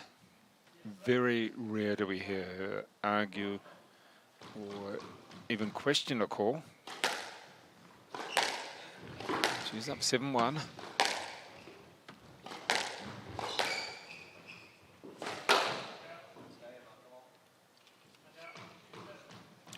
So a point back for Caitlin Watts. Still quite a way to go.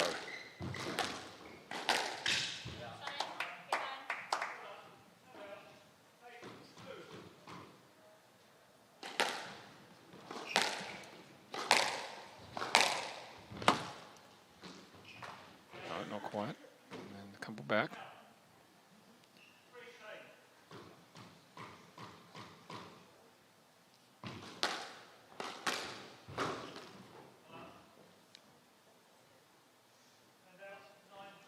Okay, Okay, just figuring out which way we were going there. Well, let's see what Emma Miller can do here. Can she wrap it up? Wrap up this second game quickly. She's just been playing a little too well for Caitlin Watts.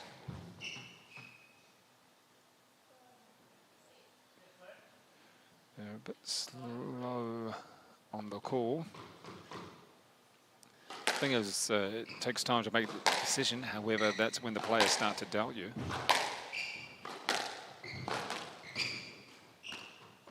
Oh, there's the dive. Well, we're used to seeing that from Caitlin Watts. Got a few into it. Here we go. Let's see it again. And it comes across and into the wall as well. Just sore sometimes. Did a couple of those in the Waikato Open final against Emma Miller. And, oh, look at that for a dink across court. Two games to love. 11-6, 11-3. And in top form, the seeded player, third seed, Emma Miller, playing very well at the moment.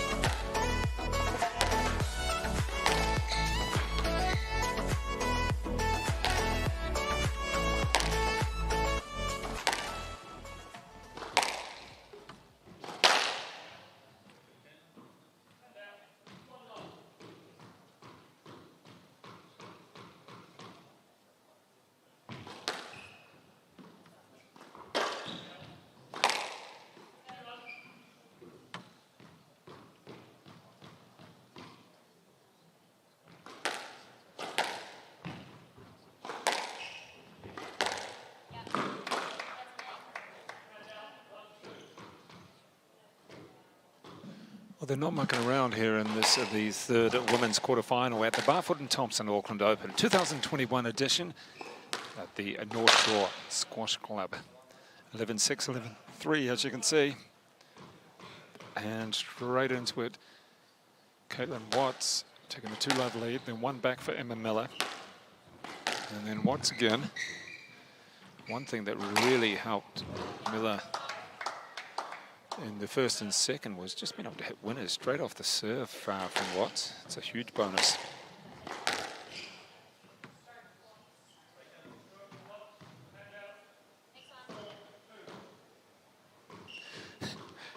And we'll let the facial expression of Emma Miller tell the story there. Yeah, that's one of the shots. She's pulled out quite a few of those so far today. That forehand, just huge. There you go, and the stroke across. Things just aren't going that well for Caitlin Watts on this occasion.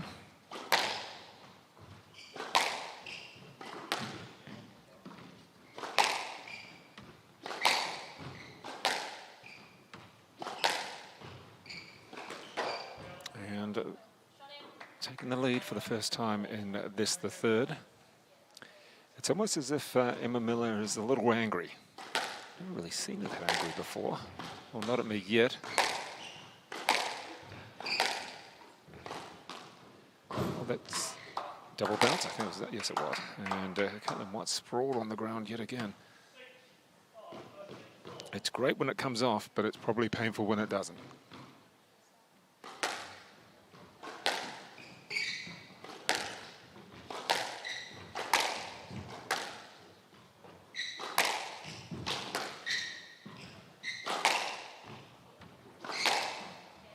Good shot. And the applause on the racket. Clapping of the racket there for Caitlin Watts from Emma Miller. She knows a good shot. Should have fielded them today. So back to 1 point.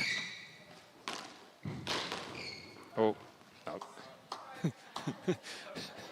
Just couldn't get out of the way of that one. And just a reminder for people, squash fans around New Zealand, Paul Cole will be in the final of the Algoona International in Egypt up against Mohammed Al-Shabagi. A match expected to be on court around about 7 o'clock New Zealand time, 7 a.m. And they're lit there.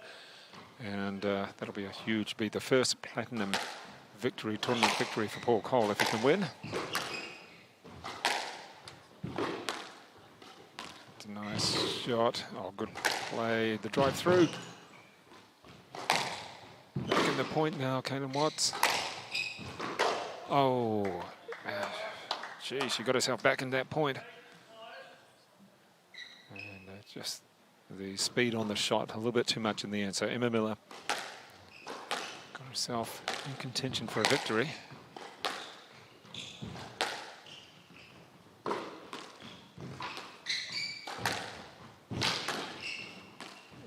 She knew where Caitlin Watts was. She knew she was in the forehand corner, able to take the pace off on the volley and put it in the top backhand corner.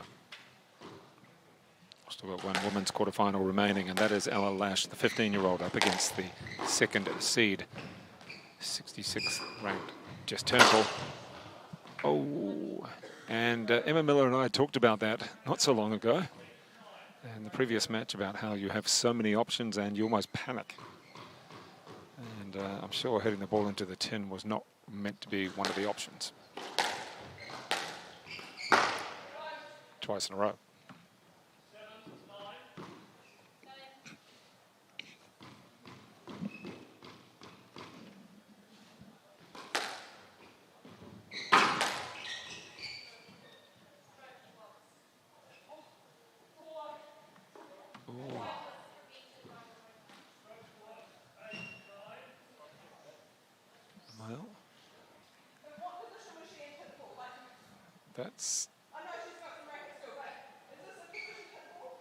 That's a tough one.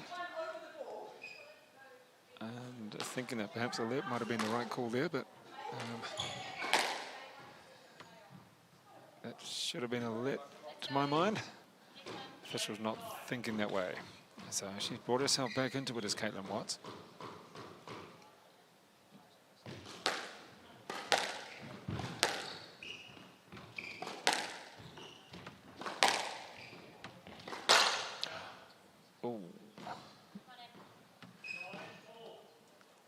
A tough one. She's going to have that call on the back of her head too. That's after having several points the lead.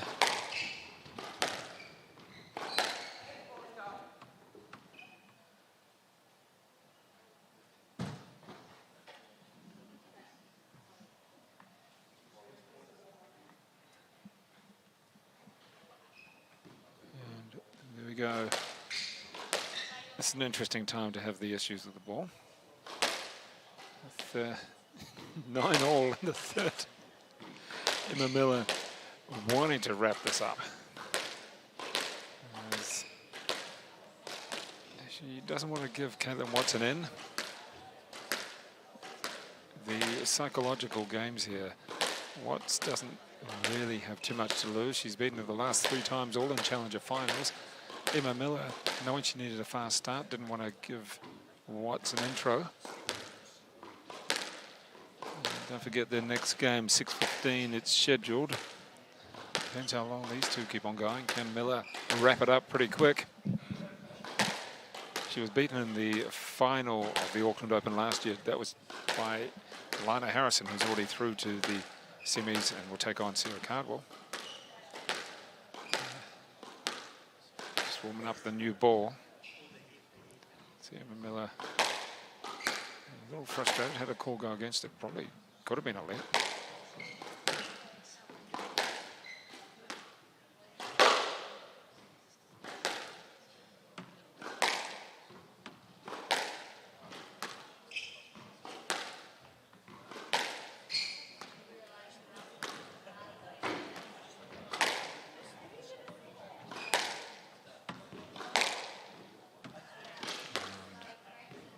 Much longer we got here with warming up the ball. Quite a few people coming in now to the court area. There's a lot in the bar.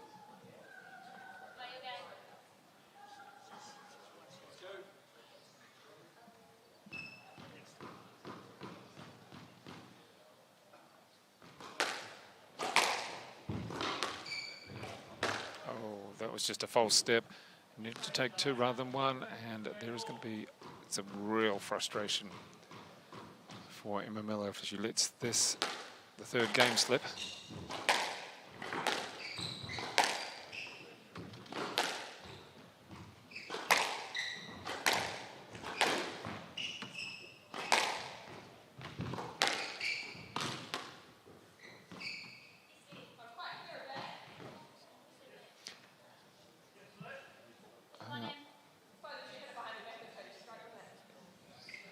A few comments coming out at the moment. Caitlin Watts is keeping her mouth shut. Emma Miller, just probably the frustration of having the call go against her that would have put her to 10-8.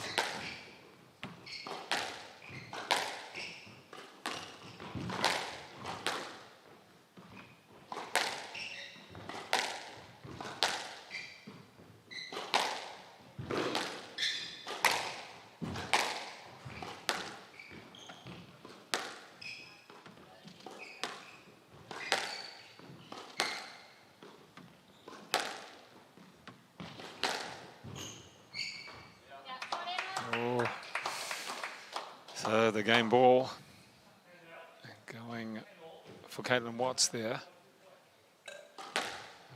And, not sure who you put the money on when it comes to this, but oh goodness. Okay.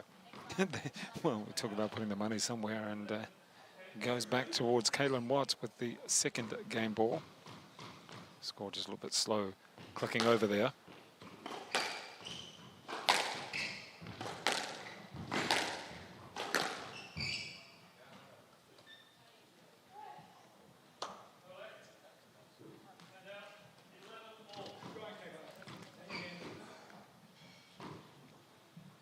The score's now up to date, 11-all. Just a little bit of a lag there, and, coming through.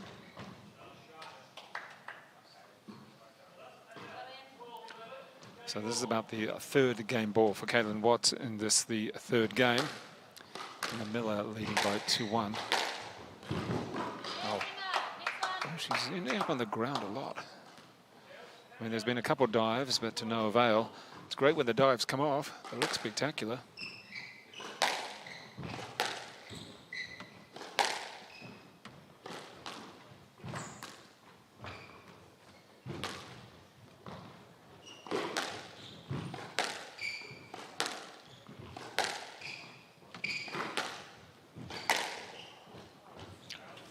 And there we go, one more coming up for Caitlin Watts.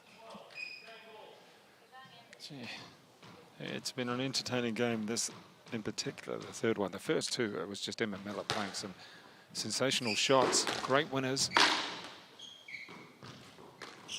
Oh, that's another dive.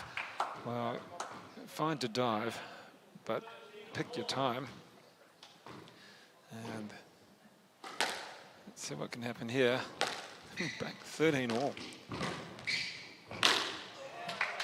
Oh, a little bit of a fist pump there from Caitlin Watts. She's happy on that one. You can watch it here. Oh, the ball just tight to the wall.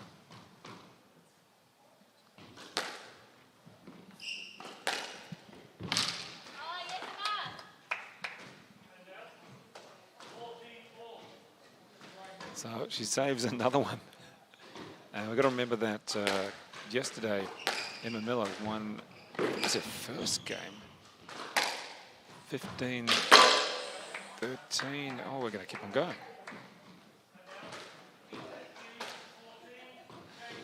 Well, Caitlin Watts just can't quite win it, and Emma Miller just doesn't want to give it away.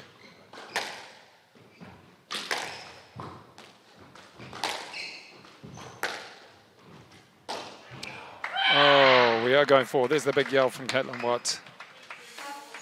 Emma Miller will be pretty frustrated. She had a decent lead there, and a call which possibly should have been a let went against her. That's a good battle, and we are filling up with people on the top here in particular. So we're going to come back for the fourth game pretty shortly.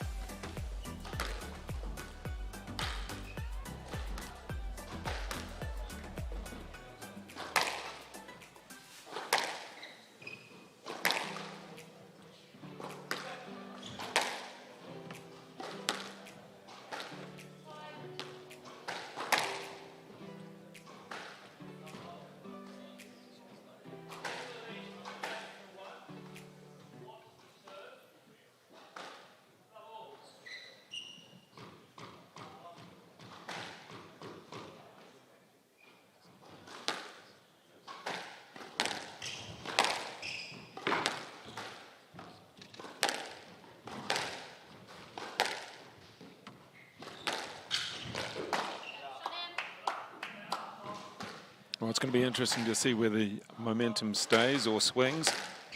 Caitlin Watts somehow coming back in the third.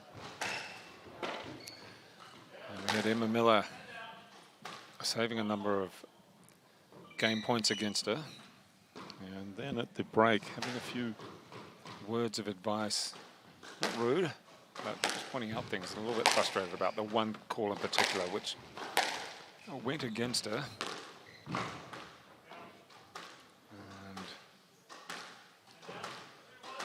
Let's see what you can do here. Solid start in the fourth. First, you know that. The first two games she was hitting plenty of winners.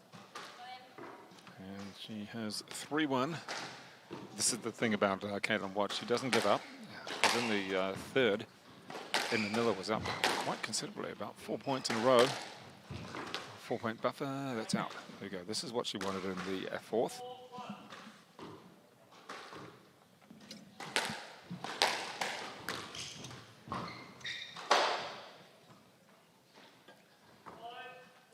So the good start for Emma Miller.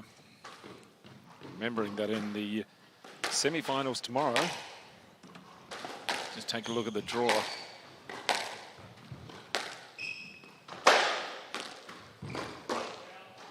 The women's semi-finals. That will be at, well, this particular match will feature the winner of Miller against Watts up against the winner of the next contest, Jessica Turnbull and Ella Lash, the 4 p.m. The other semi-final, Sarah Cardwell against Lana Harrison, will be at 3 p.m. So tune in for those. Come along if you're in Auckland. It'll be good to see you here and create a good atmosphere.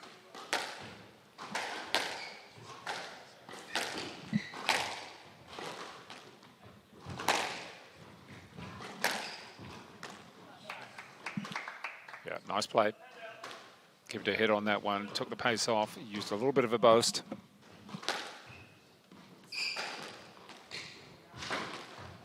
That's a second good point. Remembering that we do have Ella Lash against Jessica Turnbull up next. And then the men's quarterfinals, Reece Dowling against Tenwa Chileshe, Joel Arscott against Joseph White, Evan Williams against Finn Trimble, Nicholas Calvert against Lawamba Chileshe. So 4 very good quarterfinals. Some great entertainment coming up this evening here at the North Shore Squash Club.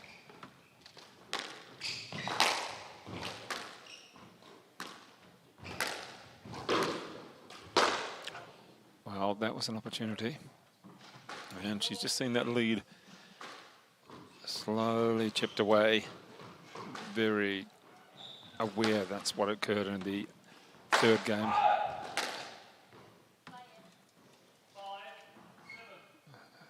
She did have a lead of, what was it, 7-2? 3 taken away from the score now.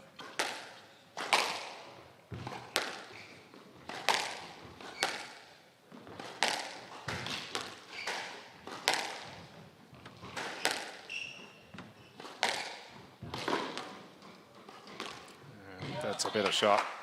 Took the ball on the full. Nice, comfortable place. Took a little bit of pace off it as well. Only 3 points the lead. Change of direction from Miller.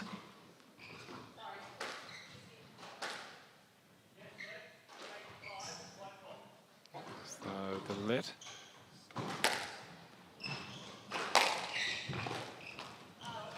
Oh. That's a great shot. Whether to get yourself out of trouble or to take yourself to a decent lead.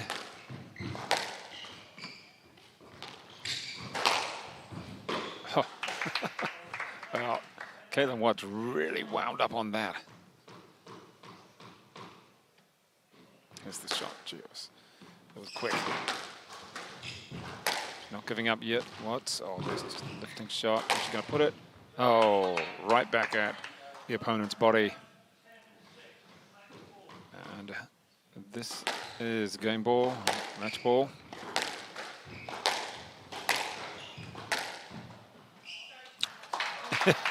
she asked for it this time. Didn't expect anything.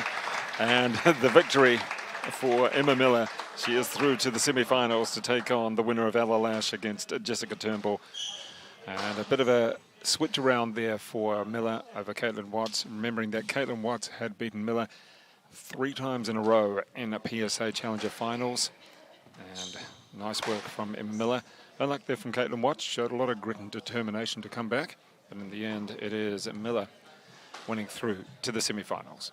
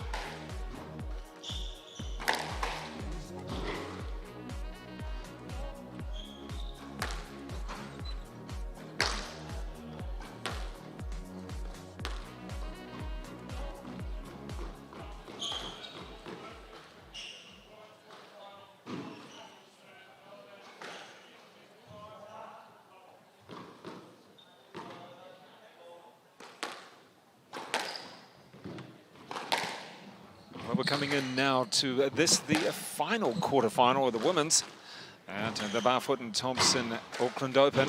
And you can see on court it is the 15-year-old from the North Shore, Ella Lash, out of the Belmont Club. And she is up against the second seed, Jessica Turnbull, in the multicoloured outfit, we'll call it that. And I've got Emma Miller with me. Emma Miller's just had a very good victory in 4 over Caitlin Watts. Nice to turn things around for you, Emma, after a series of a couple of them tough losses against Caitlin. Yeah, absolutely. The last three in a row. I mean, the last one was pretty convincing her way, but the previous ones were, yeah, quite tight 5-setters. And for you, I called it angry, but perhaps we'll just say it was assertive, the way that you hit your shots. Yeah. It wasn't so much your thoughts on court, it was more that you were assertive in the way you hit it. Yeah, definitely a lot more, probably positive, actually. Positive and yeah, okay, and we'll call attacking. it that. Not angry, positive. Just, yeah, confident, just go for it and believe in that shot. Yeah, I think the other thing is against Caitlin that you've got to finish it, because otherwise she'll hang around and absolutely become annoying and work her way back into the point like she did in that third game. Yeah, absolutely. And, you know, she's more than capable of taking the ball in short and on the lower tin, that attacking shot going forward. If it's on, why stop? And we're seeing here, Ella Lash, I mean, you played her, I think it was a couple of times last year. She was still 14 then, she's 15 now, able to play more PSA.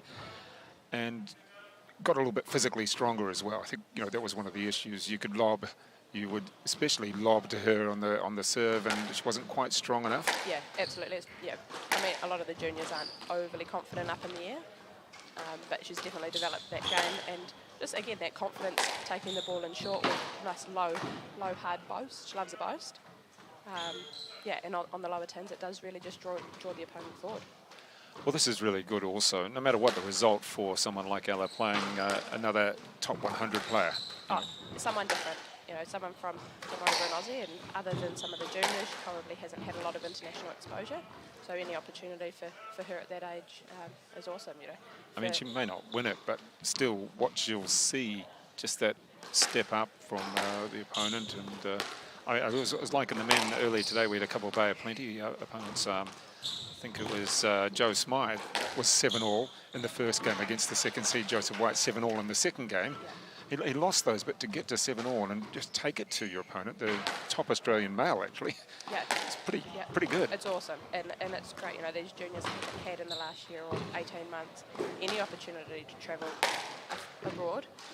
Some of them have been to potentially Malaysia or World Juniors or the American and Canadian, but it's always juniors, whereas someone, you know, to play someone of Jess's calibre who's played, you know, multiple overseas events. She's got a couple of PSA Challenger titles. Yeah, yeah, and has travelled to some tournaments bigger than the 5 and 10Ks over in Europe and elsewhere. So for someone of her experience to get that opportunity as a young junior is amazing.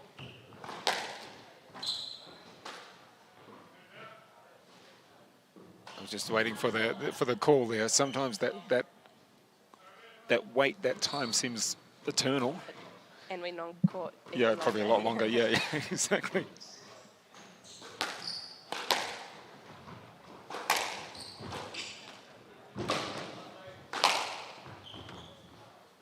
Not quite able to get to that one.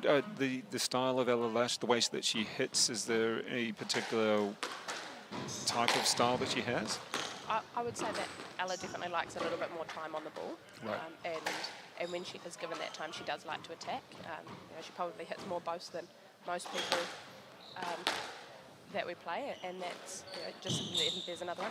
You know, something that you do just have to be really aware of. Yeah, that's good to be able to use those side walls, and you know, because so often as a junior, it's whack, whack, whack against the front.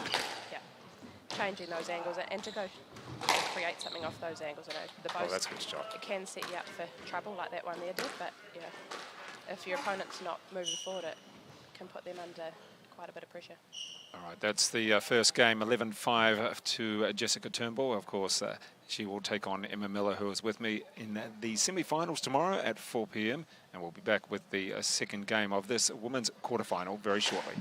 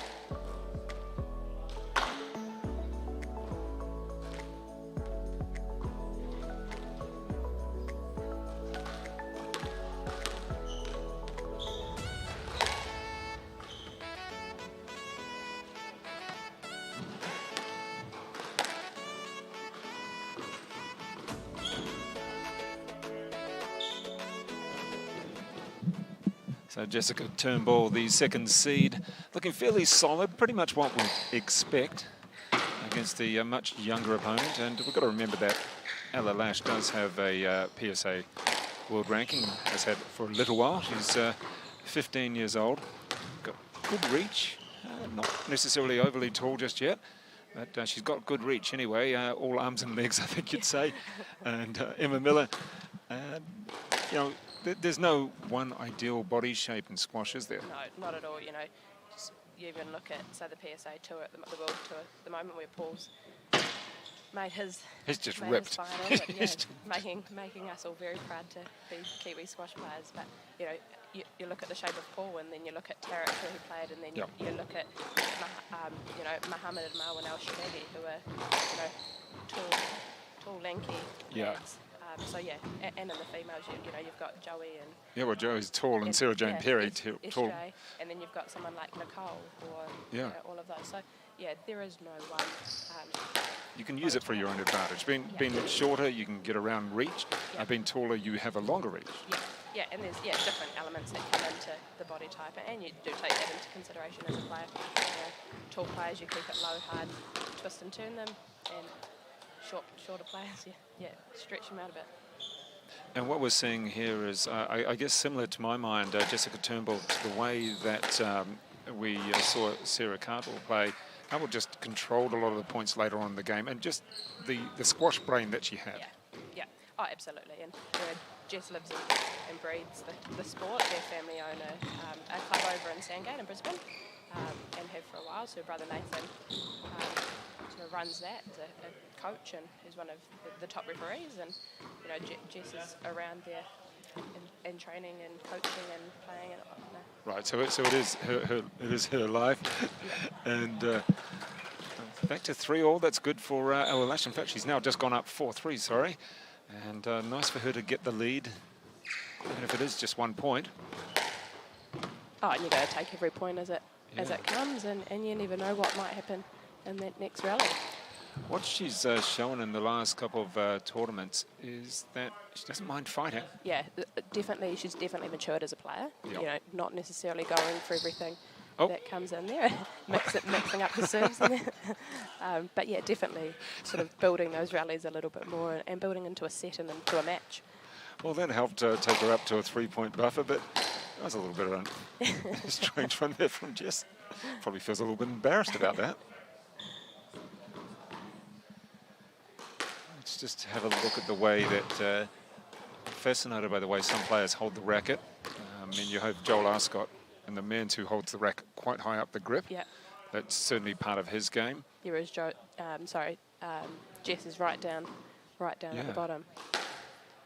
There's no one style, it's just what you're comfortable with, right? Yeah, as long as you've got the correct grip, it doesn't really matter where on the racket you hold it. Again, there's pros and cons to different parts, and it's just wherever you feel more comfortable and what you get used to. Well, coming from more of a tennis background for me, whenever I hit squash, it's so tempting to change grips. And you can't, so you have to use your volley grip as such when you're playing squash, more so than what would be, to my mind, a forehand grip and then around to a backhand. Yeah. No, we do try and keep the grip the same both sides. Oh, thought she had that one. Oh, she'd just seen that lead that she had whittled away. Yeah, she was up, was it 6-3, and now a couple of points down. Yeah, a few quick ones there. And that's the sort of unfortunate, unforced error there as well, that you can't afford to do against more experienced opponents. Absolutely not. Yeah, and someone like Jess, you know, you're a few points down and she stays calm, collected, and each rally is just another rally.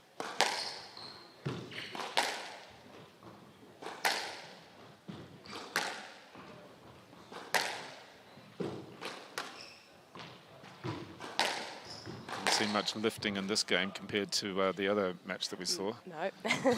Yeah, that's not going to happen so much, is it? No. Jess likes to keep it low and hard and keep the pace on it for sure, and as does Ella, so not much hope of the higher part of the court being used.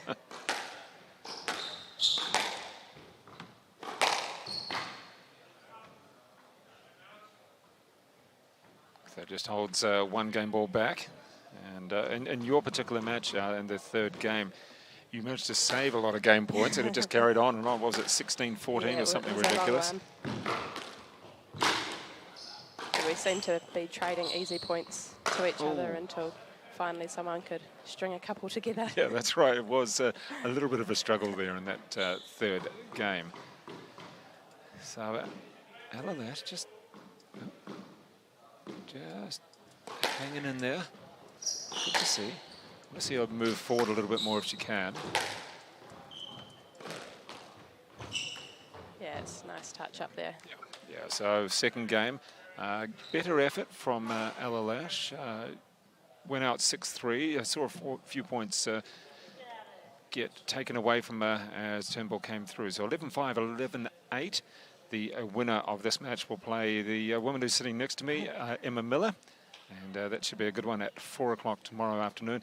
Remembering that the first women's semi-final is at 3 p.m. That is Alana Harrison taking on the top seed, Sarah Cardwell. And that should be just a quick word on that one, Emma. Yeah, what do you think about that? Definitely one to watch. Yep. You know, for both of them, I mean, I've seen probably a handful of competition matches between the two of them. We are talking over a decade ago. Yeah.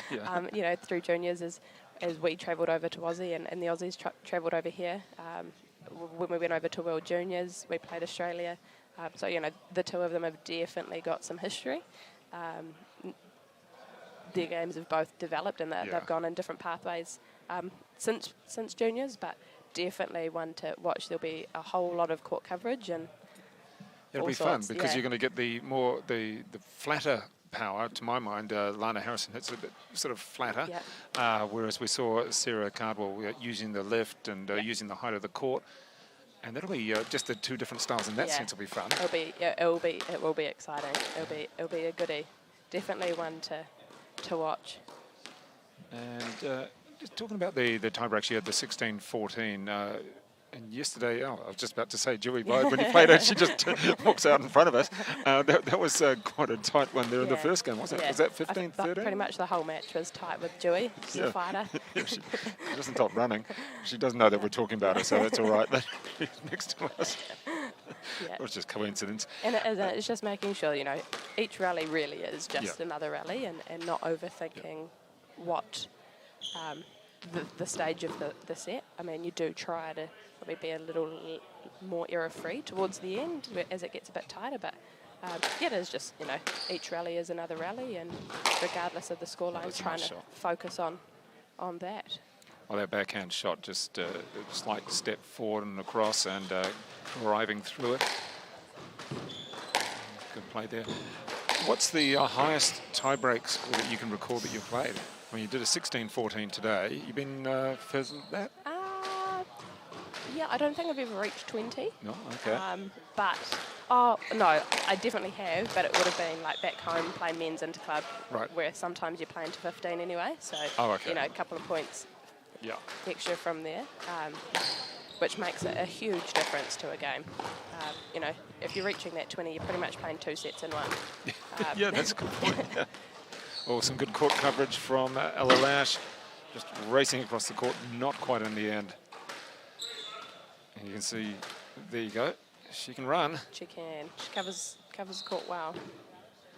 So you are playing men's interclub in the Waikato? Not this year, and definitely in the past. Just with coaching. It's another late night, and club starts at 7, and often I'm not finished coaching till after then. And then, I mean, at the moment I'm doing some study just to throw something else in there as well, which is a Tuesday night, which doesn't finish till 7:30. So should I ask what you're studying? So teaching English as a second language. Okay. Yeah, so just another notch on the belt. Yeah. You've got to be able to use that overseas somewhere when you can get overseas, Yeah, I mean, really lucky at school that we've got the opportunity to work with a lot of English second language speakers, but overseas is one of those potential options going forward. And I asked Grace Heimers about playing in men's interclub in Christchurch because there is a lack of female players for her. Yeah, South Island, full stop. And I said to her, well, what do the guys think about it when they see you turn up? You know, who's this Grace guy? And obviously not. And she said, oh, some of them have a bit of a raised eyebrow. And I said, well, I've got to ask about your results. She said, oh, I beat someone ranked 150 or 150 more points than me last week. So, that's good for her. Yeah, which is pretty solid. The men's and women's grading list at the moment, I think, is a bit askew. Right. So to be, for me, I'm sitting, quite a bit into men's A grade, which is quite a big ask. Yeah. So, yeah, it makes life quite difficult when you're jumping into men's interclub or men's competitions. But, growing up in New Zealand, for myself and Zach and Dad played as well, and we were a little bit north of Wellington City, and to play interclub, it had to be men's interclub pretty much from the age of about 16. So it's nothing new. What is the difference in general terms between playing men's and women's matches or against males? Yeah, I think the men tend to rally it a lot more. It's a lot more of a physical game. Hit the ball with a little bit more pace. Don't necessarily move the ball around quite as much. In that sort of lower A grade compared to the females. So it's, a lot more physical. But, don't have to move forward quite as much. Okay, I know, fascinating to just, see enough of it and watch enough of it and hit enough of it, but it's just really interesting when you do compare the two. And it's not one's better than the other, it's just how the mentality is more than anything. Absolutely. And we are really lucky in New Zealand that there's no stigma around it, that, for females we do play male in club, and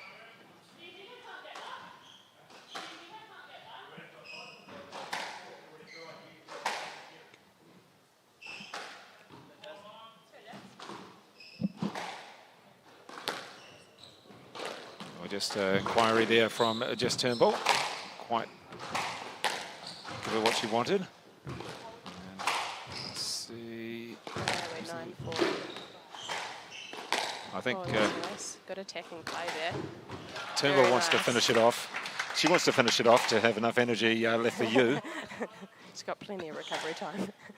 Yeah, exactly. That's a good thing. Game of day here. Yeah, well, for the guys, 2 matches. 2 play. Yep. And there was some physical matches. May not have been long contests, but there was some quite physical, mentally and physically today. Yeah. Yeah, again, awesome just to have such a high calibre of male tournament over here, and a few of them challenging each other. There's quite a few challenges and a couple there. Evan Williams will be happy to... if he can try and get through tonight's one against Finn Trimble in the straight games. Oh, there's a couple of errors coming in. Gee. There was one going over the line for an out and one into the tin there. So Ella Lash hanging in there. Can she hold off another match point? Oh, there's that boast. Wow. She's done well again. Oh, there we go, another one. Low hard. Oh. Well, we could possibly, if she can keep this up, be going 4. Oh. Great running. Oh, there's that post. And there we go. This time, a nice comeback from Ella Lash. And she gave it heaps in the end. 11-5, 11-8, 11-9. And we'll let you go, Emma Miller. You've now seen your opponent play and see what you can do against her. We look forward to seeing you tomorrow.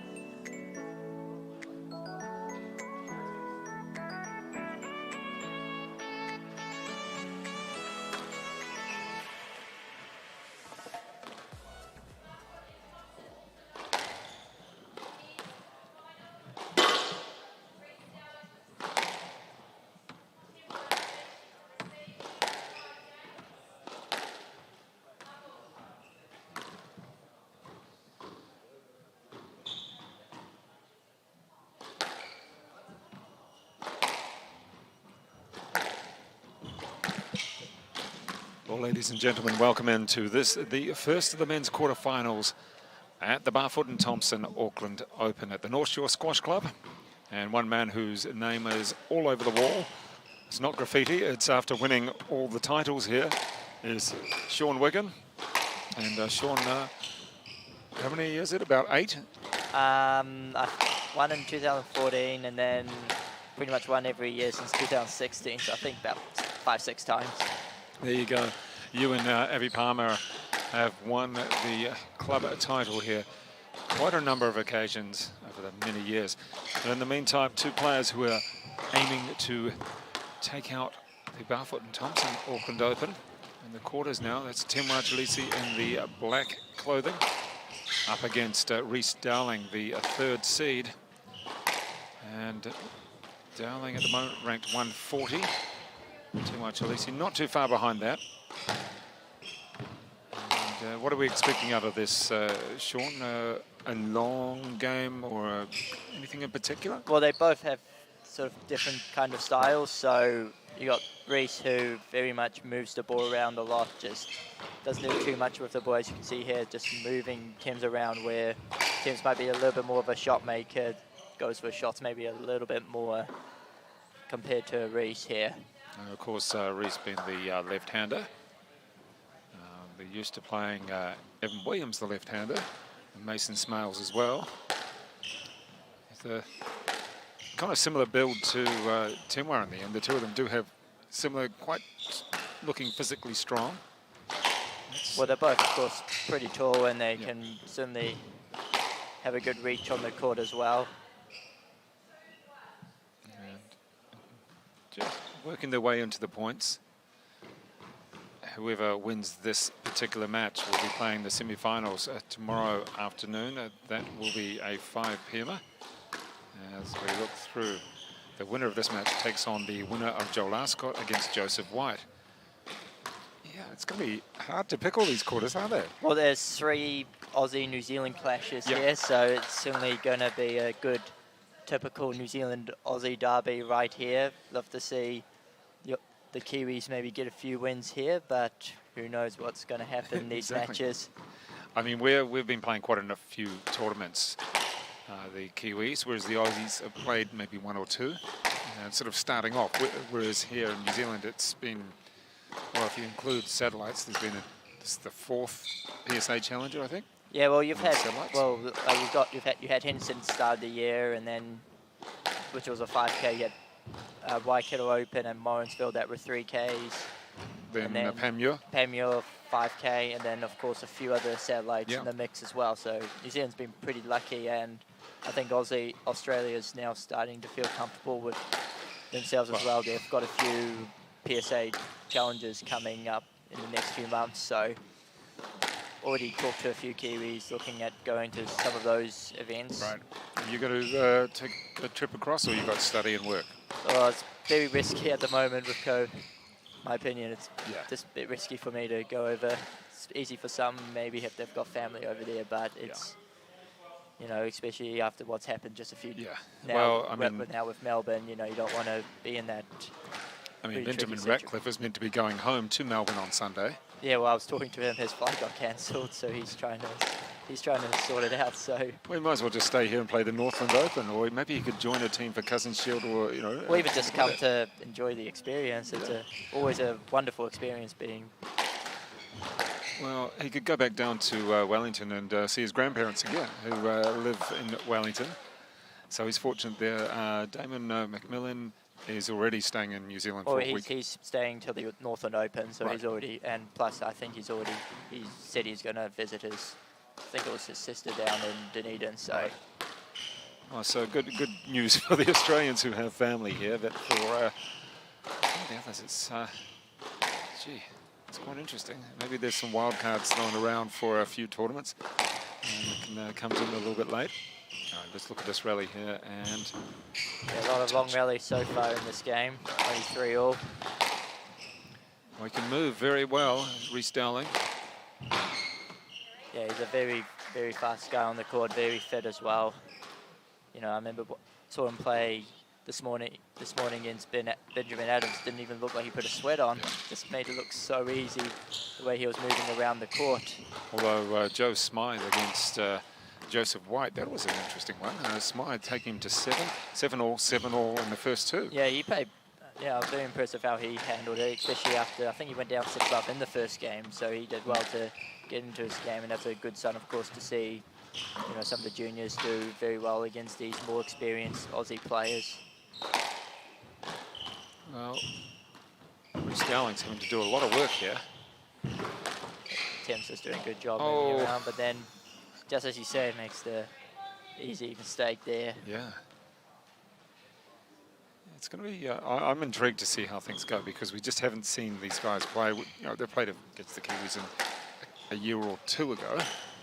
Well, it's a good test as well for these guys, you know, especially, you know, it's always good to play different players. Like, you know, you can get sick, sometimes you can get sick of playing the same people every tournament. So yeah, I think you do. And then, yeah, just good for these guys in particular to get that different experience there. Is there a different style between the way the game's played in Australia and the way it's played in New Zealand, or it's very similar? You might see a few more Aussie sort of plays similar to what Reece does. It sort of just moves around. What's the call? I agree with that one. Yeah, it's a very tricky one there. Just got a bit caught out there, I think, both players. But you got a lot of Aussies that sort of like to keep the ball going, similar to sort of how the French sort of play sort of thing. So, in fact, I know one of the players, Joseph White, actually has trained with Gregory Gaultier. So is that in Prague or I think in the Czech Republic? Yeah.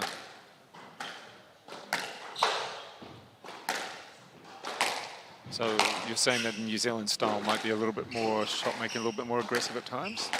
Oh, you got some players that sort of play like that. Like, of course, Thames is certainly more like that, but then you've also got guys like Louis that love to still move the ball around, doesn't do too much, but you can also see he's sort of developing his shot making as well.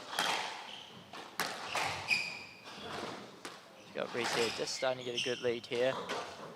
Just a few mistakes from Temwa in a row now. See a wry smile on the face of Reece Dowling. Pretty happy to get an error coming his way. Yeah, it's just mistakes at the moment from Temwa. Just needs to get that. Oh, playing that one straight back of the body. Good reaction, volley. Maybe just trying to do a little bit too much with the ball at times. Thames. Nice little punch away. And then he's just getting himself caught out in that sort of situation. Let's have a look at the winner there coming up. And bang. It's quite casual.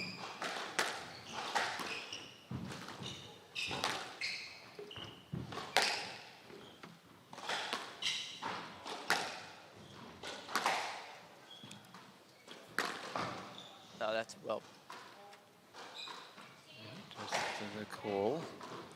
I'm not sure if you watched much of Emma Miller against Caitlin Watts, but Emma Miller put on her angry, assertive game. And, yeah, she watched a bit of that. She certainly was much more aggressive compared to her previous meetings with Caitlin. I think that's what you got to do against someone young anyway, and someone like Caitlin Watts, who will come back at you quite a bit. And Miller, she said, you know, I was just more positive and more assertive in the way I took that one. And she's pretty happy to end the drought of victories against Caitlin Watts. We'll come back in just a moment for Reece Dowling against Temwa Chileshe. It's a good seeded match in the quarterfinals of the Barfoot and Thompson Auckland Open.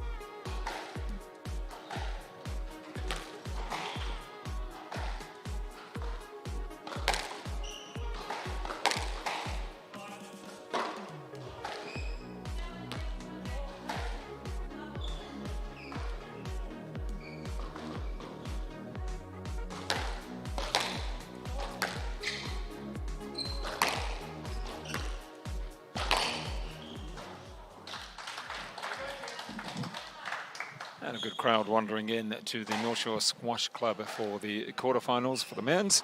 Quite a few of them still in the bar, actually. They'll make their way through, no doubt. Sean Wigan, a good atmosphere here at the club because the other courts are all being used for the divisional matches. Yeah, well, there's like a lot of different divisions at this tournament this year. I think there's 7 men's divisions, maybe 4 or 5 women's, plus a few masters and junior divisions as well. So that's great. I think certainly will be kept busy throughout the weekend. John Fletcher said there's 200 entries overall across the whole scale. And there you go. Just a couple of little changes in the draw. Nothing to get too worried about, but I think Mason Smales will be put through quite a bit further in the draw than what he expected. He'll be happy about that. He didn't actually win, but that's okay. Well, if he did, he would be playing right now. Yeah, indeed. So what can Temuera Chileshe do to really get back into this match, Sean? Well, I think the first things first is just needs to just sort of do what he's doing right now. Just go back to basics. Just try and get that link going. Just maybe went missing in that last game and tried to do too much. Went for maybe a few too many mistakes like that when it was unnecessary. So against Reece, you can't afford to make those sort of mistakes because he can just keep the ball going for a long period of time. So he just needs to get himself in front of the ball here. Is there any weakness that we've seen in Reece Dowling's game yet? No? Well, he's been... Short answer? Well, of course, he had a pretty easy win this morning against Ben Adams. Now... We've got their blood from... They can't figure out which person? No?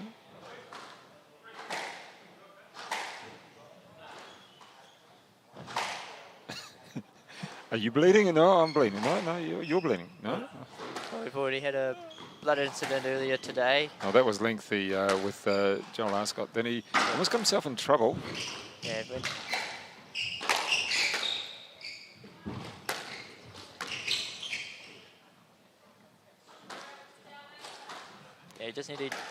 Temuera just needs to get Reece out of his comfort zone at the moment. Just try and...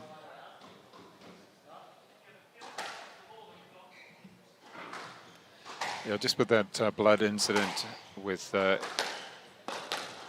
Arscott in his match against Ben Ratcliffe, it was a little bit of a scrape on the knee, the left knee for Joel Arscott at 4-all. And it took a little while to get bandaged up. Eventually that was done, and then the bandage came loose, and the referee said to Joel that he would have to forfeit the game to have another 2-minute time period to actually get it treated again. But in the end, it was okay. Yeah, so if you don't know the rules here, you've got 15 minutes to sort out a blood injury, so you've got to get it all strapped up, and yeah, as you say, if you can't afford to let it... The bandage got a bit loose, I think. Yeah, you've got to keep the bandage on. Doesn't matter if there's a little bit of blood showing in the bandage, but you've got to... It's got to be very tight on and not coming up, otherwise you even can go as far as being forced to forfeit the match. Right. So, but it's kind of strange. I mean, if your opponent hits you in the head and you're bleeding from your eyebrow or wherever, which is always a place that bleeds profusely, it's, well, I guess it's almost, whose fault is that? Yeah, you sometimes get other different rules for different situations. Right. Like if it is sort of forced from the opponent, like you might get a little bit more time. And okay. I mean, people want to see the match continue. Oh, just trying to lift that one over. A good little comeback from Temuera Chileshe, just to bring it back to 1 point now. Yeah, he's just starting to find a little bit of his length game going again. And good to find an error in your opponent as well. Yeah, that's what you want to see when you're playing. It's always good to see your opponent make a mistake. You know, you always enjoy a free point, especially. And you definitely don't like those ones where you can't do anything about it. Exactly. I mean, it's great to hit a winner. Everybody wants to do that. But if your opponent gives you the point by hitting an unforced error, that's just as good in many ways.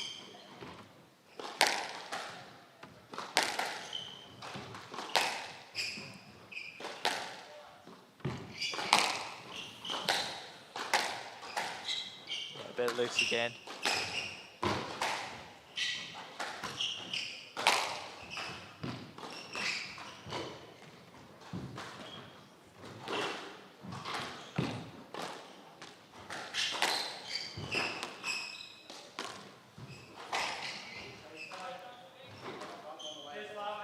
And what's the call?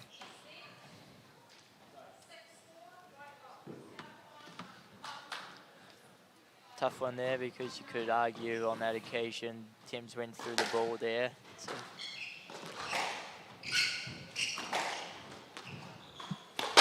Oh, it's one of those shots that, you know, you get it right, it looks good, and wins you the point straight away. yeah, and when you're in a good position, that recess, you probably don't want to give too many cheap points away.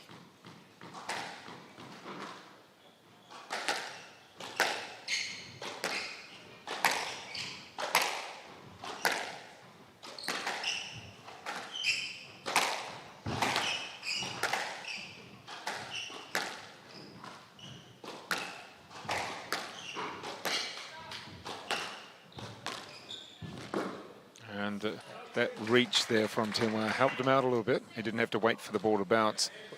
Well, he's given himself a little bit extra time now in some of his points. Before, just maybe rushing to play the miracle ball. Now he's just starting to slow the ball down a little bit to get himself into better positions, as we saw in that point there. Rather than try and go for the winner, he sort of worked the ball a lot better. That's a really nice hold there from Reese. Well, you don't want to quite get like Joel Arscott gets, where he plays better when he's down in a match. You don't want to quite do that. No, I don't think anyone likes to be down No, in any game. It's sort of one of those jokes around all the players that as soon as Joel finds himself down, he tends to play better.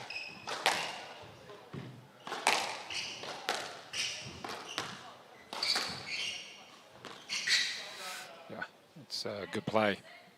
Just chopping at the ball and taking away all pace. Put enough spin on it.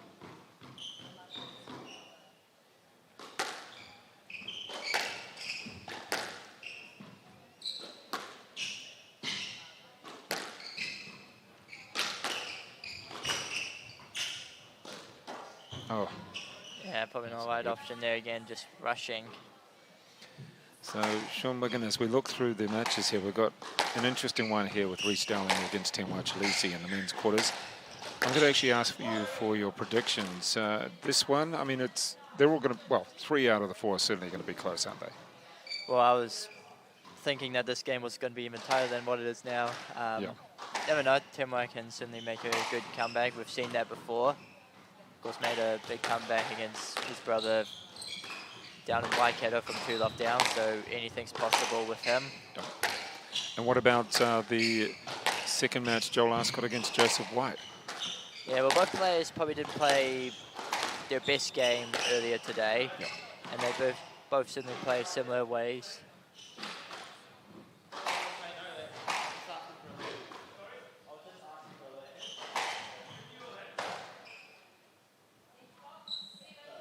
Yeah, you got Joel and Joe play very similar way on the court, so it could be a very interesting game there, who can get their game going earlier. And you're expecting Evan to beat Finn Turnbull, then not just because Finn beat you. Well, sometimes it's actually better when you see your opponent win, because then it makes you not feel as bad, because then you can say, oh, at least I lost to the guy that did pretty well. Good point. Nice way of looking for the positive. Yeah, it was a tough, good game between me and Finn earlier today. Pretty tight battle. Oh, so mistake there. But of course, Evan's just got all that experience. You probably can't really go against him at the moment. And Nicholas Calvert against Luamba Chileshe. That's going to be interesting. Well, they both, again, both of them play a very similar way on the court, and I think Nick played. I was very impressed with how Nick played in his game earlier against Wills earlier today, and then Yeah, Louis wasn't at his best against Zach. Yep. Made a few uncharacteristic mistakes. Yeah, so there was a couple of tough games in there. It was So- almost as if he got into the fun of the game. You know, Yeah. when you're playing against Zach, it's yeah, easy to he get just into the got spirit. caught, maybe just got caught into Zach's game, and yeah, I think it was a bit more relief to finally get that game over and done with, and yeah, he'll need to maybe play a bit better if any chance to take the game out against Nick today. Here's Dowling, lefty, able to flick the ball off his feet. Able to match anything that Timwa's thrown at him, but that was a good boast. Well, he's stayed in this. He's stayed in this second game a lot better, and opportunity to even it up and take it to a tie break. Dowling let that one go.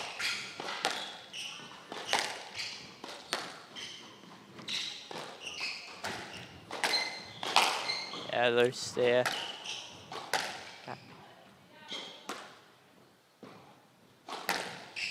Oh, got to be a stroke. Yeah, it should be a stroke. Yep. Yeah, just a loose ball there from Reese. Well, this is opportunity. When we get to the tie-break area, you know, sometimes, as Caitlin Watts found, it was very difficult to finish it off. It was at 16-14, and the third against Emma Miller. Yeah, and of course Timwa making a good comeback there. I think it was 10-7 at one point, so he'll be hoping. And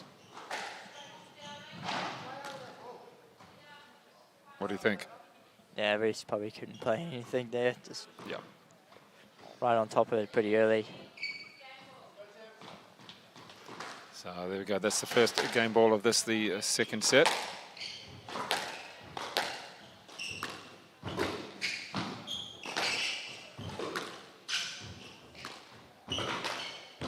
Oh, That is an error and game two. In many ways, I think Timwa had the opportunity in this second game to probably take it. He started playing better, didn't he?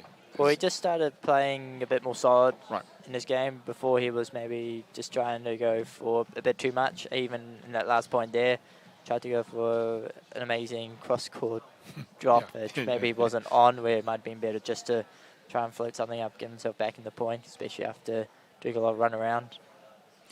All right, we'll come back with the third game of this, the first of the men's quarterfinal, very shortly.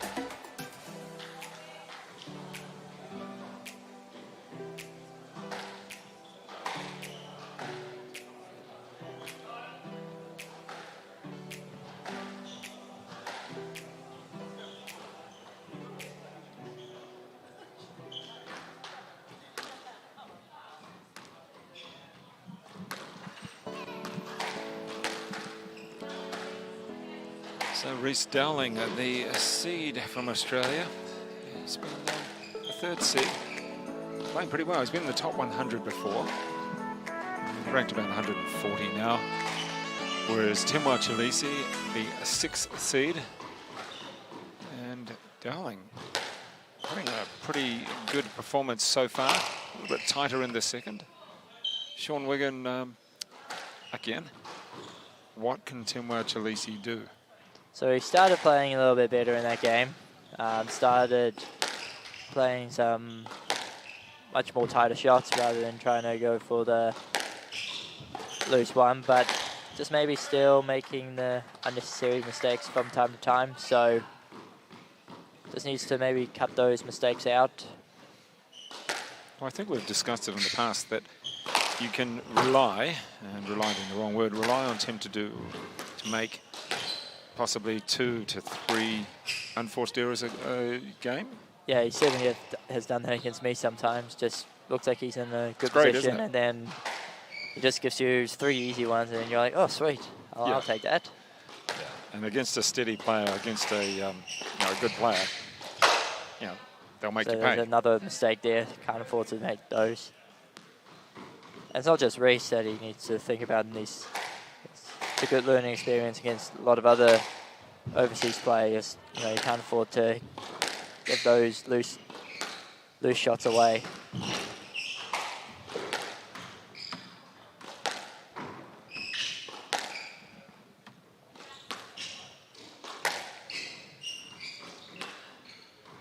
Of course, not a good look for the New Zealanders at the moment. No, it's not looking overly positive. In the women's draw, we have Emma Miller will take on Jess Turnbull, and at the top of the draw, Lana Harrison against Sarah Cardwell. And of course, Lana's the defending champion of the Auckland Open. Yeah, it's maybe people are thinking, oh well, the Kiwis should come through, and possibly a lot harder than what people expected. Yeah, there'll be 2 really good semi-finals in the women's draw. I think all the players will believe they've got what it takes to win their games, so it'll be very fascinating to see how those matches go tomorrow. I don't think Emma Miller is actually expecting too much at all. She has her job, she's got her studies, she's doing some coaching. And so you put all those together against players that are squash players. Well, she'll be happy she just got the win today. Yeah, exactly. But no doubt she'll take a lot of confidence from how she played against Caitlin today and look to maybe use that in her game tomorrow. Well, that's a better performance, a better shot there from Timwa Chileshe. A little bit more of a structured point. Oh, that's nice. Very nice play there. Now putting a bit of pressure on Reece here, forcing the loose one. Tight angle on that boast as well. It wasn't much to play with. And now it's Reece making the mistake, so Timwa would certainly not mind that.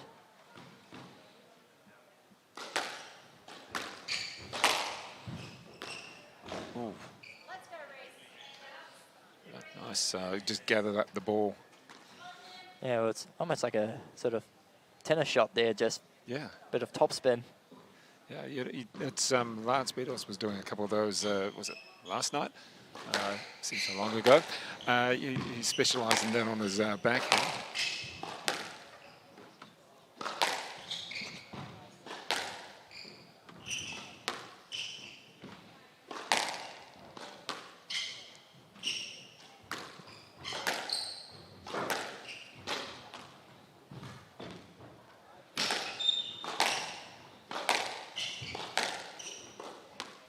It's a slow motion rally in many ways.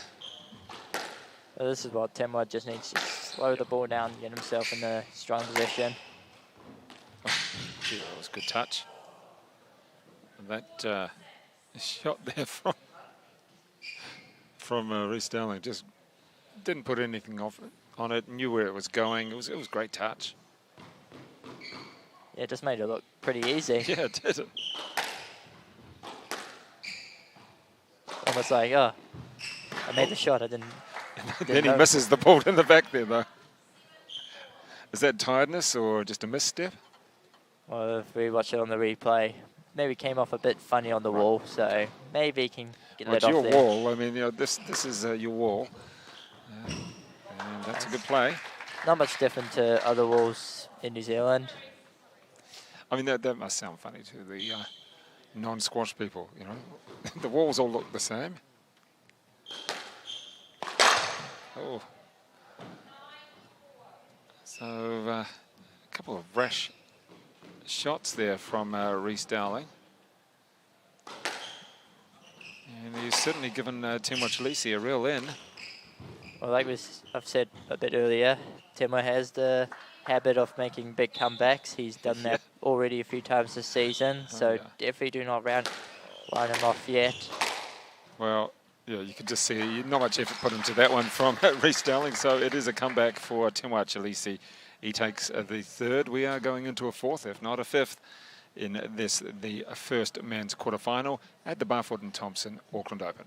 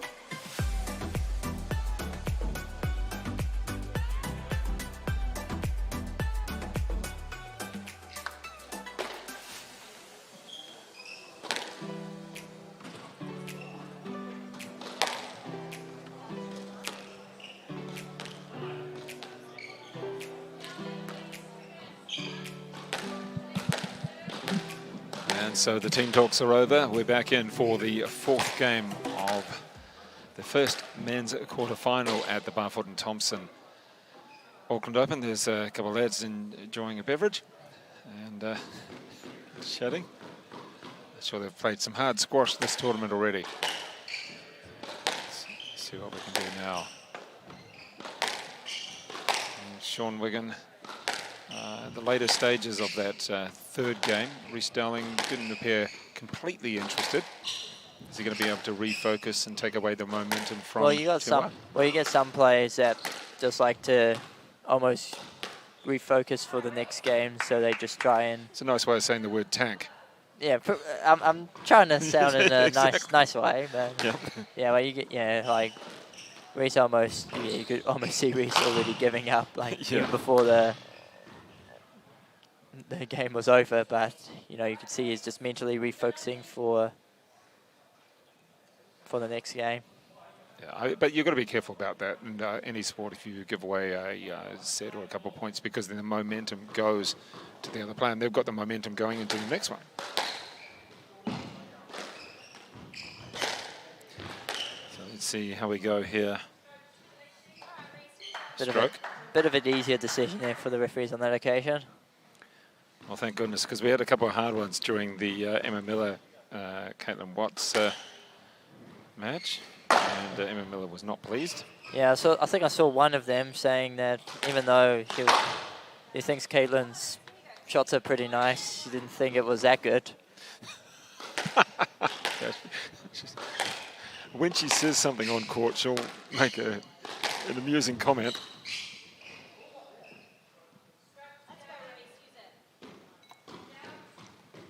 So again, another stroke there.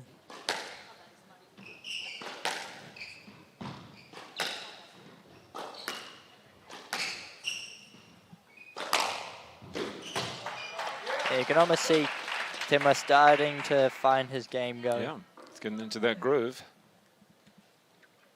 Yeah, does have a bit of a habit on starting slow. Yeah, we've discussed that you don't really want to do that against the better players. Well, he's, Maybe we should put him on the other court beforehand, give him a warm-up match. well, he's made some, to be fair though, some of those comebacks are pretty memorable. He made one big comeback against Louis down at Hamilton, so... Although I think if I was to see Timoir and Louis play, if that was the next match, maybe the final or whatever match, I would almost be putting Timoir as my favourite against his older brother. It seems to be that just the different styles going that way.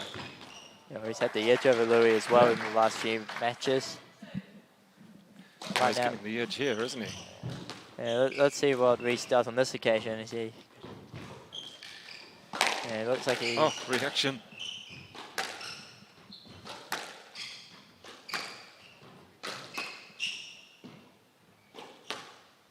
Oh, gee, did that... Yeah, I was thinking, did that clip the line? Yeah, I think it just came below the line, I think. Very tight one there. Still got a good lead here. When's squash going to change that rule to actually have it like other sports that if the ball hits the line, it's in? Well, it'd still be complicated if it was the other way Yeah, around. I guess, yeah. Oh, there's a... Yeah, that's a better play. Talking to some of the Masters players up here, they're not impressed that these professionals are doing their shots, so they want their shot back. Yeah, exactly.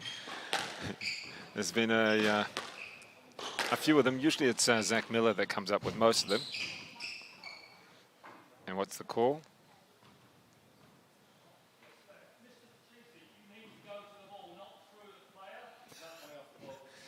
Well, that's one way of describing it. You can't go through the player, go to the ball. That one's maybe a bit harsh there, in my opinion. I think I think Timber was trying to get to the ball. I think Reese was just really in his way. Stroke. I would have probably gone Okay. I think it was a bit of a tough one there. But when you're that close to the corner anyway, it's always going to be congested. It's hard to get out of the way. Yes, and so that's why I would probably give a stroke as, Reese caught himself out there. That's a good shot. Well, he's moved on. He's did a well-worked point, and he'll take that. And thank you very much to John Fletcher for bringing along some food. Much appreciated.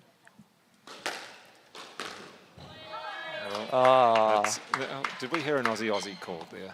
Oh, no, that's not allowed. You get defaulted for that. No, this is in New Zealand territory, not allowed. That's a bit of shot though. Oh, two shots, two nicks in a row. Yeah, Temu's got to be careful here. Doesn't give Reese a few easy points here.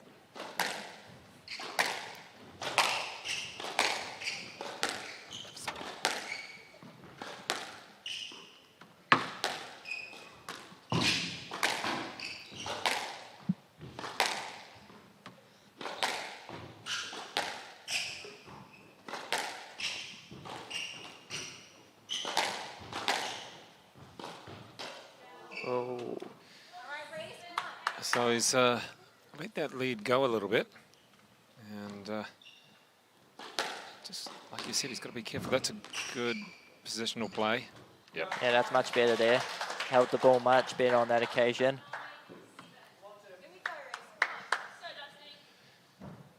So he's got a 9-7 lead here now. Want to try and maybe wrap this game up pretty quickly. Chopping under the ball there. Oh. Well, let's see. We can't quite get a replay of that one, but yeah, that's What are you going to call it? We're going to say a let? I think personally, I think it got to that last one, but I do think I've got a few questions on the serve. So Yeah. So you would have to play a let on that.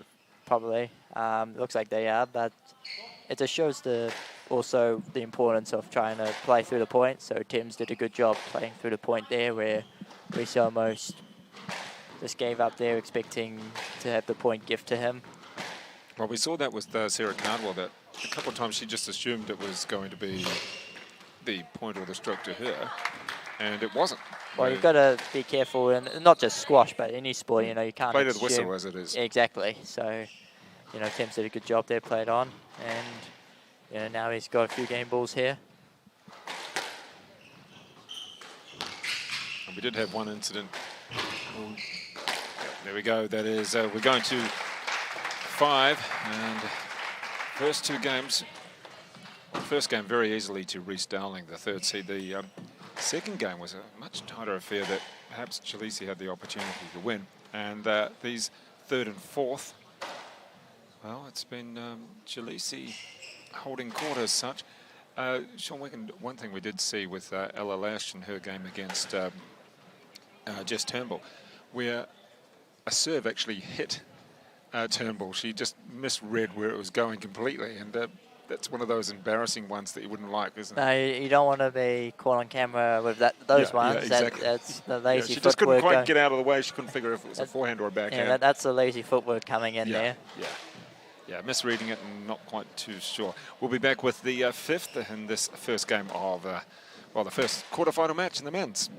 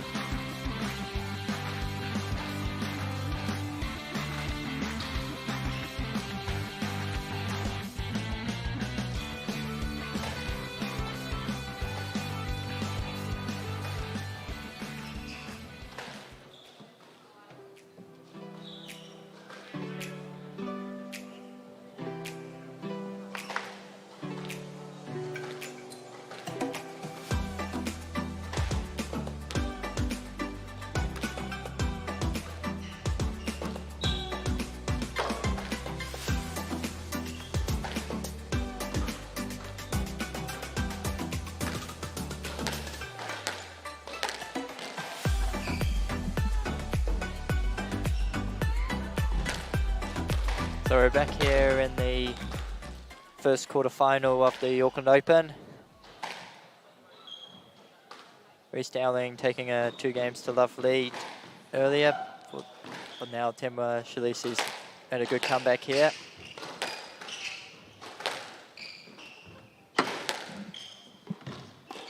Well, Sean Wigan, was this what we expected? We always knew that Tim was good at a comeback, and just the way that Reece Dowling dominated that first game, he was just looking so good and was all over Timwa's game.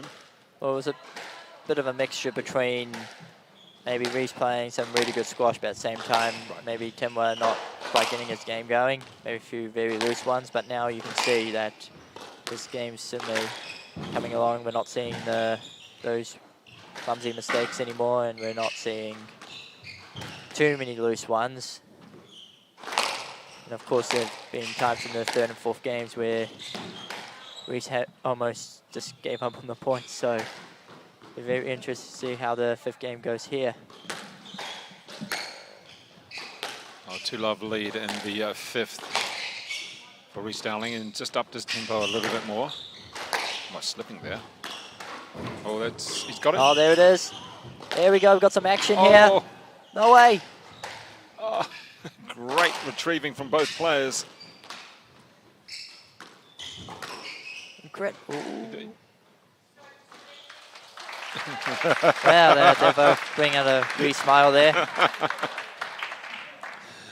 and a great rally. We had a bit of a dive, a bit of a sprawl. And, yeah, you don't normally see too many claps after a stroke, but I think that deserves one. yeah, exactly. So some entertaining play as we enter into the early stages of the 5th. And it's still the quarterfinals, another 3 to come tonight, here until midnight. And don't forget the semi-finals tomorrow. The first one, well, that is the women's semi-final. I think, if I remember, if I look at the draw again, just to make sure I've got it correct.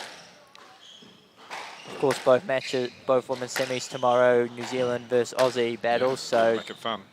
Make it much more interesting. Like tonight, we've got 3 men's quarterfinal matchups, including this one here.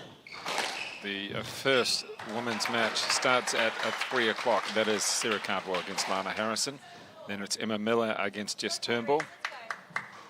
And then we get into the men's semi-finals. They'll be from 4 and 5. So, yeah, some really good stuff to watch.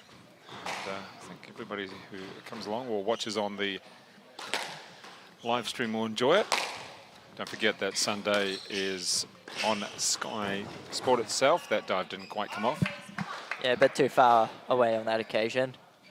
And there we go. We've seen the broom come out, the mop.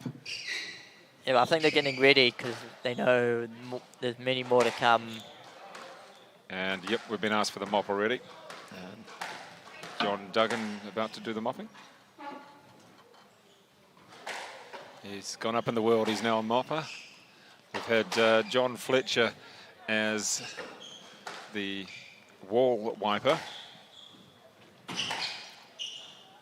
the player has a lot of perspiration on the court there. Bit disappointed one of the juniors didn't try and give it a go. Surely you want to get your few seconds of fame, surely. I don't think there's too many juniors watching, right? They're all playing on the other courts.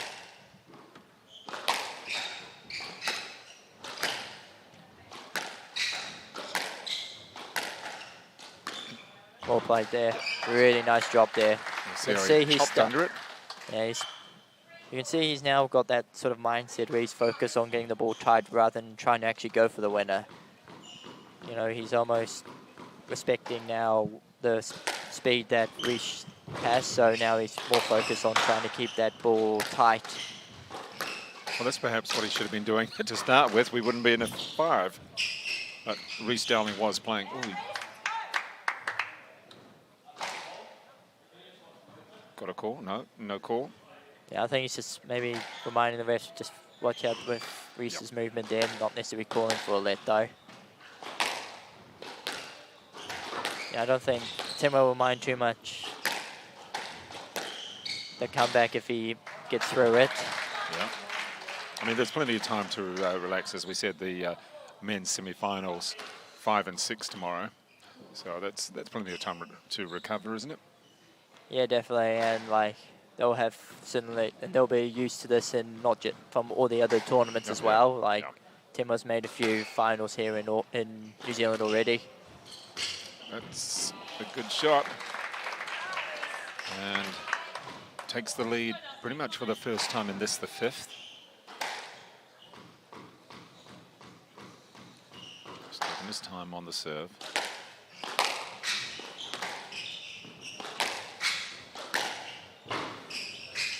Was that a double bounce? Yeah, it's a very tight one there. It's a good shot.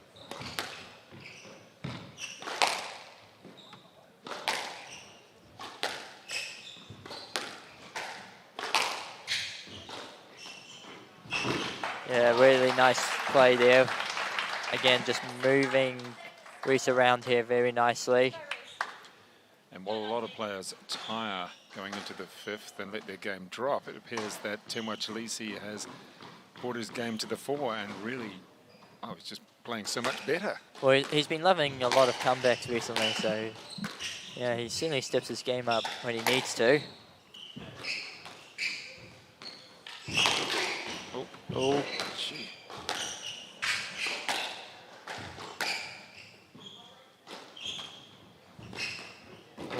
Oh, another one. Oh, oh, not quite. Not in the end, but you see where that Reese is just slipping a little bit on the court. I don't know whether it's the way he's sliding into it almost, or his shoes, or whether it's just the floor a little bit damp. We see John Duggan back on the court as well. Where are the juniors? Surely one of them gives it a go, surely. Yeah, exactly. Or maybe their club president or anybody from the club. I think a club president should be out there, just showing how it's done. Yeah, he's not amused. No, he's not really. Looking at us right now. Give me a rude sign. Should, the seniority, show other people how it's done. And we're just, what's going on here? Change his shirt or change of racket? What's Timwa going through his bag for? There's a lot of stuff in that bag. Yeah, well, I was talking to Louis after his game earlier today. His bag was pretty packed as well, and almost got the zipper broken because of how much stuff is in his bag. So one of the officials out on the court just questioning. What's he after? Wants another mop.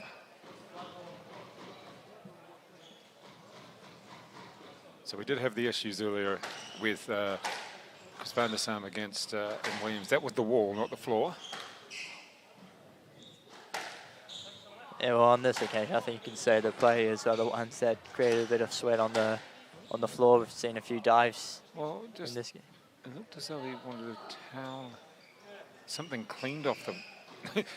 So our referee there tried to grab the water off, is that Sarah Cardwell down there? And we're just watching that. He took her water to put it on the towel and to clean something off the floor. Yeah, I don't know if it's maybe a little bit of blood as well, maybe. Yeah, and I think that's why Timwa's come off, maybe. We can't see the evidence, so he's not dripping it. I just heard plaster, so possibly.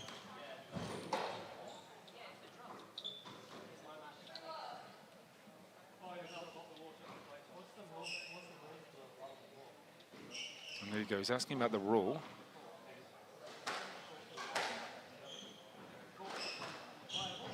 And I'm just seeing a bit of blood coming out of Timwa's knee, so I think we now know what the situation is. So must have been from that dive that Timwa just got a bit of a scrape on his right knee, bit of blood coming out, and of course, if there's...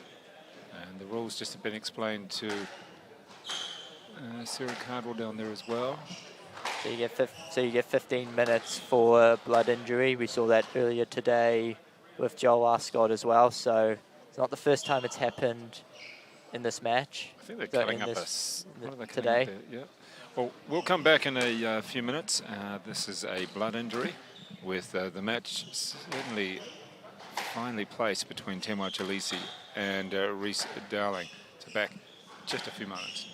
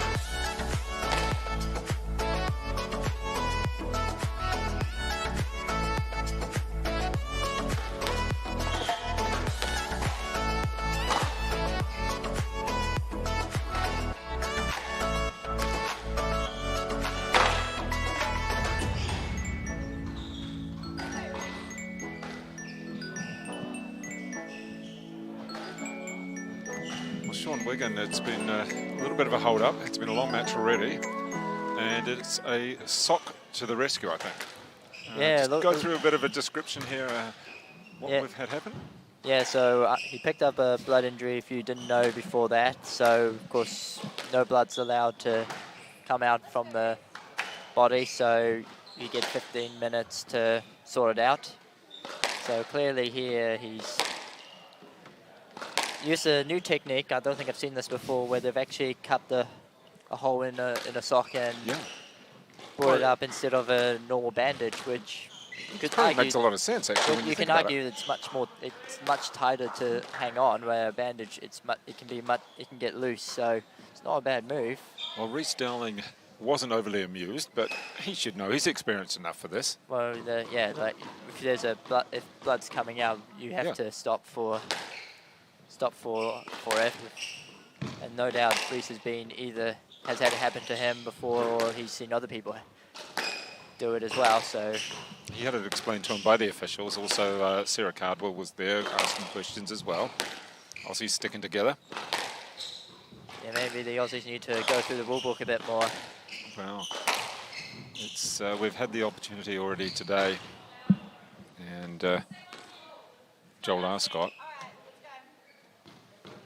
and also having to have a blood bin. Makes it even more interesting, this fifth game. Yeah, it'll be very interesting to see who can come out stronger in this game now. Of course, Tim were having a bit of momentum before that blood. Nice post there.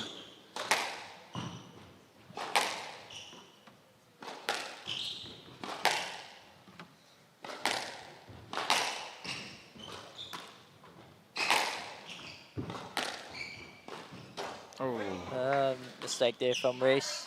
That's a little bit loose, and that's what you want in this fifth. You know, any unforced error like that is just an absolute bonus. Well, especially now as we start getting to effectively the second half of the fifth game now. This is where every point literally counts here. You don't want to give away a cheap mistake like that. So Rhys will be a tad annoyed of himself with that point there.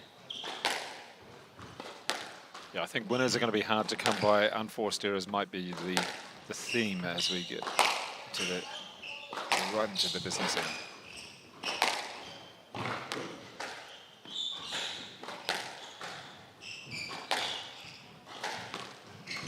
Of course, this is the first of three Kiwi-Aussie battles in the men's quarterfinals. I'm just really hesitant to call any of these until they actually are called, because you just never know. Oh, well, that one. I mean, that was straightforward. That one was much more straightforward. Yeah. Even, you know, Rhys was shaking the head, knowing straight away what the call is here. We got 8-6 here to Turnbull now.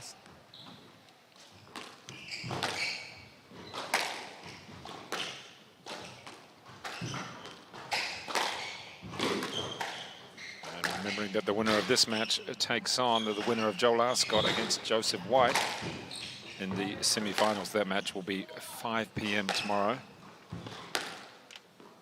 And of course, Joel and Joe is next on court after this.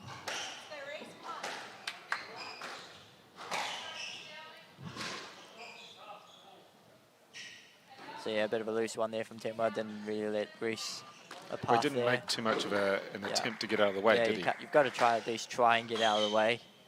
Now make it a little bit harder for the refs to give away a stroke, but yeah, I think there was not much arguing on that occasion. So the 2-point lead cut down to 1.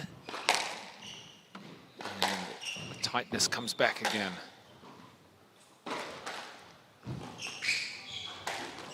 Oh, thought he had a winner. A few short balls here from both players. And yeah, Rhys creating the interference at that time, went the wrong path originally, so in the end he created the interference there, so fair call on that occasion. There we go, the extreme close-up of Tim Ware there, walking towards the camera. Don't know if they're trying to get a look at the new model, the sock bandage. Yeah, exactly. Oh, gee, how did that That's a stay really above nice the 10? shot. How Look at did that that. stay above the 10? Yeah, he's fired up now. If we just watch it on the replay, look at that's a really nice time boast. Now he's got 3 match balls here. Another memorable come. Oh! And what a way to finish! What a moment! Shit. Oh, Reece Dowling just shakes his head. Let's have a look at that again. And absolutely rolled. Couldn't do anything about that one. I think both can't believe that one. I think so. Both just like, what the heck? What a way to finish a match in the 5th as well. And you go through to the semi-finals of a PSA Challenger 10. So just a quick summary there, Sean Wiggin. Yeah, what can you say? Well, it was certainly a really good comeback there from Temra, as we've seen him do many times this year already. Come from 2 love down and against quality opposition as well. So, you know, he just can't down himself out until they're literally shaking hands. So, of course, congrats to him on the win today, and of course, wish him luck in his what will definitely be a tough match tomorrow, whoever he plays. Yeah, whether it's John Arscott, we can just see a bit of vision there of pat on the back, and John Duggan and his brother there, Luamba. Luamba playing a little bit later on tonight. Certainly happy as well to get the first point to the Kiwis there. First of 3 matchups here. Next one also being a Kiwi-Aussie battle. And that is Joseph White already on the court. Dead keen to get going. He is the Australian #1 male player at the moment, about to take on Joel Arscott. And Sean Wiggin will let you have a rest. That was a bit of an epic match to start with. Thank you very much for your time on that one.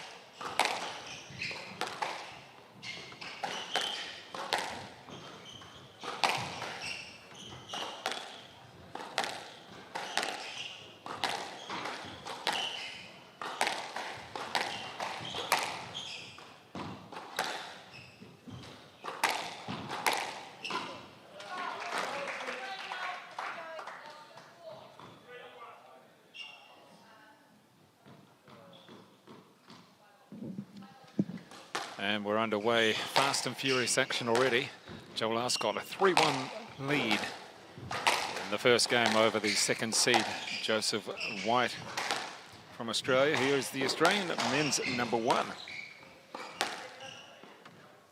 And had an interesting clash against Joe Smythe earlier today. Smythe 7-all in both the first and second games for 11-7, 11-7. And then I think it was 11-4 in the third. Yeah, it's been an interesting game, interesting match so far indeed. 134 in the world. We've got Joseph White and Joel Arscott. Was not so far behind. In fact, probably when the ranking points have been put on from Panmure and anywhere else, he may go up again. Take a little look at second seed of White and 7th seed. It is Joel Arscott at 214. So not really that much in between when it comes to the rankings.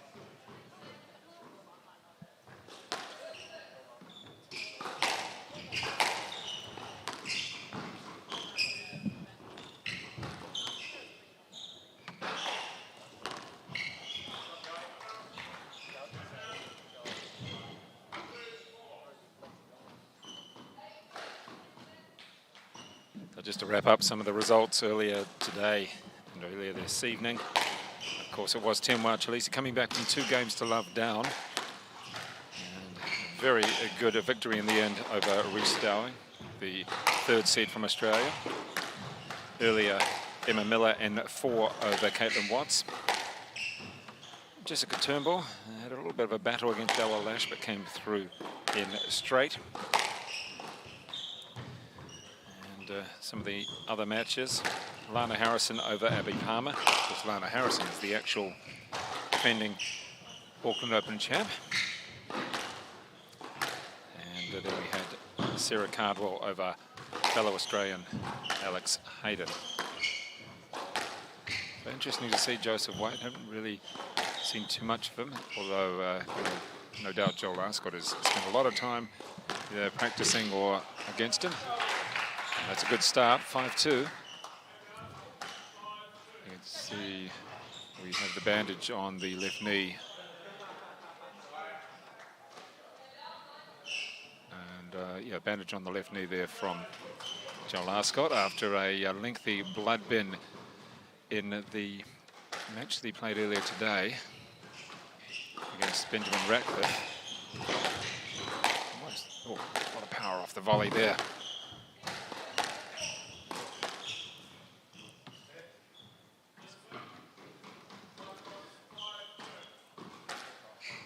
We've got quite a few officials there. I think there's about 4 of them in a row all watching.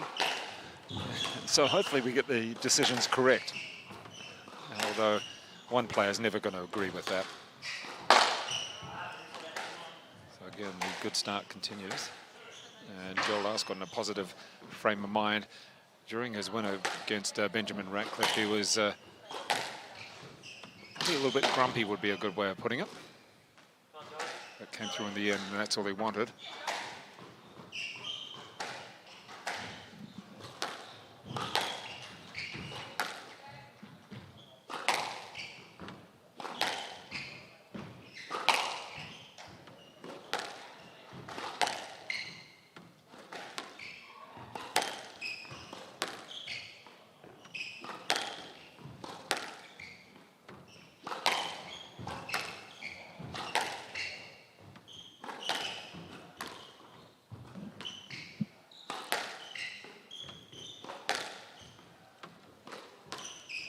Change of pace.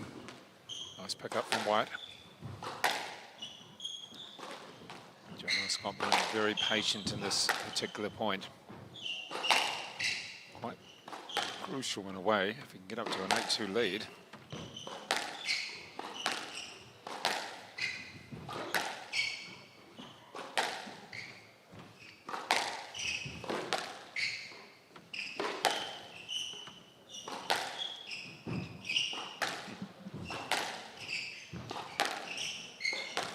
rally continuing. Must be up close to around 50 shots. Oh, after all that frustration. So, nice play from Joseph White, hanging around in the rally. And eventually the error came from Joel Arscott. Good crowd now in watching this particular match. Also, a lot of people watching the other, or playing in the other matches, the divisions. 200 entries completely throughout the whole tournament. You can see their shirt's still off. That's Reece Dowling. Not that hot, buddy. You've been running around a lot. Played a fiver.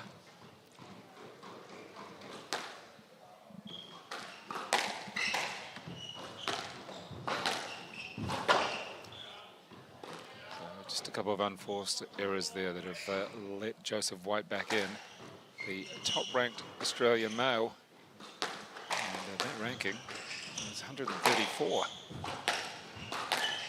So New Zealand can be very happy having Paul Cole. World number 4. And in the final of the Algona International tomorrow morning from around about 7 AM on Sky. That's a nice shot. A little bit of a fist pump, a little bit of a yeah. And also for New Zealand to have a top 100 player in Evan Williams, 86 at the moment. And they come down to the number 3 ranked player, which is Luamba Chileshe, ranked about 149 or thereabouts at the moment. And a couple of points back for Joseph White, keeps him in the first game.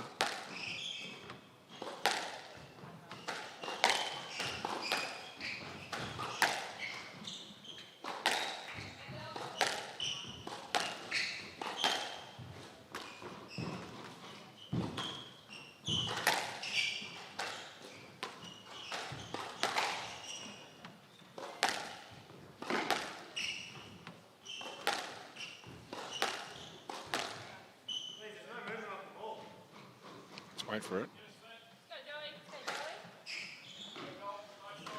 The let. I don't think it's worth anything more.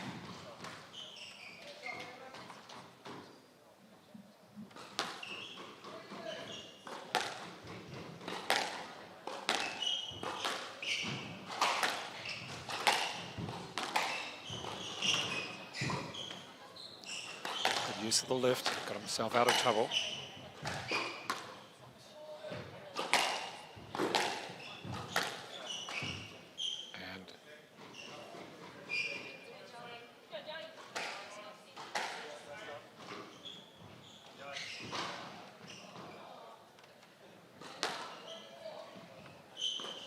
So we've had a series of lets here at 8-6. And certainly Joel Arscott will be happy to get that one back. It was just looking very threatening as the White came back, won several points in a row.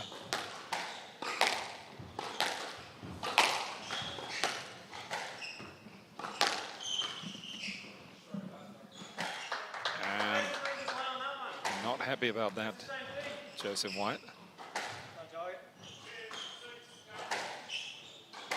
So game ball, first game ball for Joel Arscott in this, the second men's quarter-final. Just got out of the way there, White, he was going to be in trouble. And a bit of a smile, grimace maybe, from Joel Arscott. Still got several game points.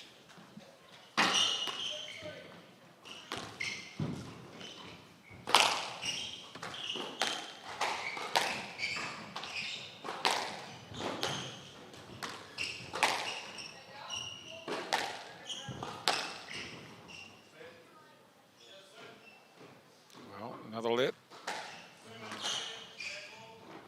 It's a long time finishing as this first game. We've had half a dozen lets, one stroke.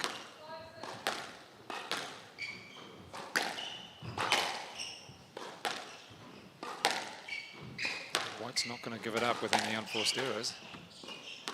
So let Joel Arscott work for this first game.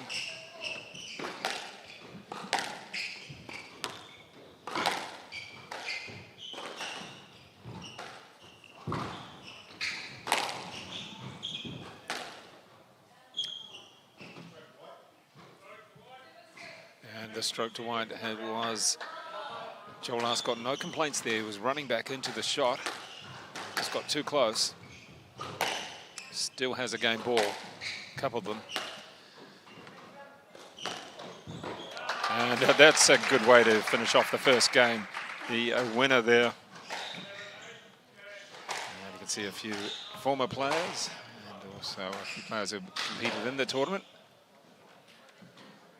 We'll just come back with the second game in just a moment.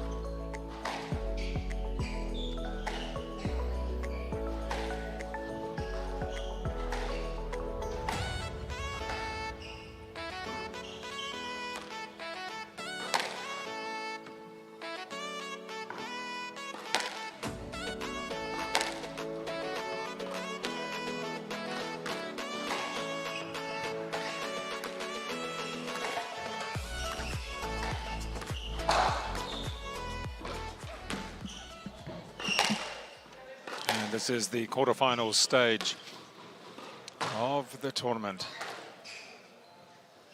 BARFOOT Thompson Auckland Open. The second men's quarterfinal. The first men's quarterfinal was completed in 5. And that was Chileshe winning in 5. Going to go through to play the winner of this match, the second seed. And the Australian #1, Joseph White, up against the 7th seed. New Zealander Joel Arscott.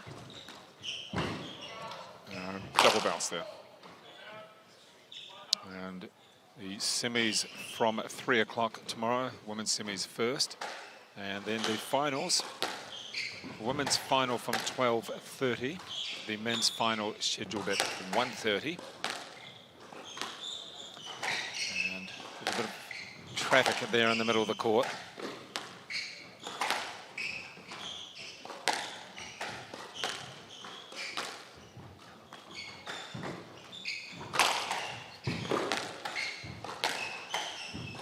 Rally between these two. We've had a few already. It's a good close there. Where's he going to go? Oh, back into the body. Lightning fast reactions from Joseph White.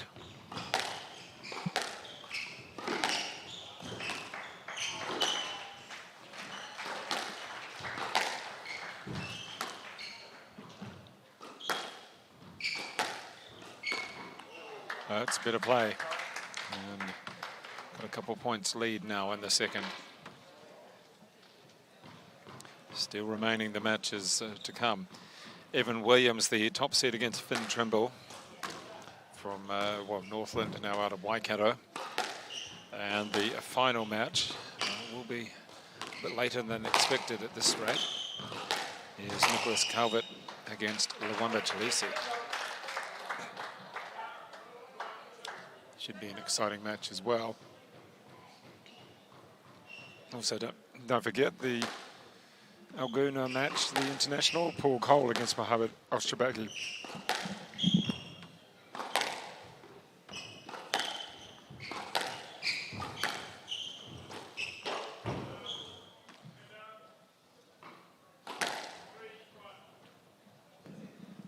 So Cole against Shabagi, Mohammed Shabagi tomorrow morning, around about 7 a.m.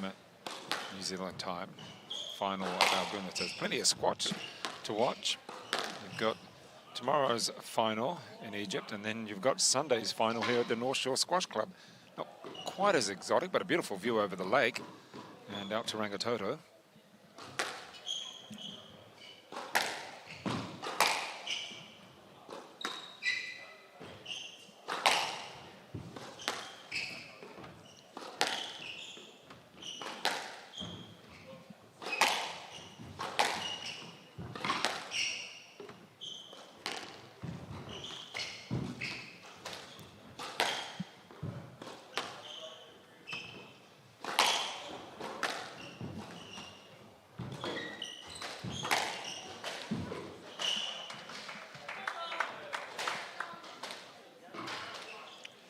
So White just climbing out to that 5-1 lead. Will start making it very difficult to come back for Joel Arscott.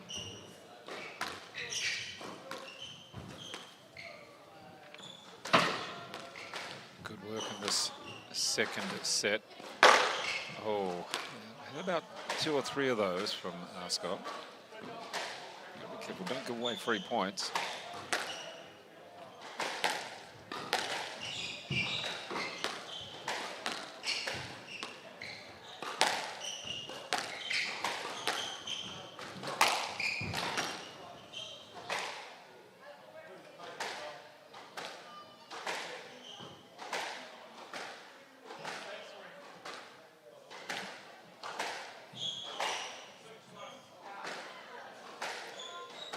Just a couple of discussions there.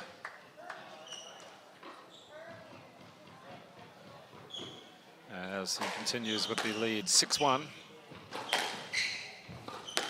to remember both of these players had a second round match earlier today, and now for the quarterfinals. They'll have plenty of time to rest. Oh, great change of direction. They'll have plenty of time to rest before their semis tomorrow afternoon, later in the afternoon.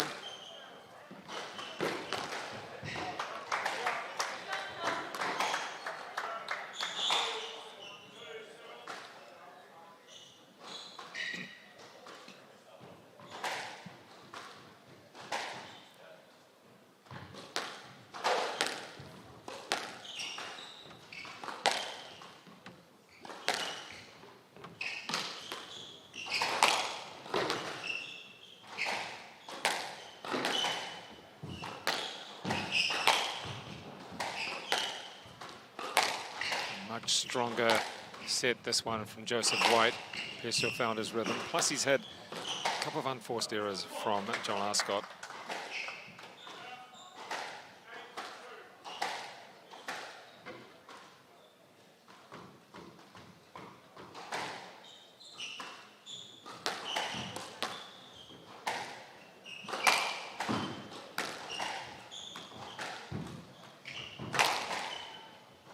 Shot from White again, goes out to a 9-2. Here's the options for Arscott. Does he work on a comeback, or does he let this one slide, put all of his efforts into the next? You don't want to have momentum change.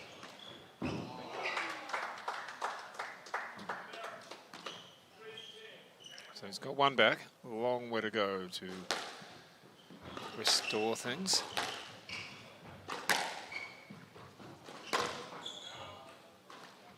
And there we go, 1 game each.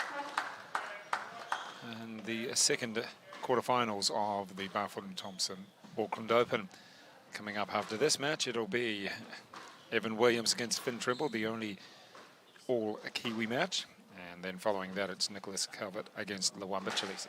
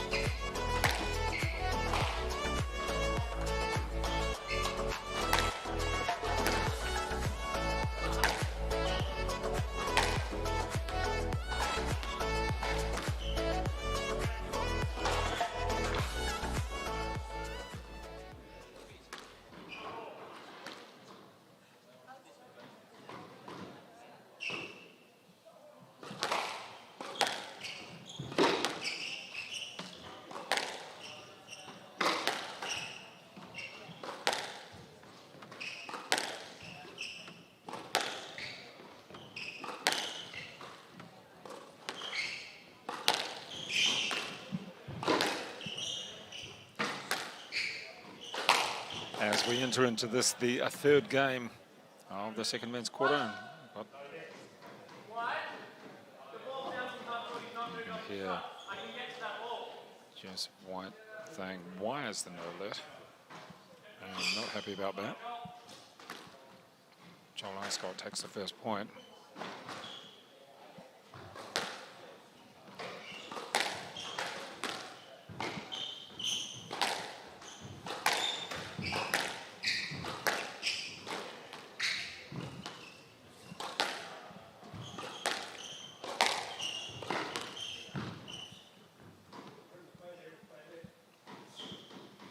As we get tighter, well, the calls are going to get tighter too. The traffic in that second game was... Yeah, we've got John Arscott opening the door, couldn't quite hear.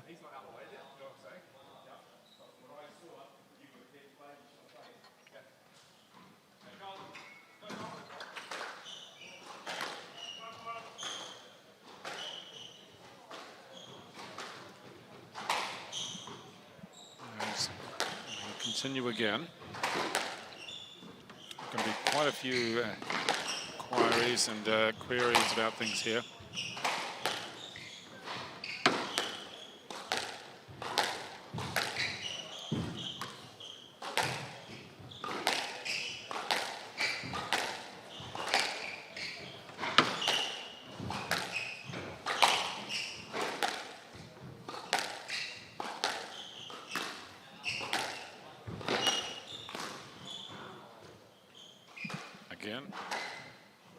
Every point effectively is going to be questioned from now on as the pressure comes on both players. And Joel Arscott does have the 2-game lead. And he's just saying, it's almost like apologising. Joel Arscott to Joseph White, the Australian #1 and second seed for the tournament.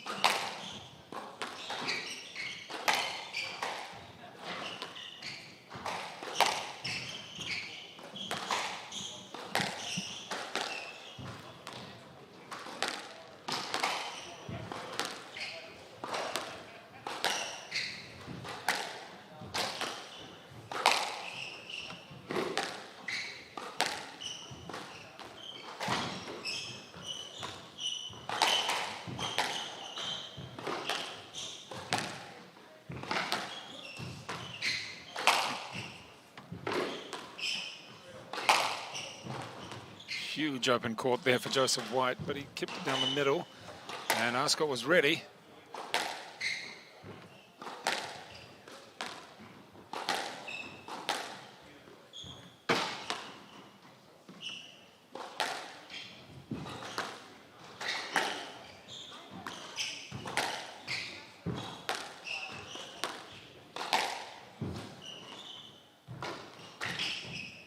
And what's the... There you go, Joseph White not happy. And the stroke against him.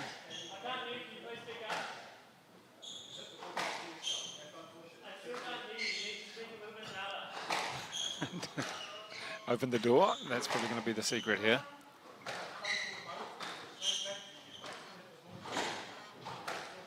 Well, he opened the door to hear the explanation and still wasn't pleased. So which side are we at? Yep. It is Joel Arscott serving from the right.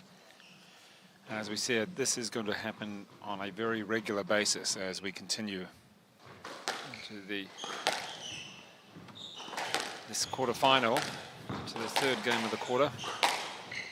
Joel Arscott, nice little lead at the moment. 3's fine, but you've got to get up to that 4 or 5.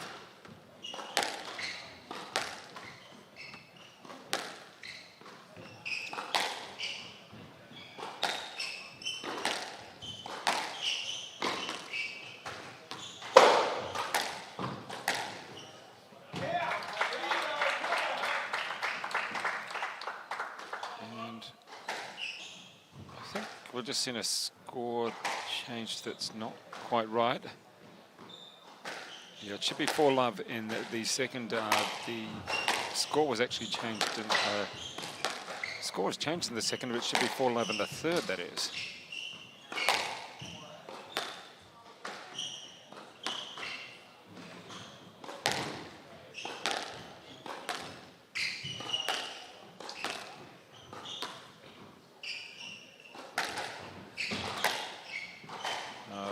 have an incorrect score at the present time. It is a 4-love, I'm sure, Joel Arscott.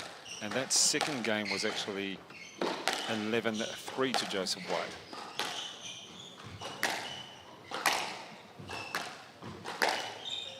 I don't think you can call anything on that one, Joel.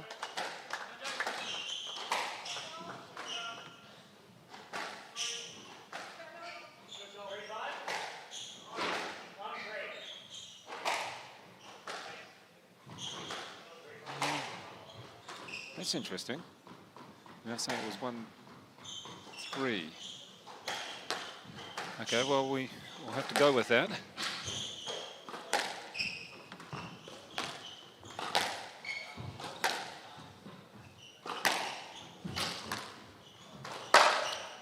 Oh, the chop there. Not enough space, not enough lift on that one. 4-1 is what we're going with.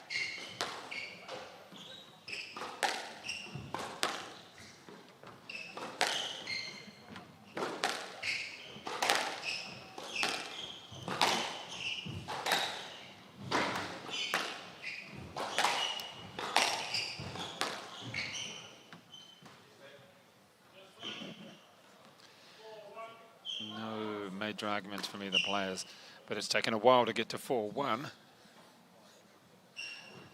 well, the refs are going to have their work cut out for them.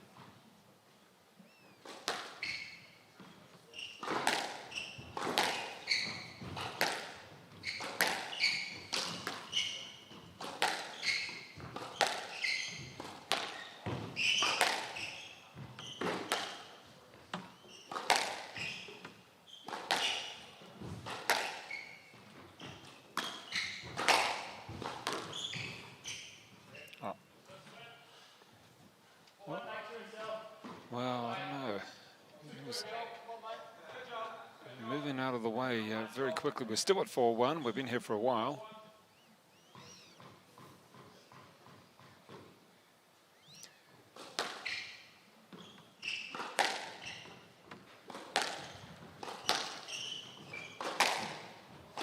Change of direction. Nice depth on that shot from White. Really powering through the ball. It's a better shot from Arscott. Back into position again.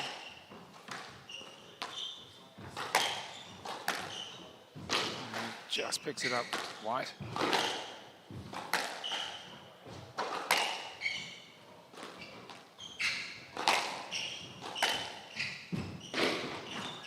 Here's the opportunity. No, picked up again. Gee, that's close encounters of bodies there.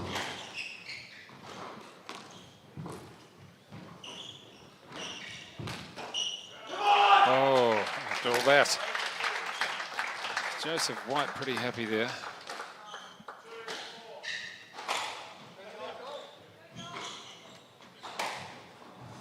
A big come on from the second seed, the Aussie #1.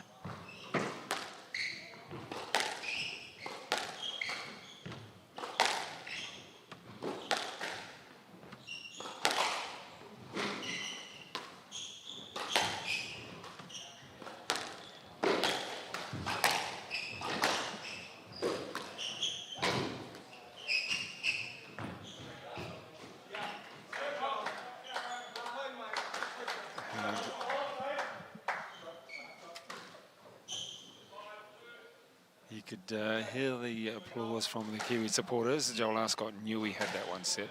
Knew he couldn't get to it. And he was just waiting for the call from the officials. 3 or 4 of them sitting down there.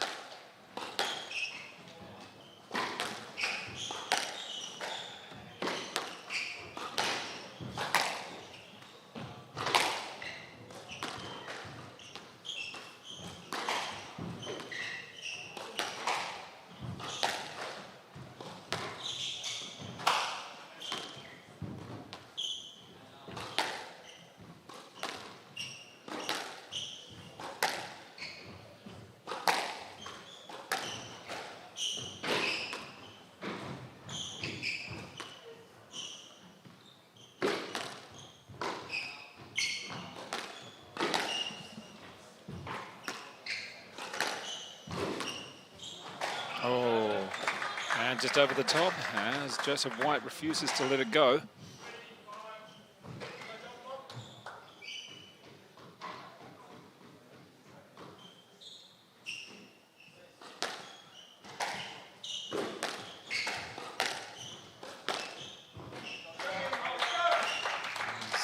Another point goes the way of Joel Arscott. Let's see how this is developing. If Arscott can keep control of any unforced errors, he may be okay.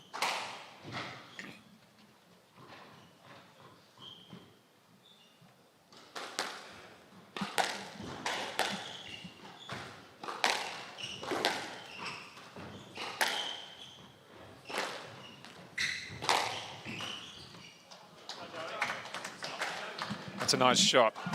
A good position, drove through the ball. So much power on that. Look at just the power, the acceleration from the racket. Not sure if that score's correct on the screen at the moment.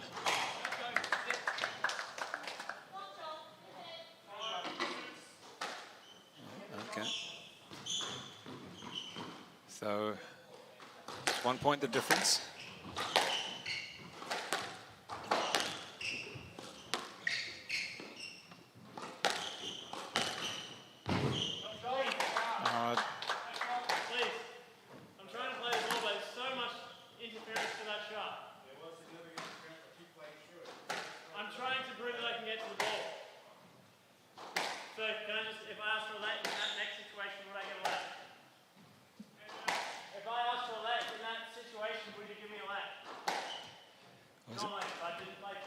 He's almost pleading for it. If I ask for a let, no, you're not going to get it. I think in that particular case, there was an opportunity to go forward to the ball a bit more.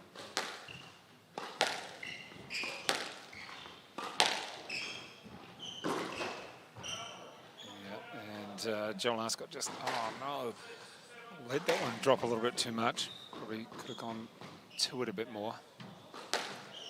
And Joseph White just staying there. Almost been annoying.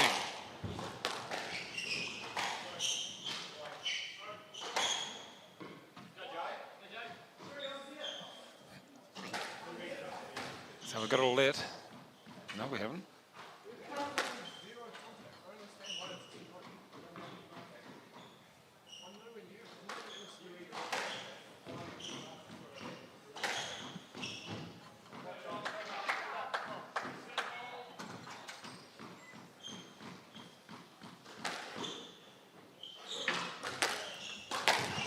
So scores equal now. We're just checking on the explanations and the responses.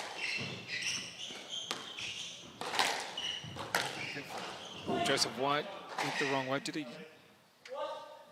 trip? Let's have a look.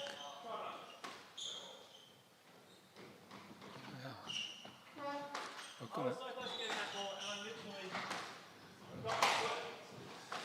and it really is, every point is a discussion at this rate.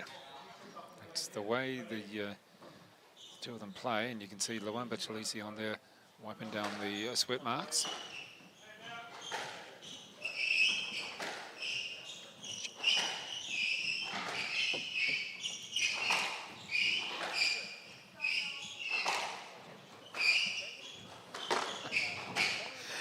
As we continue in the third, Joel Arscott up 8-7.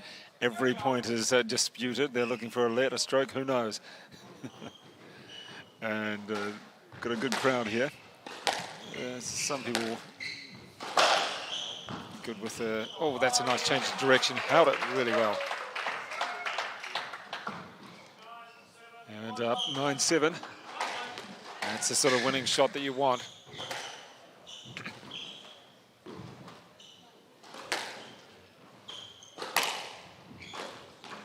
Post.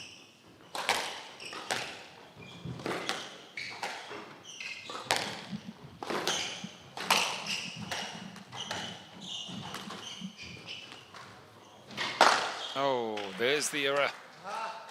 That's the error that Joel Arscott was looking for. hasn't got many of those so far in this particular set, but that one was vital. And now a game ball to go up 2-1.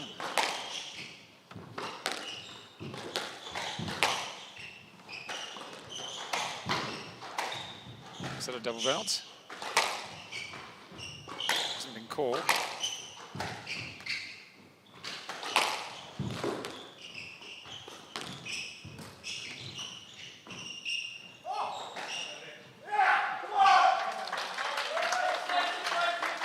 Yep, he gets it. And Joseph White is not happy. We are going 4, and that's when Joel Arscott will try and wrap it up. So takes the third 11-7. Be back for the fourth game very shortly.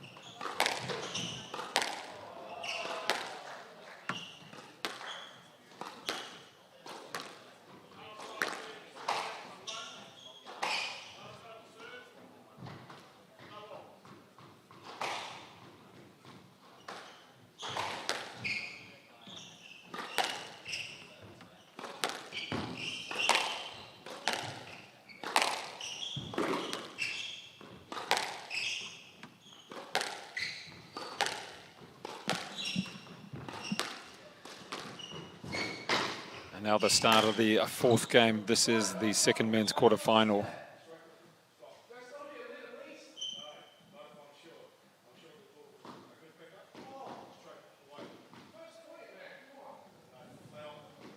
And you can hear the explanation there from the officials.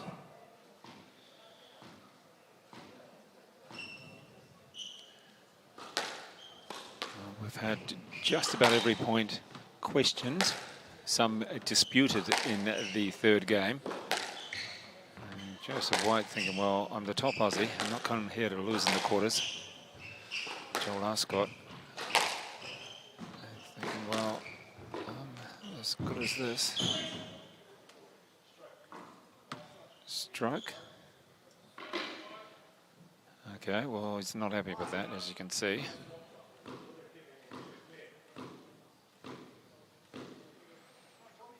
And a couple of points to start with now for Joseph White. There's an angry return from Joel Arscott. Ooh, gee. Tight. And he's just letting a couple of points get to him. The 3-love lead now. Let's see who focuses best in this the fourth game.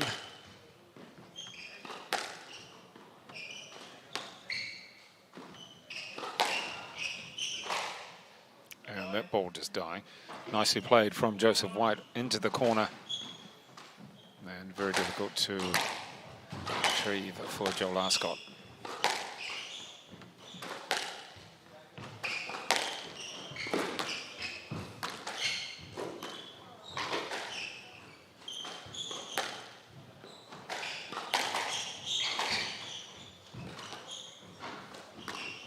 It's a good play. Oh, bounce from that one was unusual.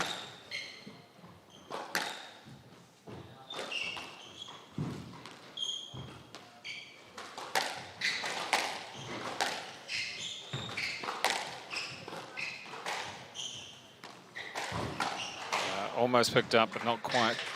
And Joseph White races out to a 5-love lead. Well, if he keeps this up, we are going 5. And that means we really will be here until midnight.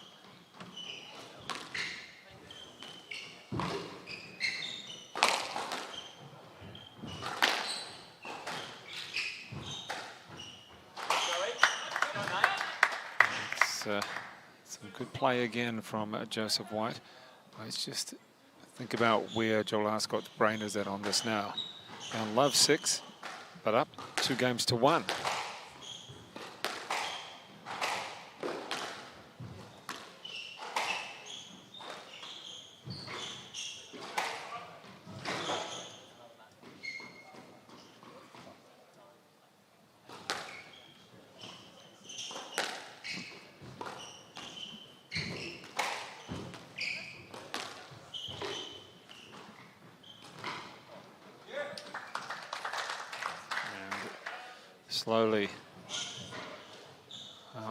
Slowly he's building this lead, but Joel Arscott gets 1 back. It's taken a little while.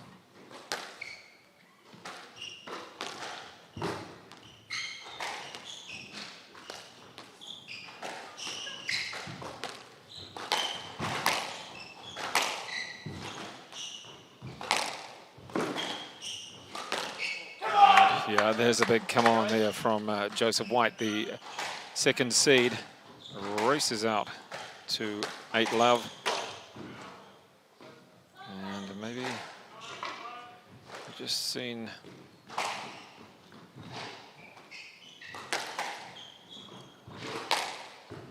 Joel Arscott just not so much give this one away, but it looks like they actually had a point there for a while. And no let. Well, you didn't move probably as quick as you could have. I don't know if referee's going to tell him that.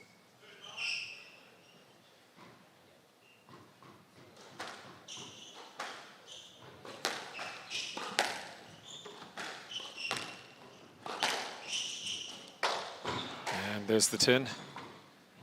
Yeah, we've just seen a couple of interesting changes in the scoreboard there. And not much effort from Joel Arscott on that one. So we are going 5. This is the second quarterfinal. The first one, well, Reece Dowling against Tenwa Chileshe. Chileshe coming back from love 2 down. And then in this one, well, it's been split all over the place. Just how the 5th will go is anyone's guess. Of course, we do have 2 more remaining matches. That is 2 more remaining men's quarters at the BARFOOT Thompson Auckland Open. And that is Evan Williams against Finn Turnbull, the only all-Kiwi match. And we have Nicholas Calvert, the Australian player, against Lawamba Chileshe. That should be quite entertaining as well.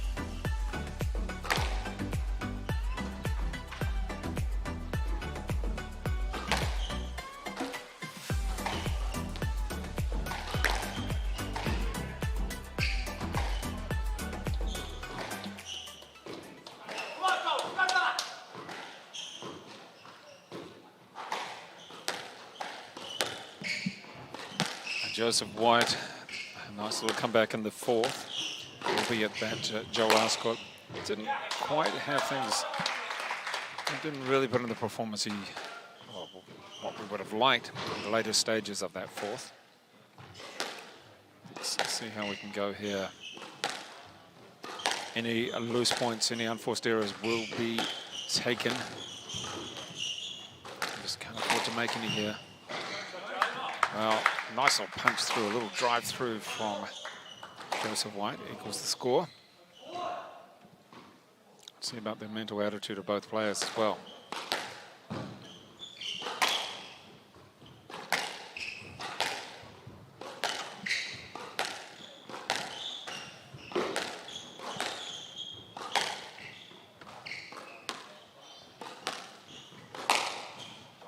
That's a better shot.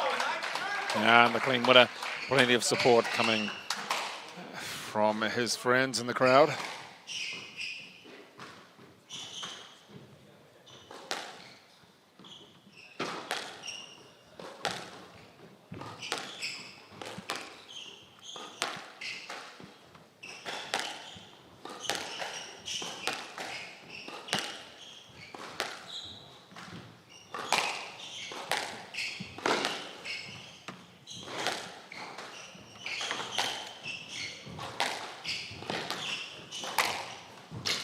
Play, jamming it hard up against the wall. Not much that Joseph White could do there. If anything, it was just a flick off the wall, but no space at all.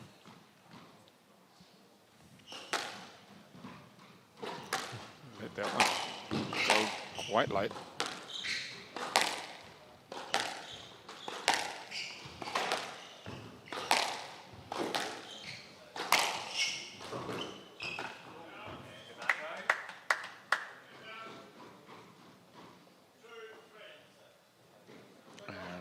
Joseph White getting a point back.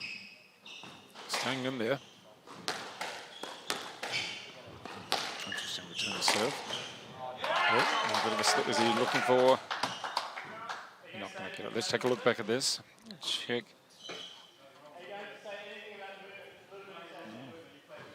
Didn't really look like too much from that replay. Don't think he had much chance there.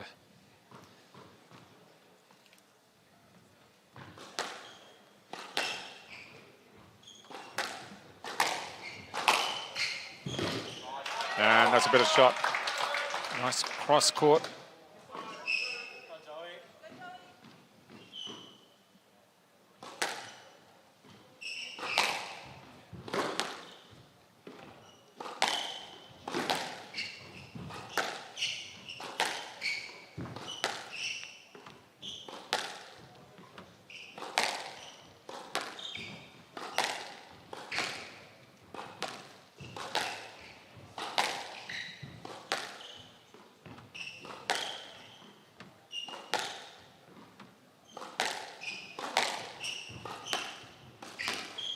And there we go. You're not going to get it again, Joseph. Almost a smile from Joel Arscott when he heard the officials say it was a good shot. Just went for the score change.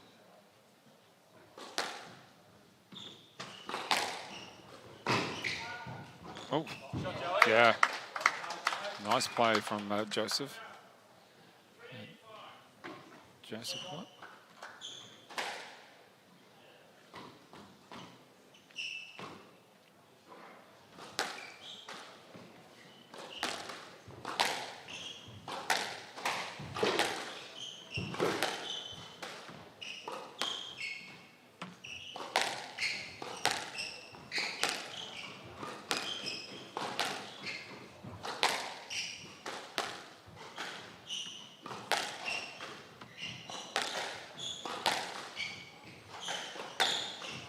We're starting to get into the danger territory.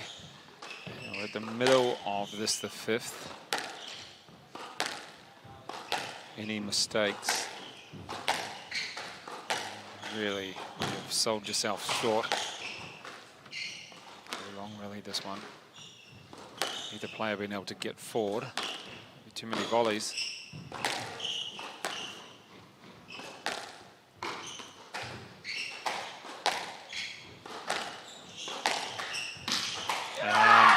Another one there.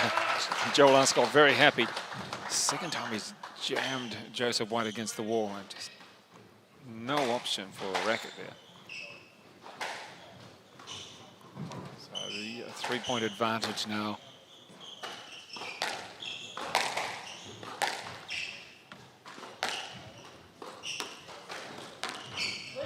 And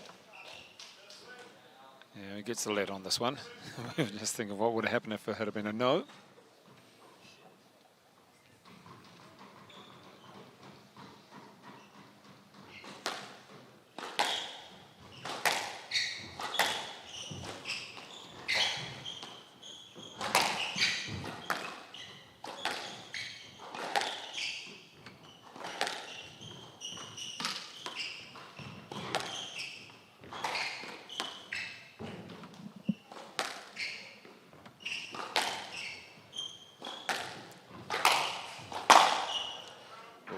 There's the error that you didn't want to give. And just playing that too tight. You didn't need to go for such a low percentage shot.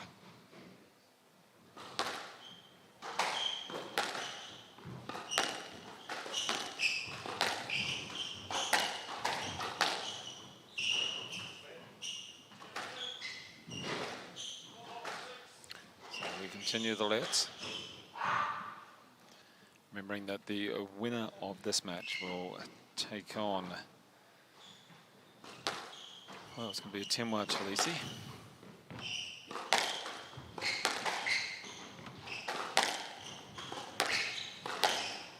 And that match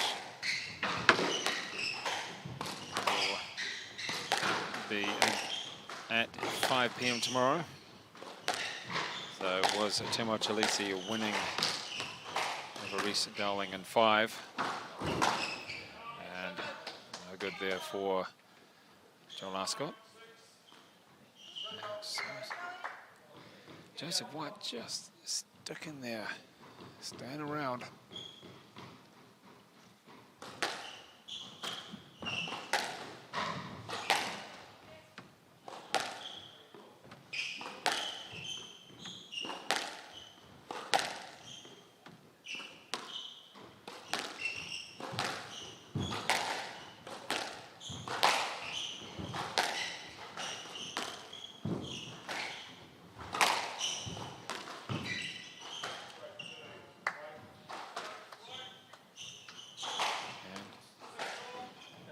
Yep, the stroke going to White, and I think he understood that was Joel Arscott, that he just got himself in the way.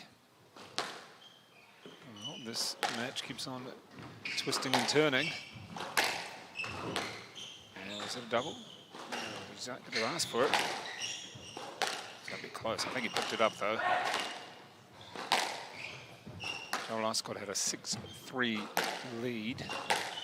And this the 5th.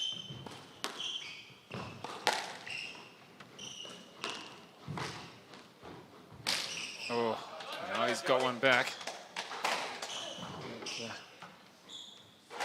Joel Arscott making a couple of shots very difficult for Joseph White. Hard up against the wall, but this time it was White doing that to Joel Arscott. Now he has the 1-point advantage in the 5th.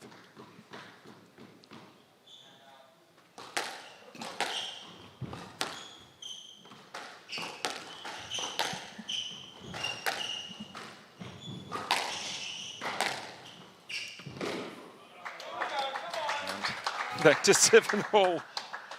It's going to be a while before we get to Nicholas Calvert and Luamba Chileshe, let alone Evan Williams and Finn Turnbull that are meant to be next on court.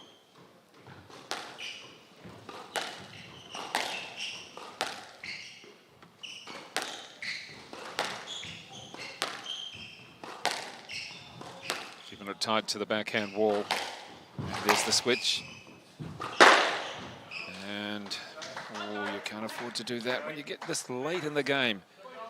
That is a bonus point for Joel Arscott.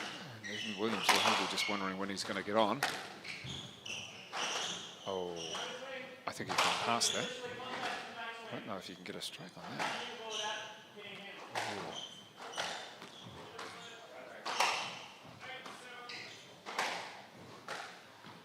So we're playing a lit. Now a good crowd coming in, watching. Oh, I don't think you can call anything there, Joseph. Looking for a towel, looking for a... There we go. Coming out and... there you go. Well, you don't need to polish the floor. There we go.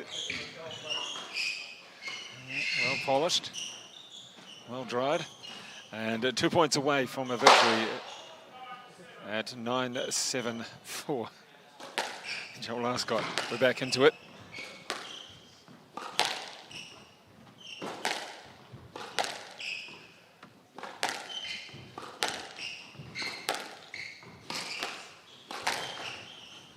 Oh, nice change of direction, but picked up.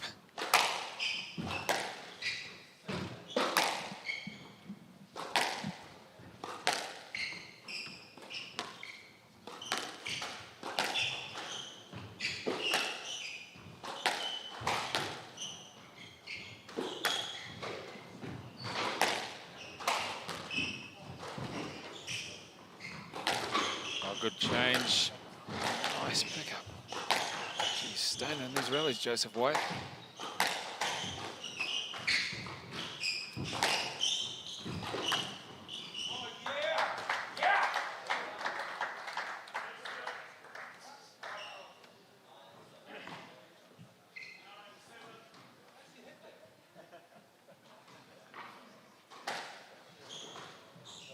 Well, we're letting the facial expressions tell the story there.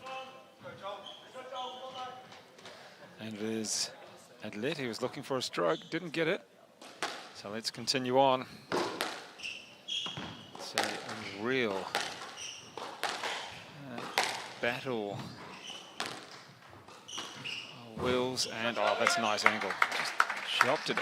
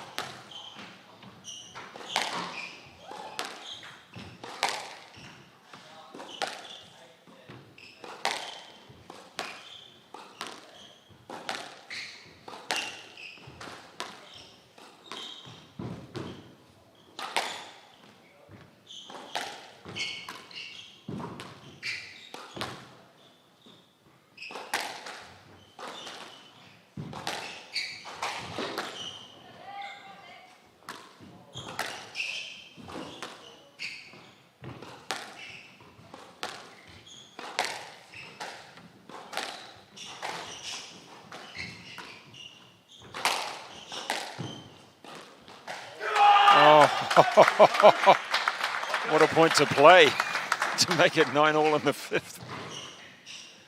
He's hyped up around it.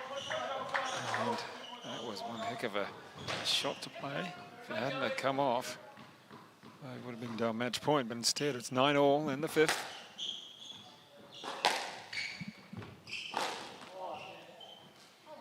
What's he after?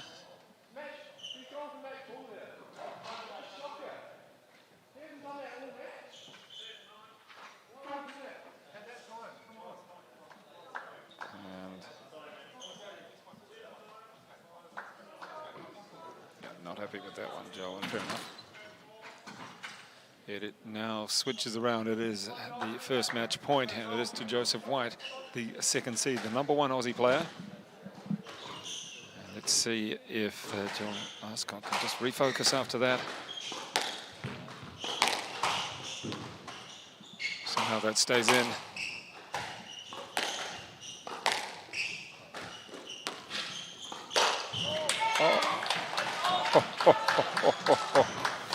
Gee. Well, it's a great match. And on the other court, we're just seeing Zach Miller and Wills Donnelly play out a match. And on the main court, it turns around with match point switching to Joel Arscott.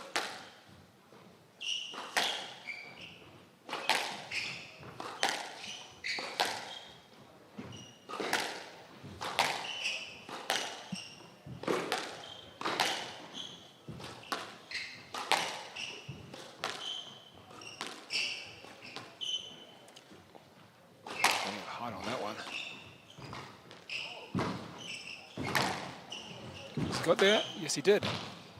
Not quite to the next one. And 11 all.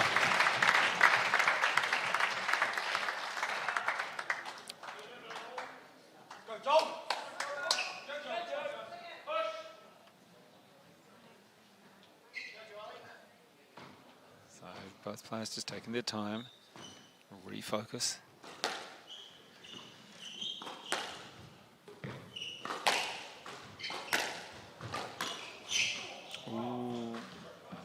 What's the call?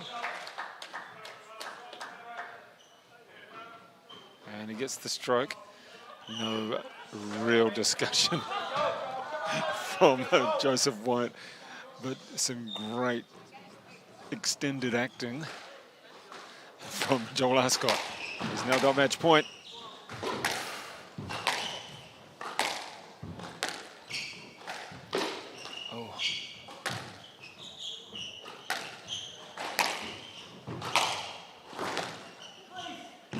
What do we got?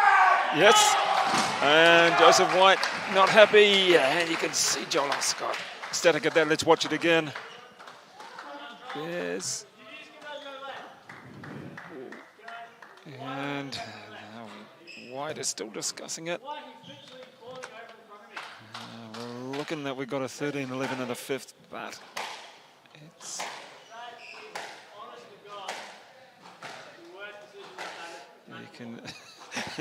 You can see Reece Dowling there just watching it, and there we go. It is Joseph White not happy. It's John Duggan there. A little stunned silence as Joseph White just disappointed. I mean, anyone's going to be disappointed when it goes 13-11 in the fifth. We're going to be back very shortly with the third men's quarterfinal of the Barfoot Thompson Auckland Open. Evan Williams and Finn Turnbull still to come, and then Nicholas Calvert and Luamba Chileshe.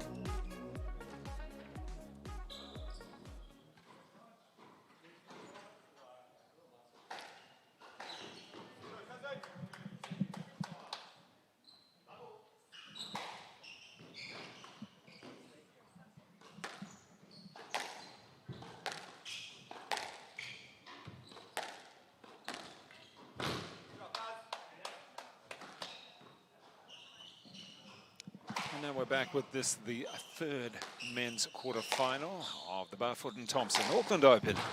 We've had a couple of epics already, including Chileshe, 2 games down, coming back to win 3-2 over Reece Dowling. And then we had Joel Arscott, well, not sure how he did it, but he came back to win over Joseph White, the 2nd seed. So that is New Zealand 2, Australia 0. Well, this game, New Zealand's going to win it. And Evan Williams against Finn Turnbull. Sean Wigan, yes, we do have 2 Kiwis, so that's another win for New Zealand. Yep, so it's a good feeling to get one of the Aussies.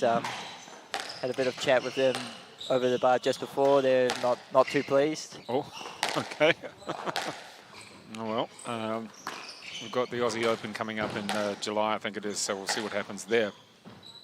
And we do have one more match remaining tonight, and that is an Aussie-Kiwi contest, Luwumba Chileshe against Nicholas Calvert.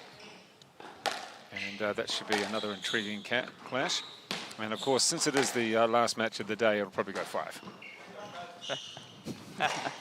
Well, we've had a few big battles, so anything can happen. We've had a lot of drama in these quarterfinals so far. We've had some blood bins. Yeah, and we've had some interesting calls as well, including some big calls, including one just before on match ball. What was your thoughts on that? Joseph White wasn't happy, but then he lost the match, so he's never going to be happy. Yeah, well, I actually thought it was a no-let on that occasion. I think Joe tried to go into Joel there, didn't try and actually attempt to get to the ball on that occasion. I think it was almost a desperate plea to try and get something easy. So, what about though if you're a player and you do try to get to a ball a bit more? Is there the fear that you may not be awarded anything? Yeah, you've got to at least have shown some attempt to try and get to the ball. So if you trip over around them, but you clearly tried to get through them, then that's a fair let on that occasion, for example. Right. But if you're clearly not trying to attempt, which I think happened in that occasion, ref doesn't really know what's going on there, so you can't really blame them for giving a no-let on that occasion either. Right. Now we're back to 3-all. It was 1-love, then 3 points in a row to Finn Turnbull. And good to see a couple of the Aussies enjoying themselves. Damon McMillan and Benjamin Ratcliffe decided to go and get some chips and a beer each because they were out of the tournament. They can't actually go home because they're not allowed. Well, certainly Ben Ratcliffe isn't allowed. He was meant to go on Sunday night. His flight's been cancelled. Yeah, well, I went up to them just before about the fact that we've got a few over them so far. But that would have gone down well. No, they're not happy about it. Well, they seem okay at the moment with a beer and some chips in their hand. Why not just take the night off now that they're out of the tournament? Yeah. Well, already Damon's asking for sober drive. I'm talking to him, so I don't know where he's staying, but good on them for enjoying the hospitality. Nice flick there from Finn Turnbull, the Finn Turnbull special right there. He's improved. Well, certainly this tournament from recent weeks or recent tournaments, he's seemed to be putting in. Oh, you spoke too soon. Give him the commentator's curse right there with the easy exactly. miss. If I want to curse them, I'll just say good things about them. You should have done that when I played him earlier. Yeah, when you played him, yeah. Yeah, well, that was a bit of a battle, wasn't it? Yeah, it was a tight match there. I think it went for about 50 minutes there. It was a good battle there. Too good in the end.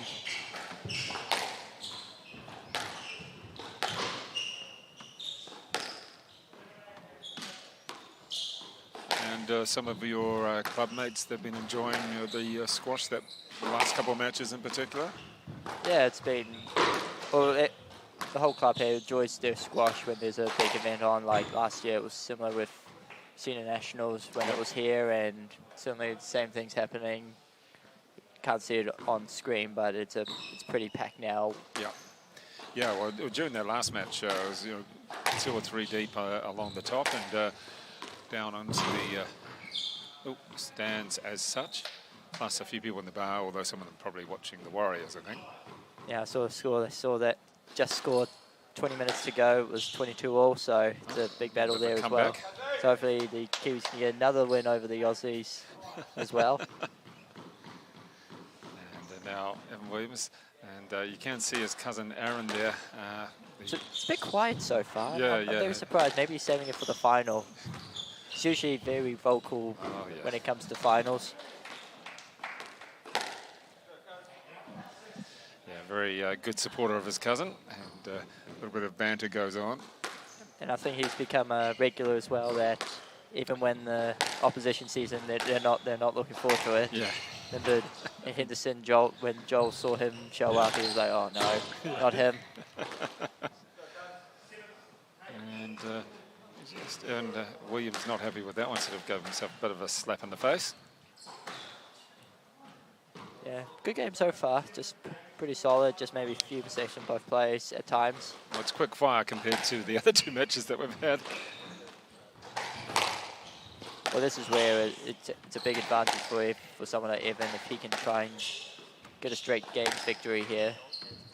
After two big 5-setters, and you know you can't really rule out the last game being a tight affair as well. You know there would be a really good feeling for Evan to get on and off pretty quickly. Oh, Evan did have it was a 4-gamer. It was a real tough 4-gamer. And there we go. Let's take another look at this. Spin around and. Right in the neck. What was that? It was a winner. I don't think even he was happy with that. Don't know why he wasn't happy. Yeah, another loose one there from Evan. It's maybe been a bit loose at times in this game so far. Yeah, this tournament, he's in his matches so far, he's been a bit loose, been a bit, I wouldn't say all over the place, but it hasn't been the Evan Williams that we know. He had a real tough sort of knock against Chris van der Sar. They were at each other in a competitive way. Wasn't the best match for Evan Williams. That's what we can do here.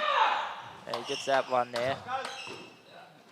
Bit of a bump on that occasion though. So we're at game ball here, 10-8. And that's a bit of shot. He's a little bit happier with that now. Yeah, that's more of a Evan Williams shot right there, just holding the ball really well and then able to push the ball to the back. Right, so we are at 20-10. We've still got a match and quite a bit to go. So Evan Williams, the top seed, taking the first game against Finn Turnbull, and this is the third men's quarterfinal. We're back very shortly with the second game.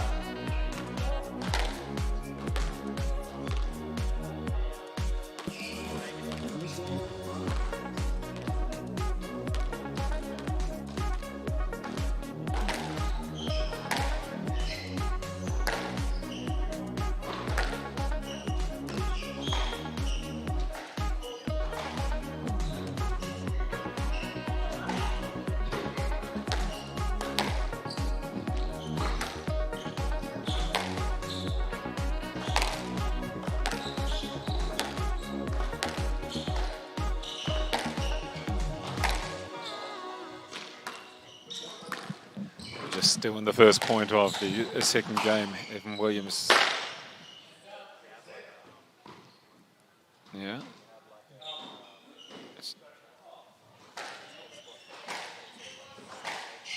So going the way of Evan Williams in the end.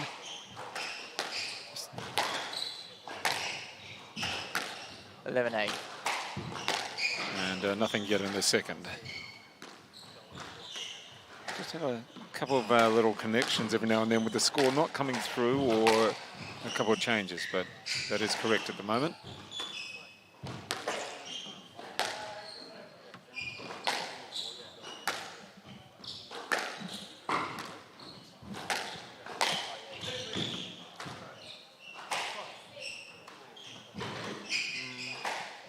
Bit of a tough one there, I think, for Evan on that occasion. I think Finn just sort of gave Evan a bit of a bump, and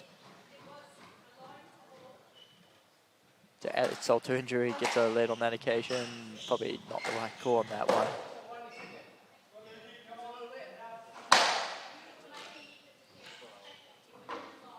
So you can hear the explanation there and the question from Evan Williams. And yeah, if you do get bumped into from Finn Turnbull, he's not a small lad. You probably had that a couple of times, didn't you?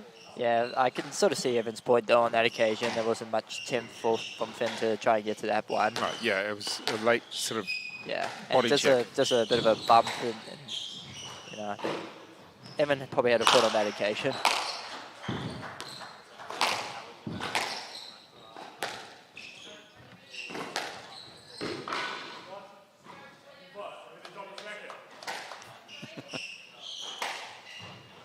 Yeah, Finn's saying he dropped his racket, but I'm pretty sure it was because you got in. He got in the way, so fair stroke on that occasion. It's got himself set up there nicely. Or Evan will be annoyed with that one. He had himself in a good position. Yeah, it's something we don't normally see him. Like in this situation, he usually hits a pretty nice clean shot to the back. Really loose on that occasion, and Finn did a good job punishing it.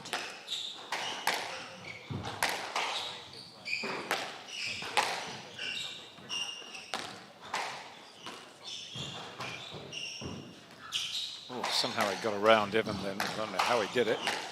Yeah, he's putting on a lot of long strives. He did that in my game as well. Yeah. Pretty sure he always took 2 steps to the ball. I don't know how. Yeah, exactly. It was just getting a bit annoying at times. Almost similar to Glenn Templeton, who he beat in the first round. The height. Able to get around people, but it also makes it a little bit difficult at times where you've got to get down to the ball. It's all nice to flick it, reach it and flick at it, but in some times you want to be a little bit shorter in stature.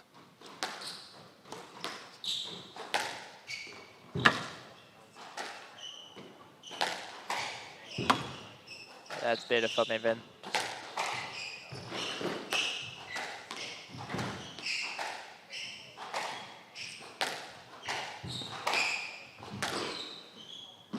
See Evan almost cemented to the ground there in the middle of the court. He wasn't moving from there, was he? No, he controlled the ball much better in this point. Just kept moving Finn around.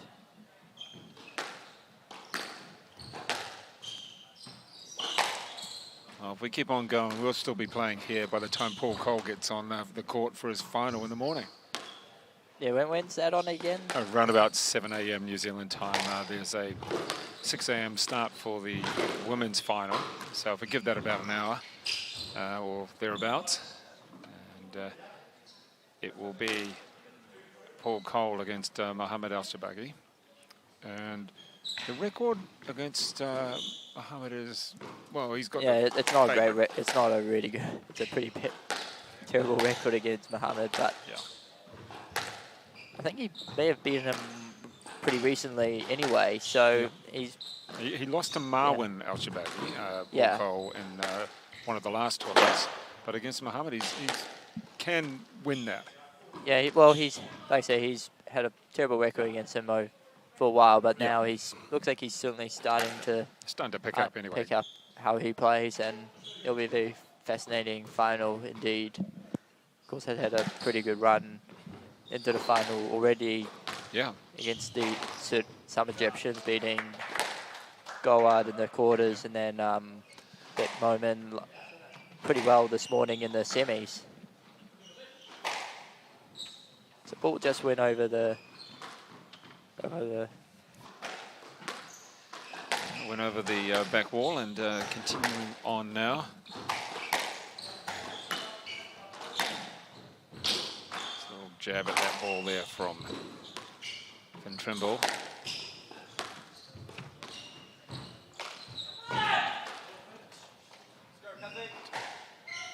Yeah, another unforced error there from Evan. You've just seen a couple. It's unusual. He doesn't like to give away too many points. Oh, and then... well, that's where his experience over the years has come through. Just able to not make those unnecessary mistakes where you might see guys like, especially someone like Temwa, who, you know, just makes those really unnecessary mistakes when they're not needed. So, yeah, Evan will not want to cut that out for the rest of the tournament. There's the error coming from Turnbull, and back to 5 apiece. Back to even Stevens, that is.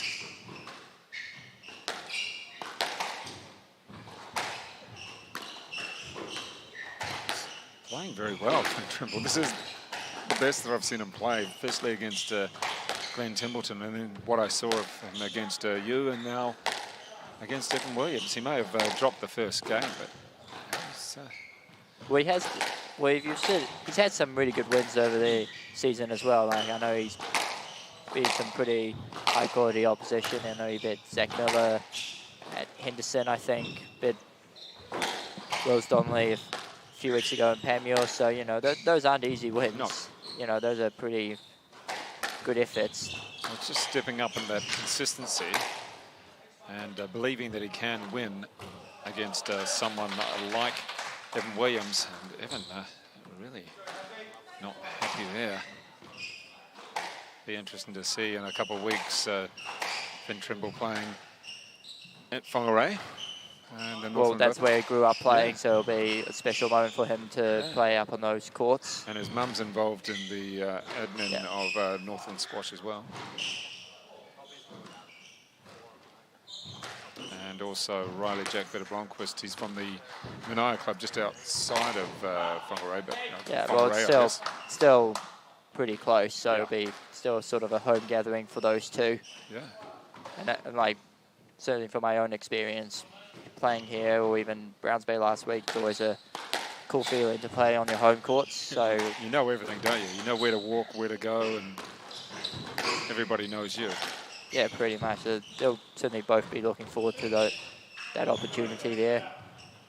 Of course, next week, a bit more of a fun event next week, Cousin Shield, for the top New Zealanders. So Evan leading the Wellington club with Scott Galloway, and I think they've got a couple of others who are fairly decent in that team. Johnny Barnett, who's a pretty solid. Yep, that's Rebecca's brother. Yeah, I think they both won the national junior titles the same year. Yeah, same year, yeah. And for Turnbull, he's a number 4. Yep, for Luckton Park, that's ridiculous already. Just to tell you that team right now, you've got Luamba at 1, Temwa at 2, Zach Miller at 3, and then Finn at 4. So you can certainly see who the favourites in the men's side is. Makes it good. And then speaking to Emma Miller about her club, the Hamilton Squash Club, they've got Emma, Sophie Hodges, Georgia Rodkey, Leah Hodges, Nikki Blake, then Tarrant, she's coming back, and then someone else as well. So they sort of go quite a way down in their order for the Mitchell. They'll be the favourites alongside Renguera. Good control at this point from Turnbull though.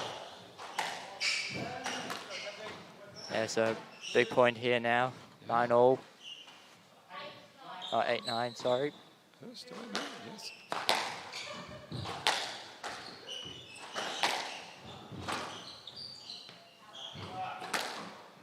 Just slapping back at that one, and 10-8.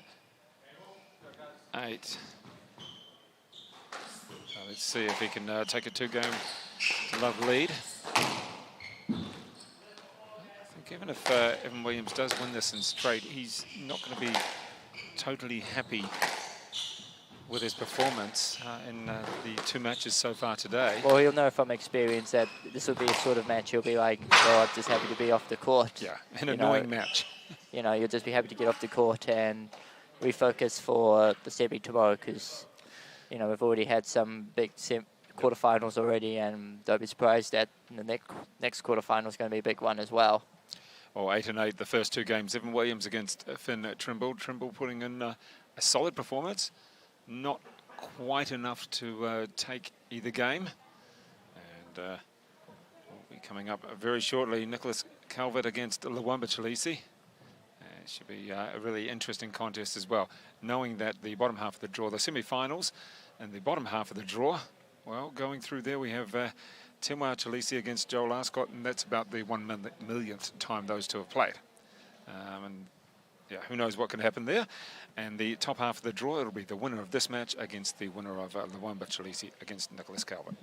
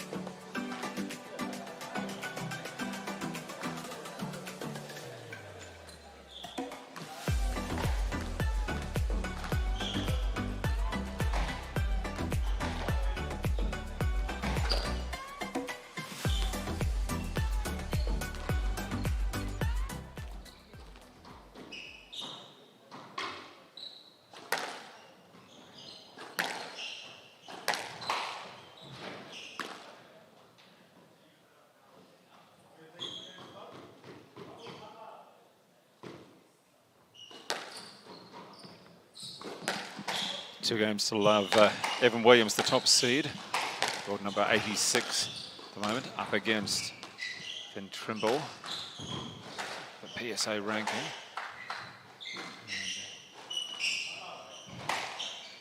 I'm not sure what shirt Turnbull's wearing. I wouldn't say it's your official attire, but yeah, no one's complained yet.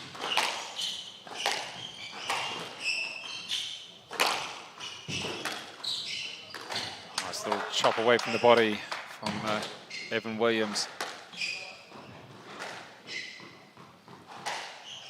And as you said in the break, Sean Wigan, it's 2-love in the men's to New Zealand. Oh. What reactions on that occasion? Yeah, what do you call that shot? I have no clue. I want to see it again on the replay. Yeah. If we can get back to that one on the replay.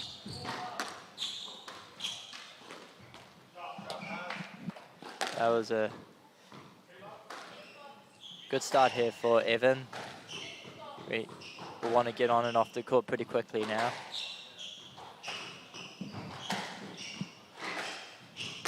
So Evan Williams out to a 3-love.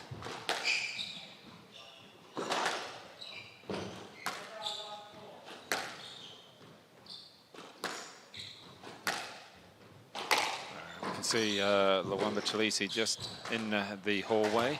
Must be pretty keen to get on. Initially his match was scheduled for 9:15. Yeah, he's going to be about an hour late. Yeah, if you're never a fan of being late on court. Yeah. Especially when you've had some big matches. On the upside though, at least it's not the match before right now that's the issue. So he would have probably not warmed up during the other games, would have only started thinking about it once this game started.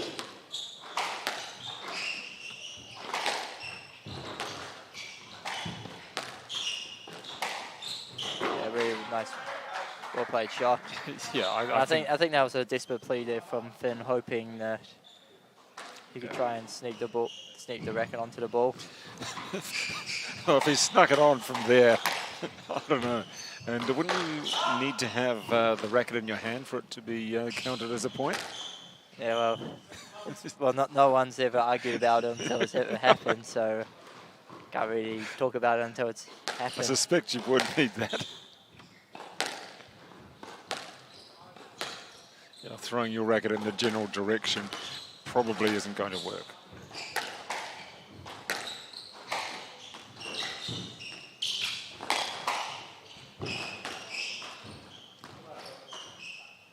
And one more point towards Evan Williams. And it was a good battle in the first two, but so far in this, the third. The form appears to have left Turnbull. We'll be hoping he can get at least 1 point. No one likes losing a game 11 love. Never a good look on on the record books, especially on PSA, so yeah, better be careful.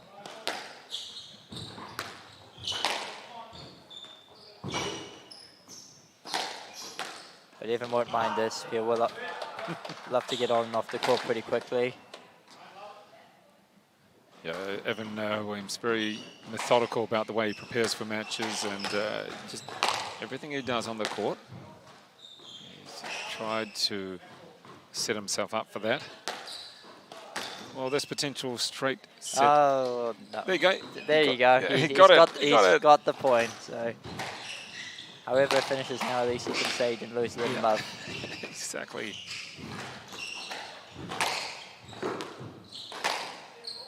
Oh, does it again. Big sweep at the ball. And he's got a second point. Maybe he should have started doing that beforehand. Oh, okay. And I don't know what that one was. Plays the ball back at himself. And that quick fire match has, I'd like to say it's helped us a lot. But we are coming up to 10 o'clock. And it'll be about 10:05 when we get the final match underway, featuring Nicholas Calvert against Luamba Chileshe. Still a few people hanging around, in fact, quite a few. That's good to see.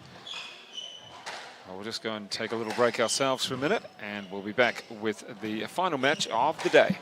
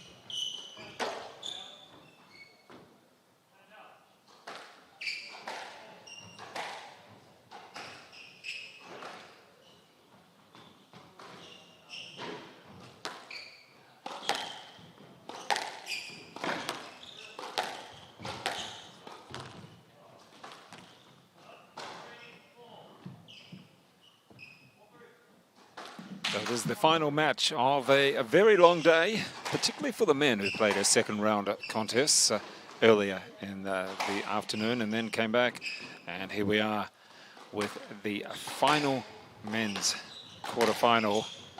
Chileshe in the red shirt up against Nick Calvert. And these two players, it should be a real good battle. Calvert's got a bit of experience behind him. And albeit he's not necessarily old. And also, the one with Chileshe's only 22 years old just recently. Got the 5-3 lead. In the men's matches, it's been all Kiwis. There's been a couple of fivers going the way of the Kiwis, with Joel Arscott beating the Aussie #1 and the second seed here at the tournament in 5. Timwa Chileshe staging a good comeback from love 2 down against Reece Dowling.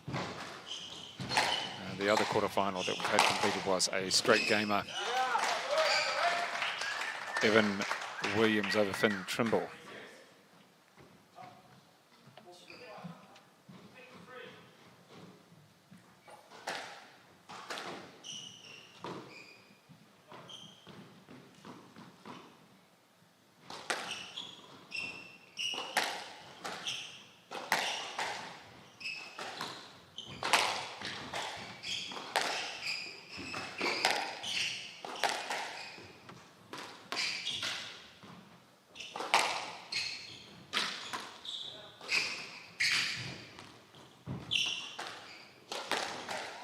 Oh, there's a good shot, getting up high, hitting the smash. Watch as we see on the replay here, as Calvert lifts the ball. And using full extension there, Lawamba Chileshe puts that one away.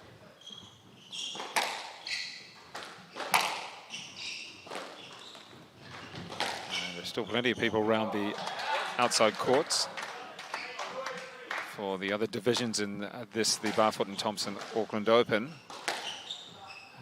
In fact, 200 entries overall. A lot of work for people like John Fletcher and Tyler from the North Shore Squash Club. The rewards are seeing so many people come and play squash. We've got the top level here, of course. 2 players ranked in around about the top 150. And in the women's draw, still remaining in the semi-finals, 3 players ranked inside the top 100. So you are seeing good quality squash here. And that ball not picked up by Chileshe close to the wall. So Calvert staying in the first game.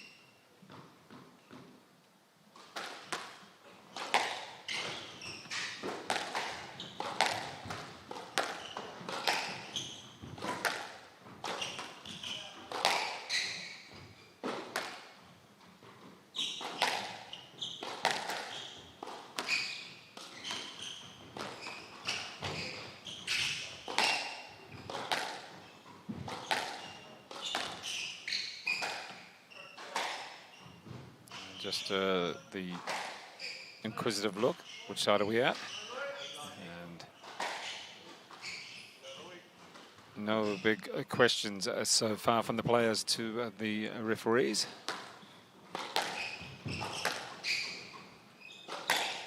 Couple of little points to come back from Nick Calvert.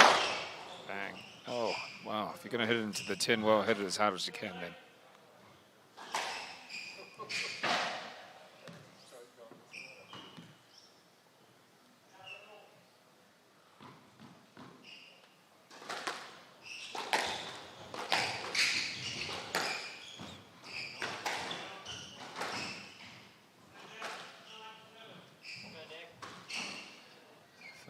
Slowly, a few people just wandering away out of the main court. Been here for a while. Had matches starting at midday, second round men's matches. And a couple of them were fairly dramatic. Joseph White, a little bit of a struggle with some of his matches. And it was Joe Smythe taking him to 7-all, 7-all in the first two. And then eventually White beaten by Joel Arscott. Not overly happy with some of the decisions, particularly the last point, but you're never happy with the last point when you lose. Doesn't matter what happens. Oh, somehow that stayed in, went above the line and then dropped back down. See Calvert there checking for his opponent is. Keeping an eye on where he can place the ball.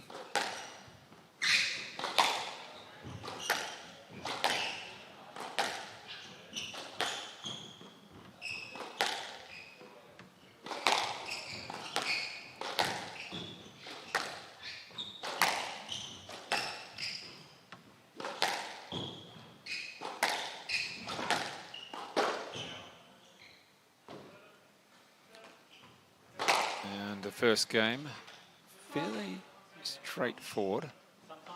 In fact, both players quite subdued. Subdued in the sense of what we've seen before in those lengthy matches. So just a few words there. We've got Reece Dowling having a chat to Nick Calvert, and for the one with Chileshe, John Duggan there, and also Joel Arscott. I'm not sure where Chileshe's gone. Might have gone home. We did have Evans Chileshe here, the father. Oh, yes, there. He's still here. So good. Some of these players supporting each other. You can see there a few of the players.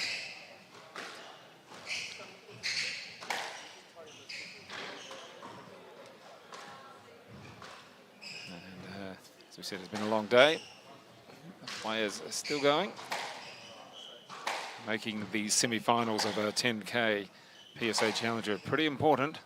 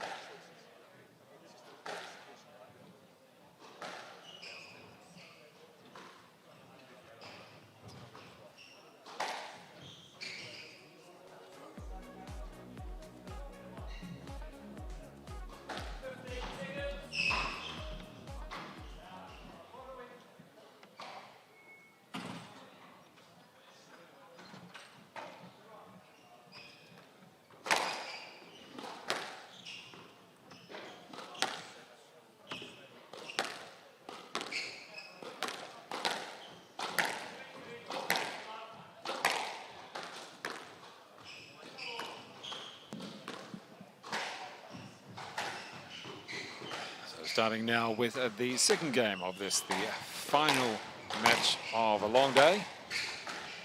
Get the semi-finals starting tomorrow from 3 p.m.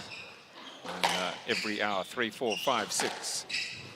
Could be a couple of lengthy semi-finals, particularly when we see Chileshe against Joel Arscott. Those two players must be absolutely sick of each other. They're mates, but they were roommates, they were venue mates, practice partners fitness partners, you name it. So we know each other's games very well. The other semi-final will be Evan Williams against either player here. Remembering that Evan Williams and Luamba Chileshe have met in Challenger tournament this year. In fact, that was at Panmure just a couple of weeks ago.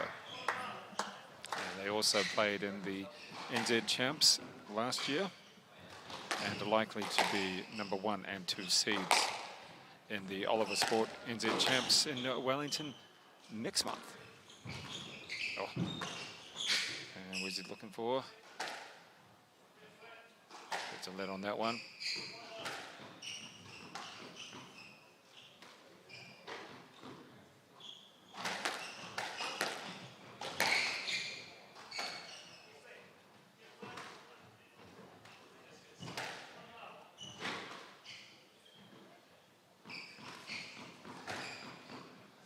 Just taking a little while to get going. Couple of lets at the early stages of the second set. And if you're in New Zealand, well, plenty of opportunities if you've got Sky TV or Sky Go to see some squash over the weekend. Tomorrow morning from around about 7 o'clock, it will be Paul Cole up against Mohamed Ashabagi in the final of the Algona International Platinum Tournament.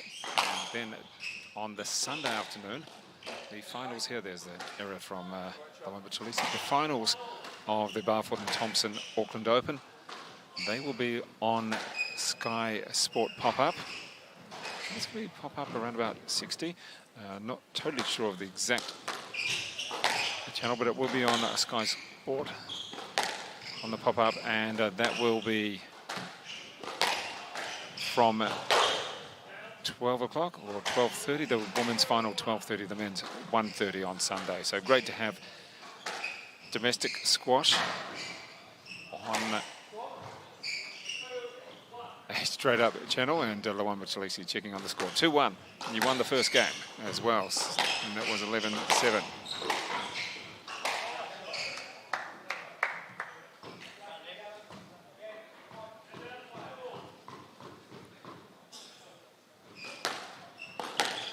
This second game taking a little while to really, a little bit of time to get underway.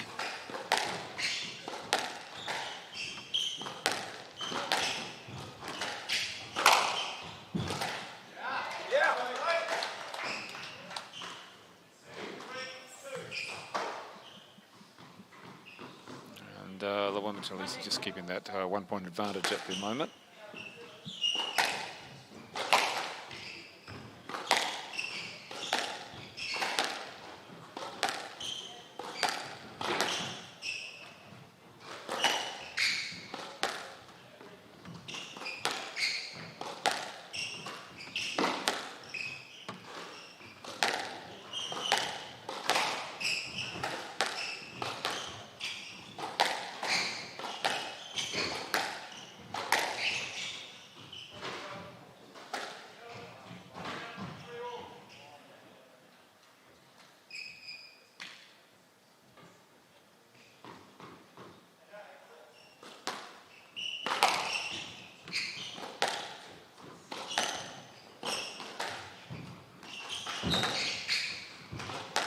Good court coverage by both players. Flicking that one off his toes. Chileshe, there's a little bit of a lob back on that one, and Calvert happy to get that 1 point ahead.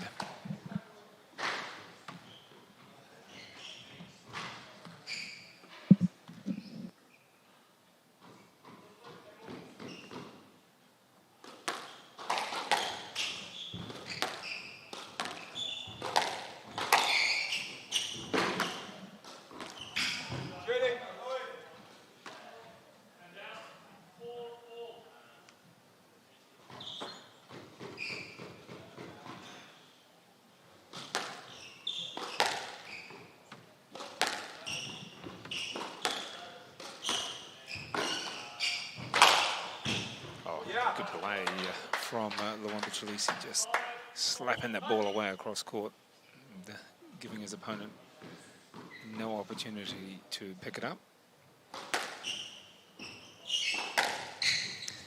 And good that we've got some of our regular supporters of squash from around the country still here tonight.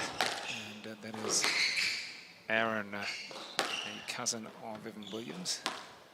So he's got an umpire sheet there. I wonder if he's going to take over. A couple of the Aussies, a few of the Aussies still here as well. Damon McMillan and Ben Ratcliffe in New Zealand for quite a while. Both have got relatives in the country, so they can't return home anyway, not to Melbourne. Alex Hayden. He's very genuine.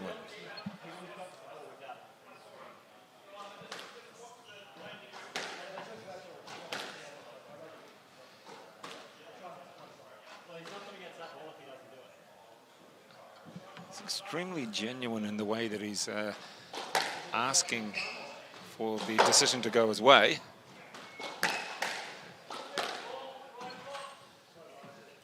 So 6-4.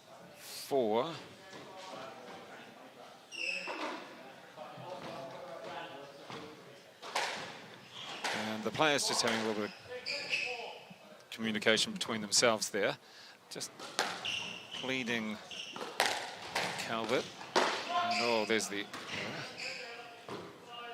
Well, you've got to keep control of those, Luamba, if you want to wrap it up quicker.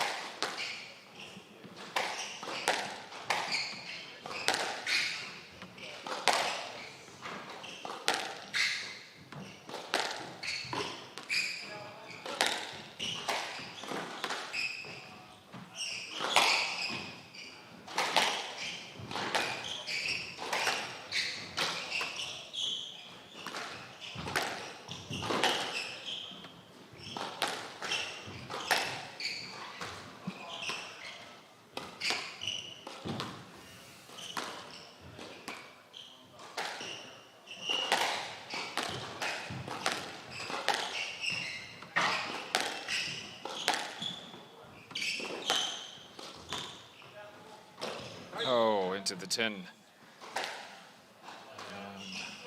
The frustration showing as he throws back his head. And 2-point advantage again for Luamba Chileshe.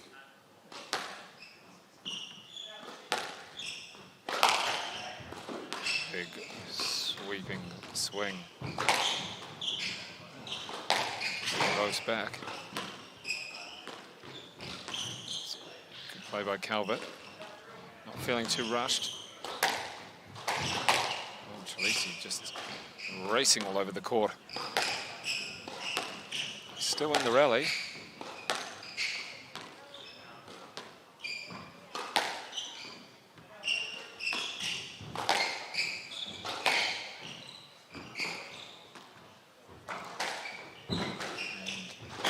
Managed to retrieve the ball quite nicely. Oh, there you go.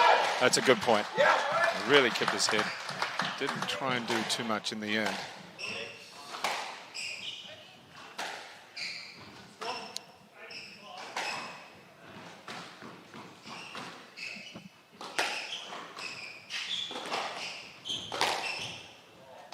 That's a decisive shot. So the last 2 points. Firstly, one where he took his time and controlled the rally, and the next one there, he just powered through the ball.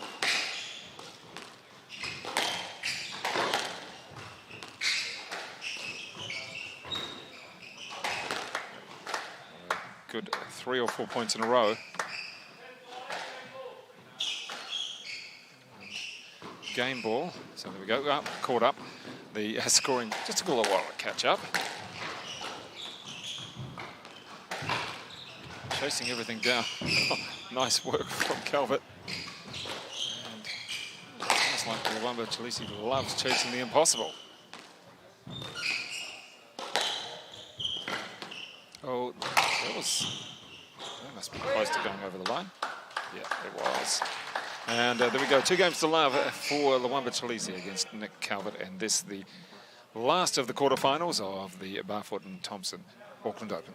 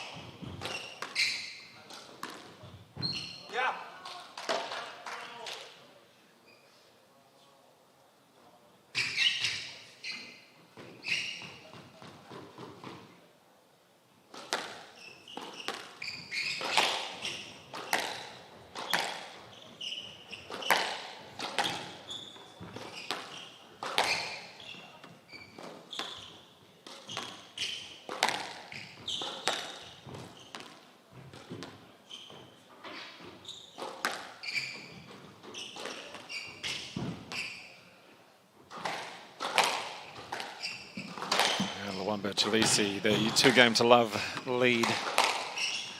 If he wins this, he'll take on Evan Williams in the semi. It'll be the last semi-final. It'll be the 6 p.m.er. The 5 p.m. semi-final that will feature Timwa Chileshe, and it'll be up against good friend Joel Arscott. Of course, the women's semi-finals. We've got those starting from 3. Got Emma Miller up against the top seed. In fact, the other way around. We have Lana Harrison up against the top seed. And there is Sarah Cardwell. And we also have the second semi. It will be Emma Miller against Jess Turnbull. So 2 matches which could be very entertaining in the women's semis, and then we'll have the men's semis to follow.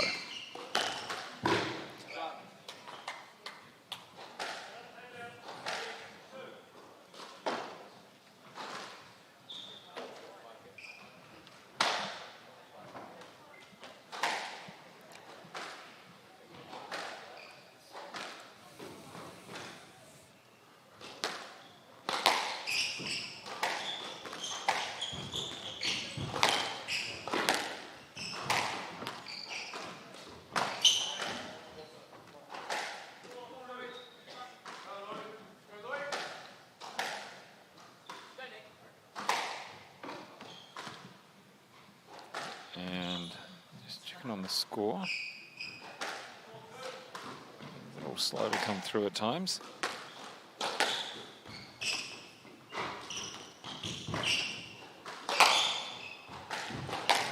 Loping towards the ball, Nicholas Calvert.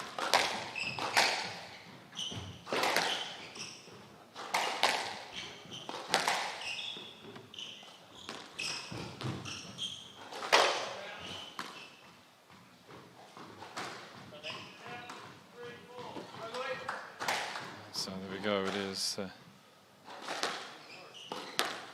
Chileshe winning that point, taking it to 3 each. 2 games to love. That Shooting, let's go, come on.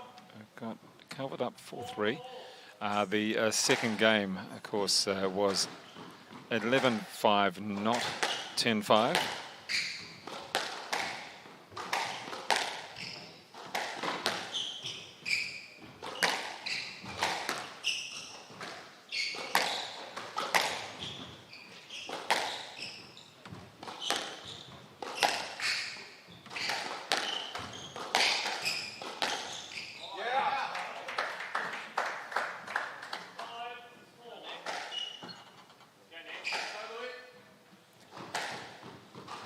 Now we have Chileshe just taking the lead again.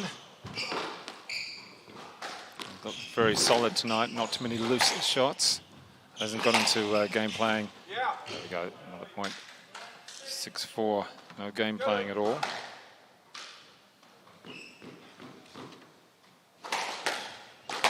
When he played against Zach Miller earlier today, he got into the more game playing, more playing the style of his opponent, getting into the fun of the match, which was all very nice, but not something you want to do against Zach Miller because he does hit a few unorthodox balls.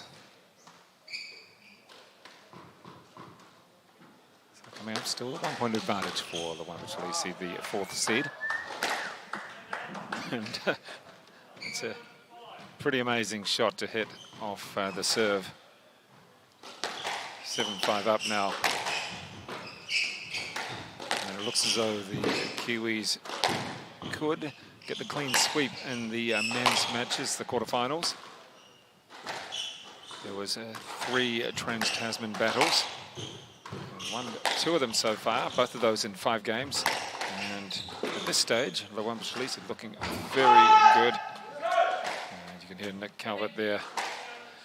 Pretty happy to cut it down to a 1 point margin. Just as we said, the semi-finals starting from 3, then 4, 5, 6.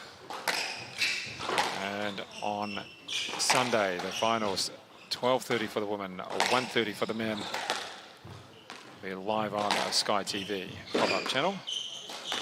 Oh.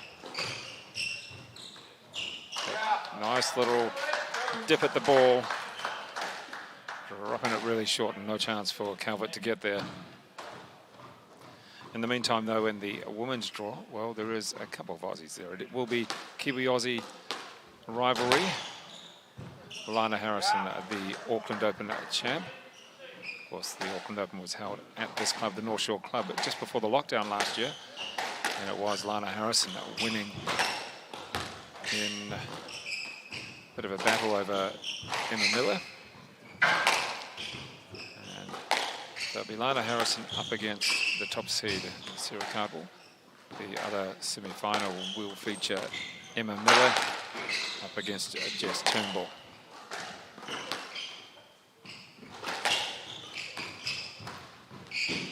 And Nick Calvert's got quite a relaxed style of play. Doesn't seem to be too hurried in what he's doing.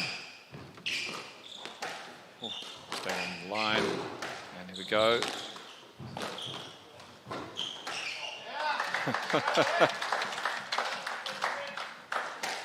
It's good play. So match ball. Can he take it out in straight games? That's the hope for Chileshe. He wants to get off the court. Out of everybody else has had reasonably long matches. It's set for Evan Williams. Yep, that's it. That is it. And a good, solid 7-5. Make that 11-7, sorry. 11-5, 11-6 victory for Rwamba Chileshe. So he will go through to the semi-finals to take on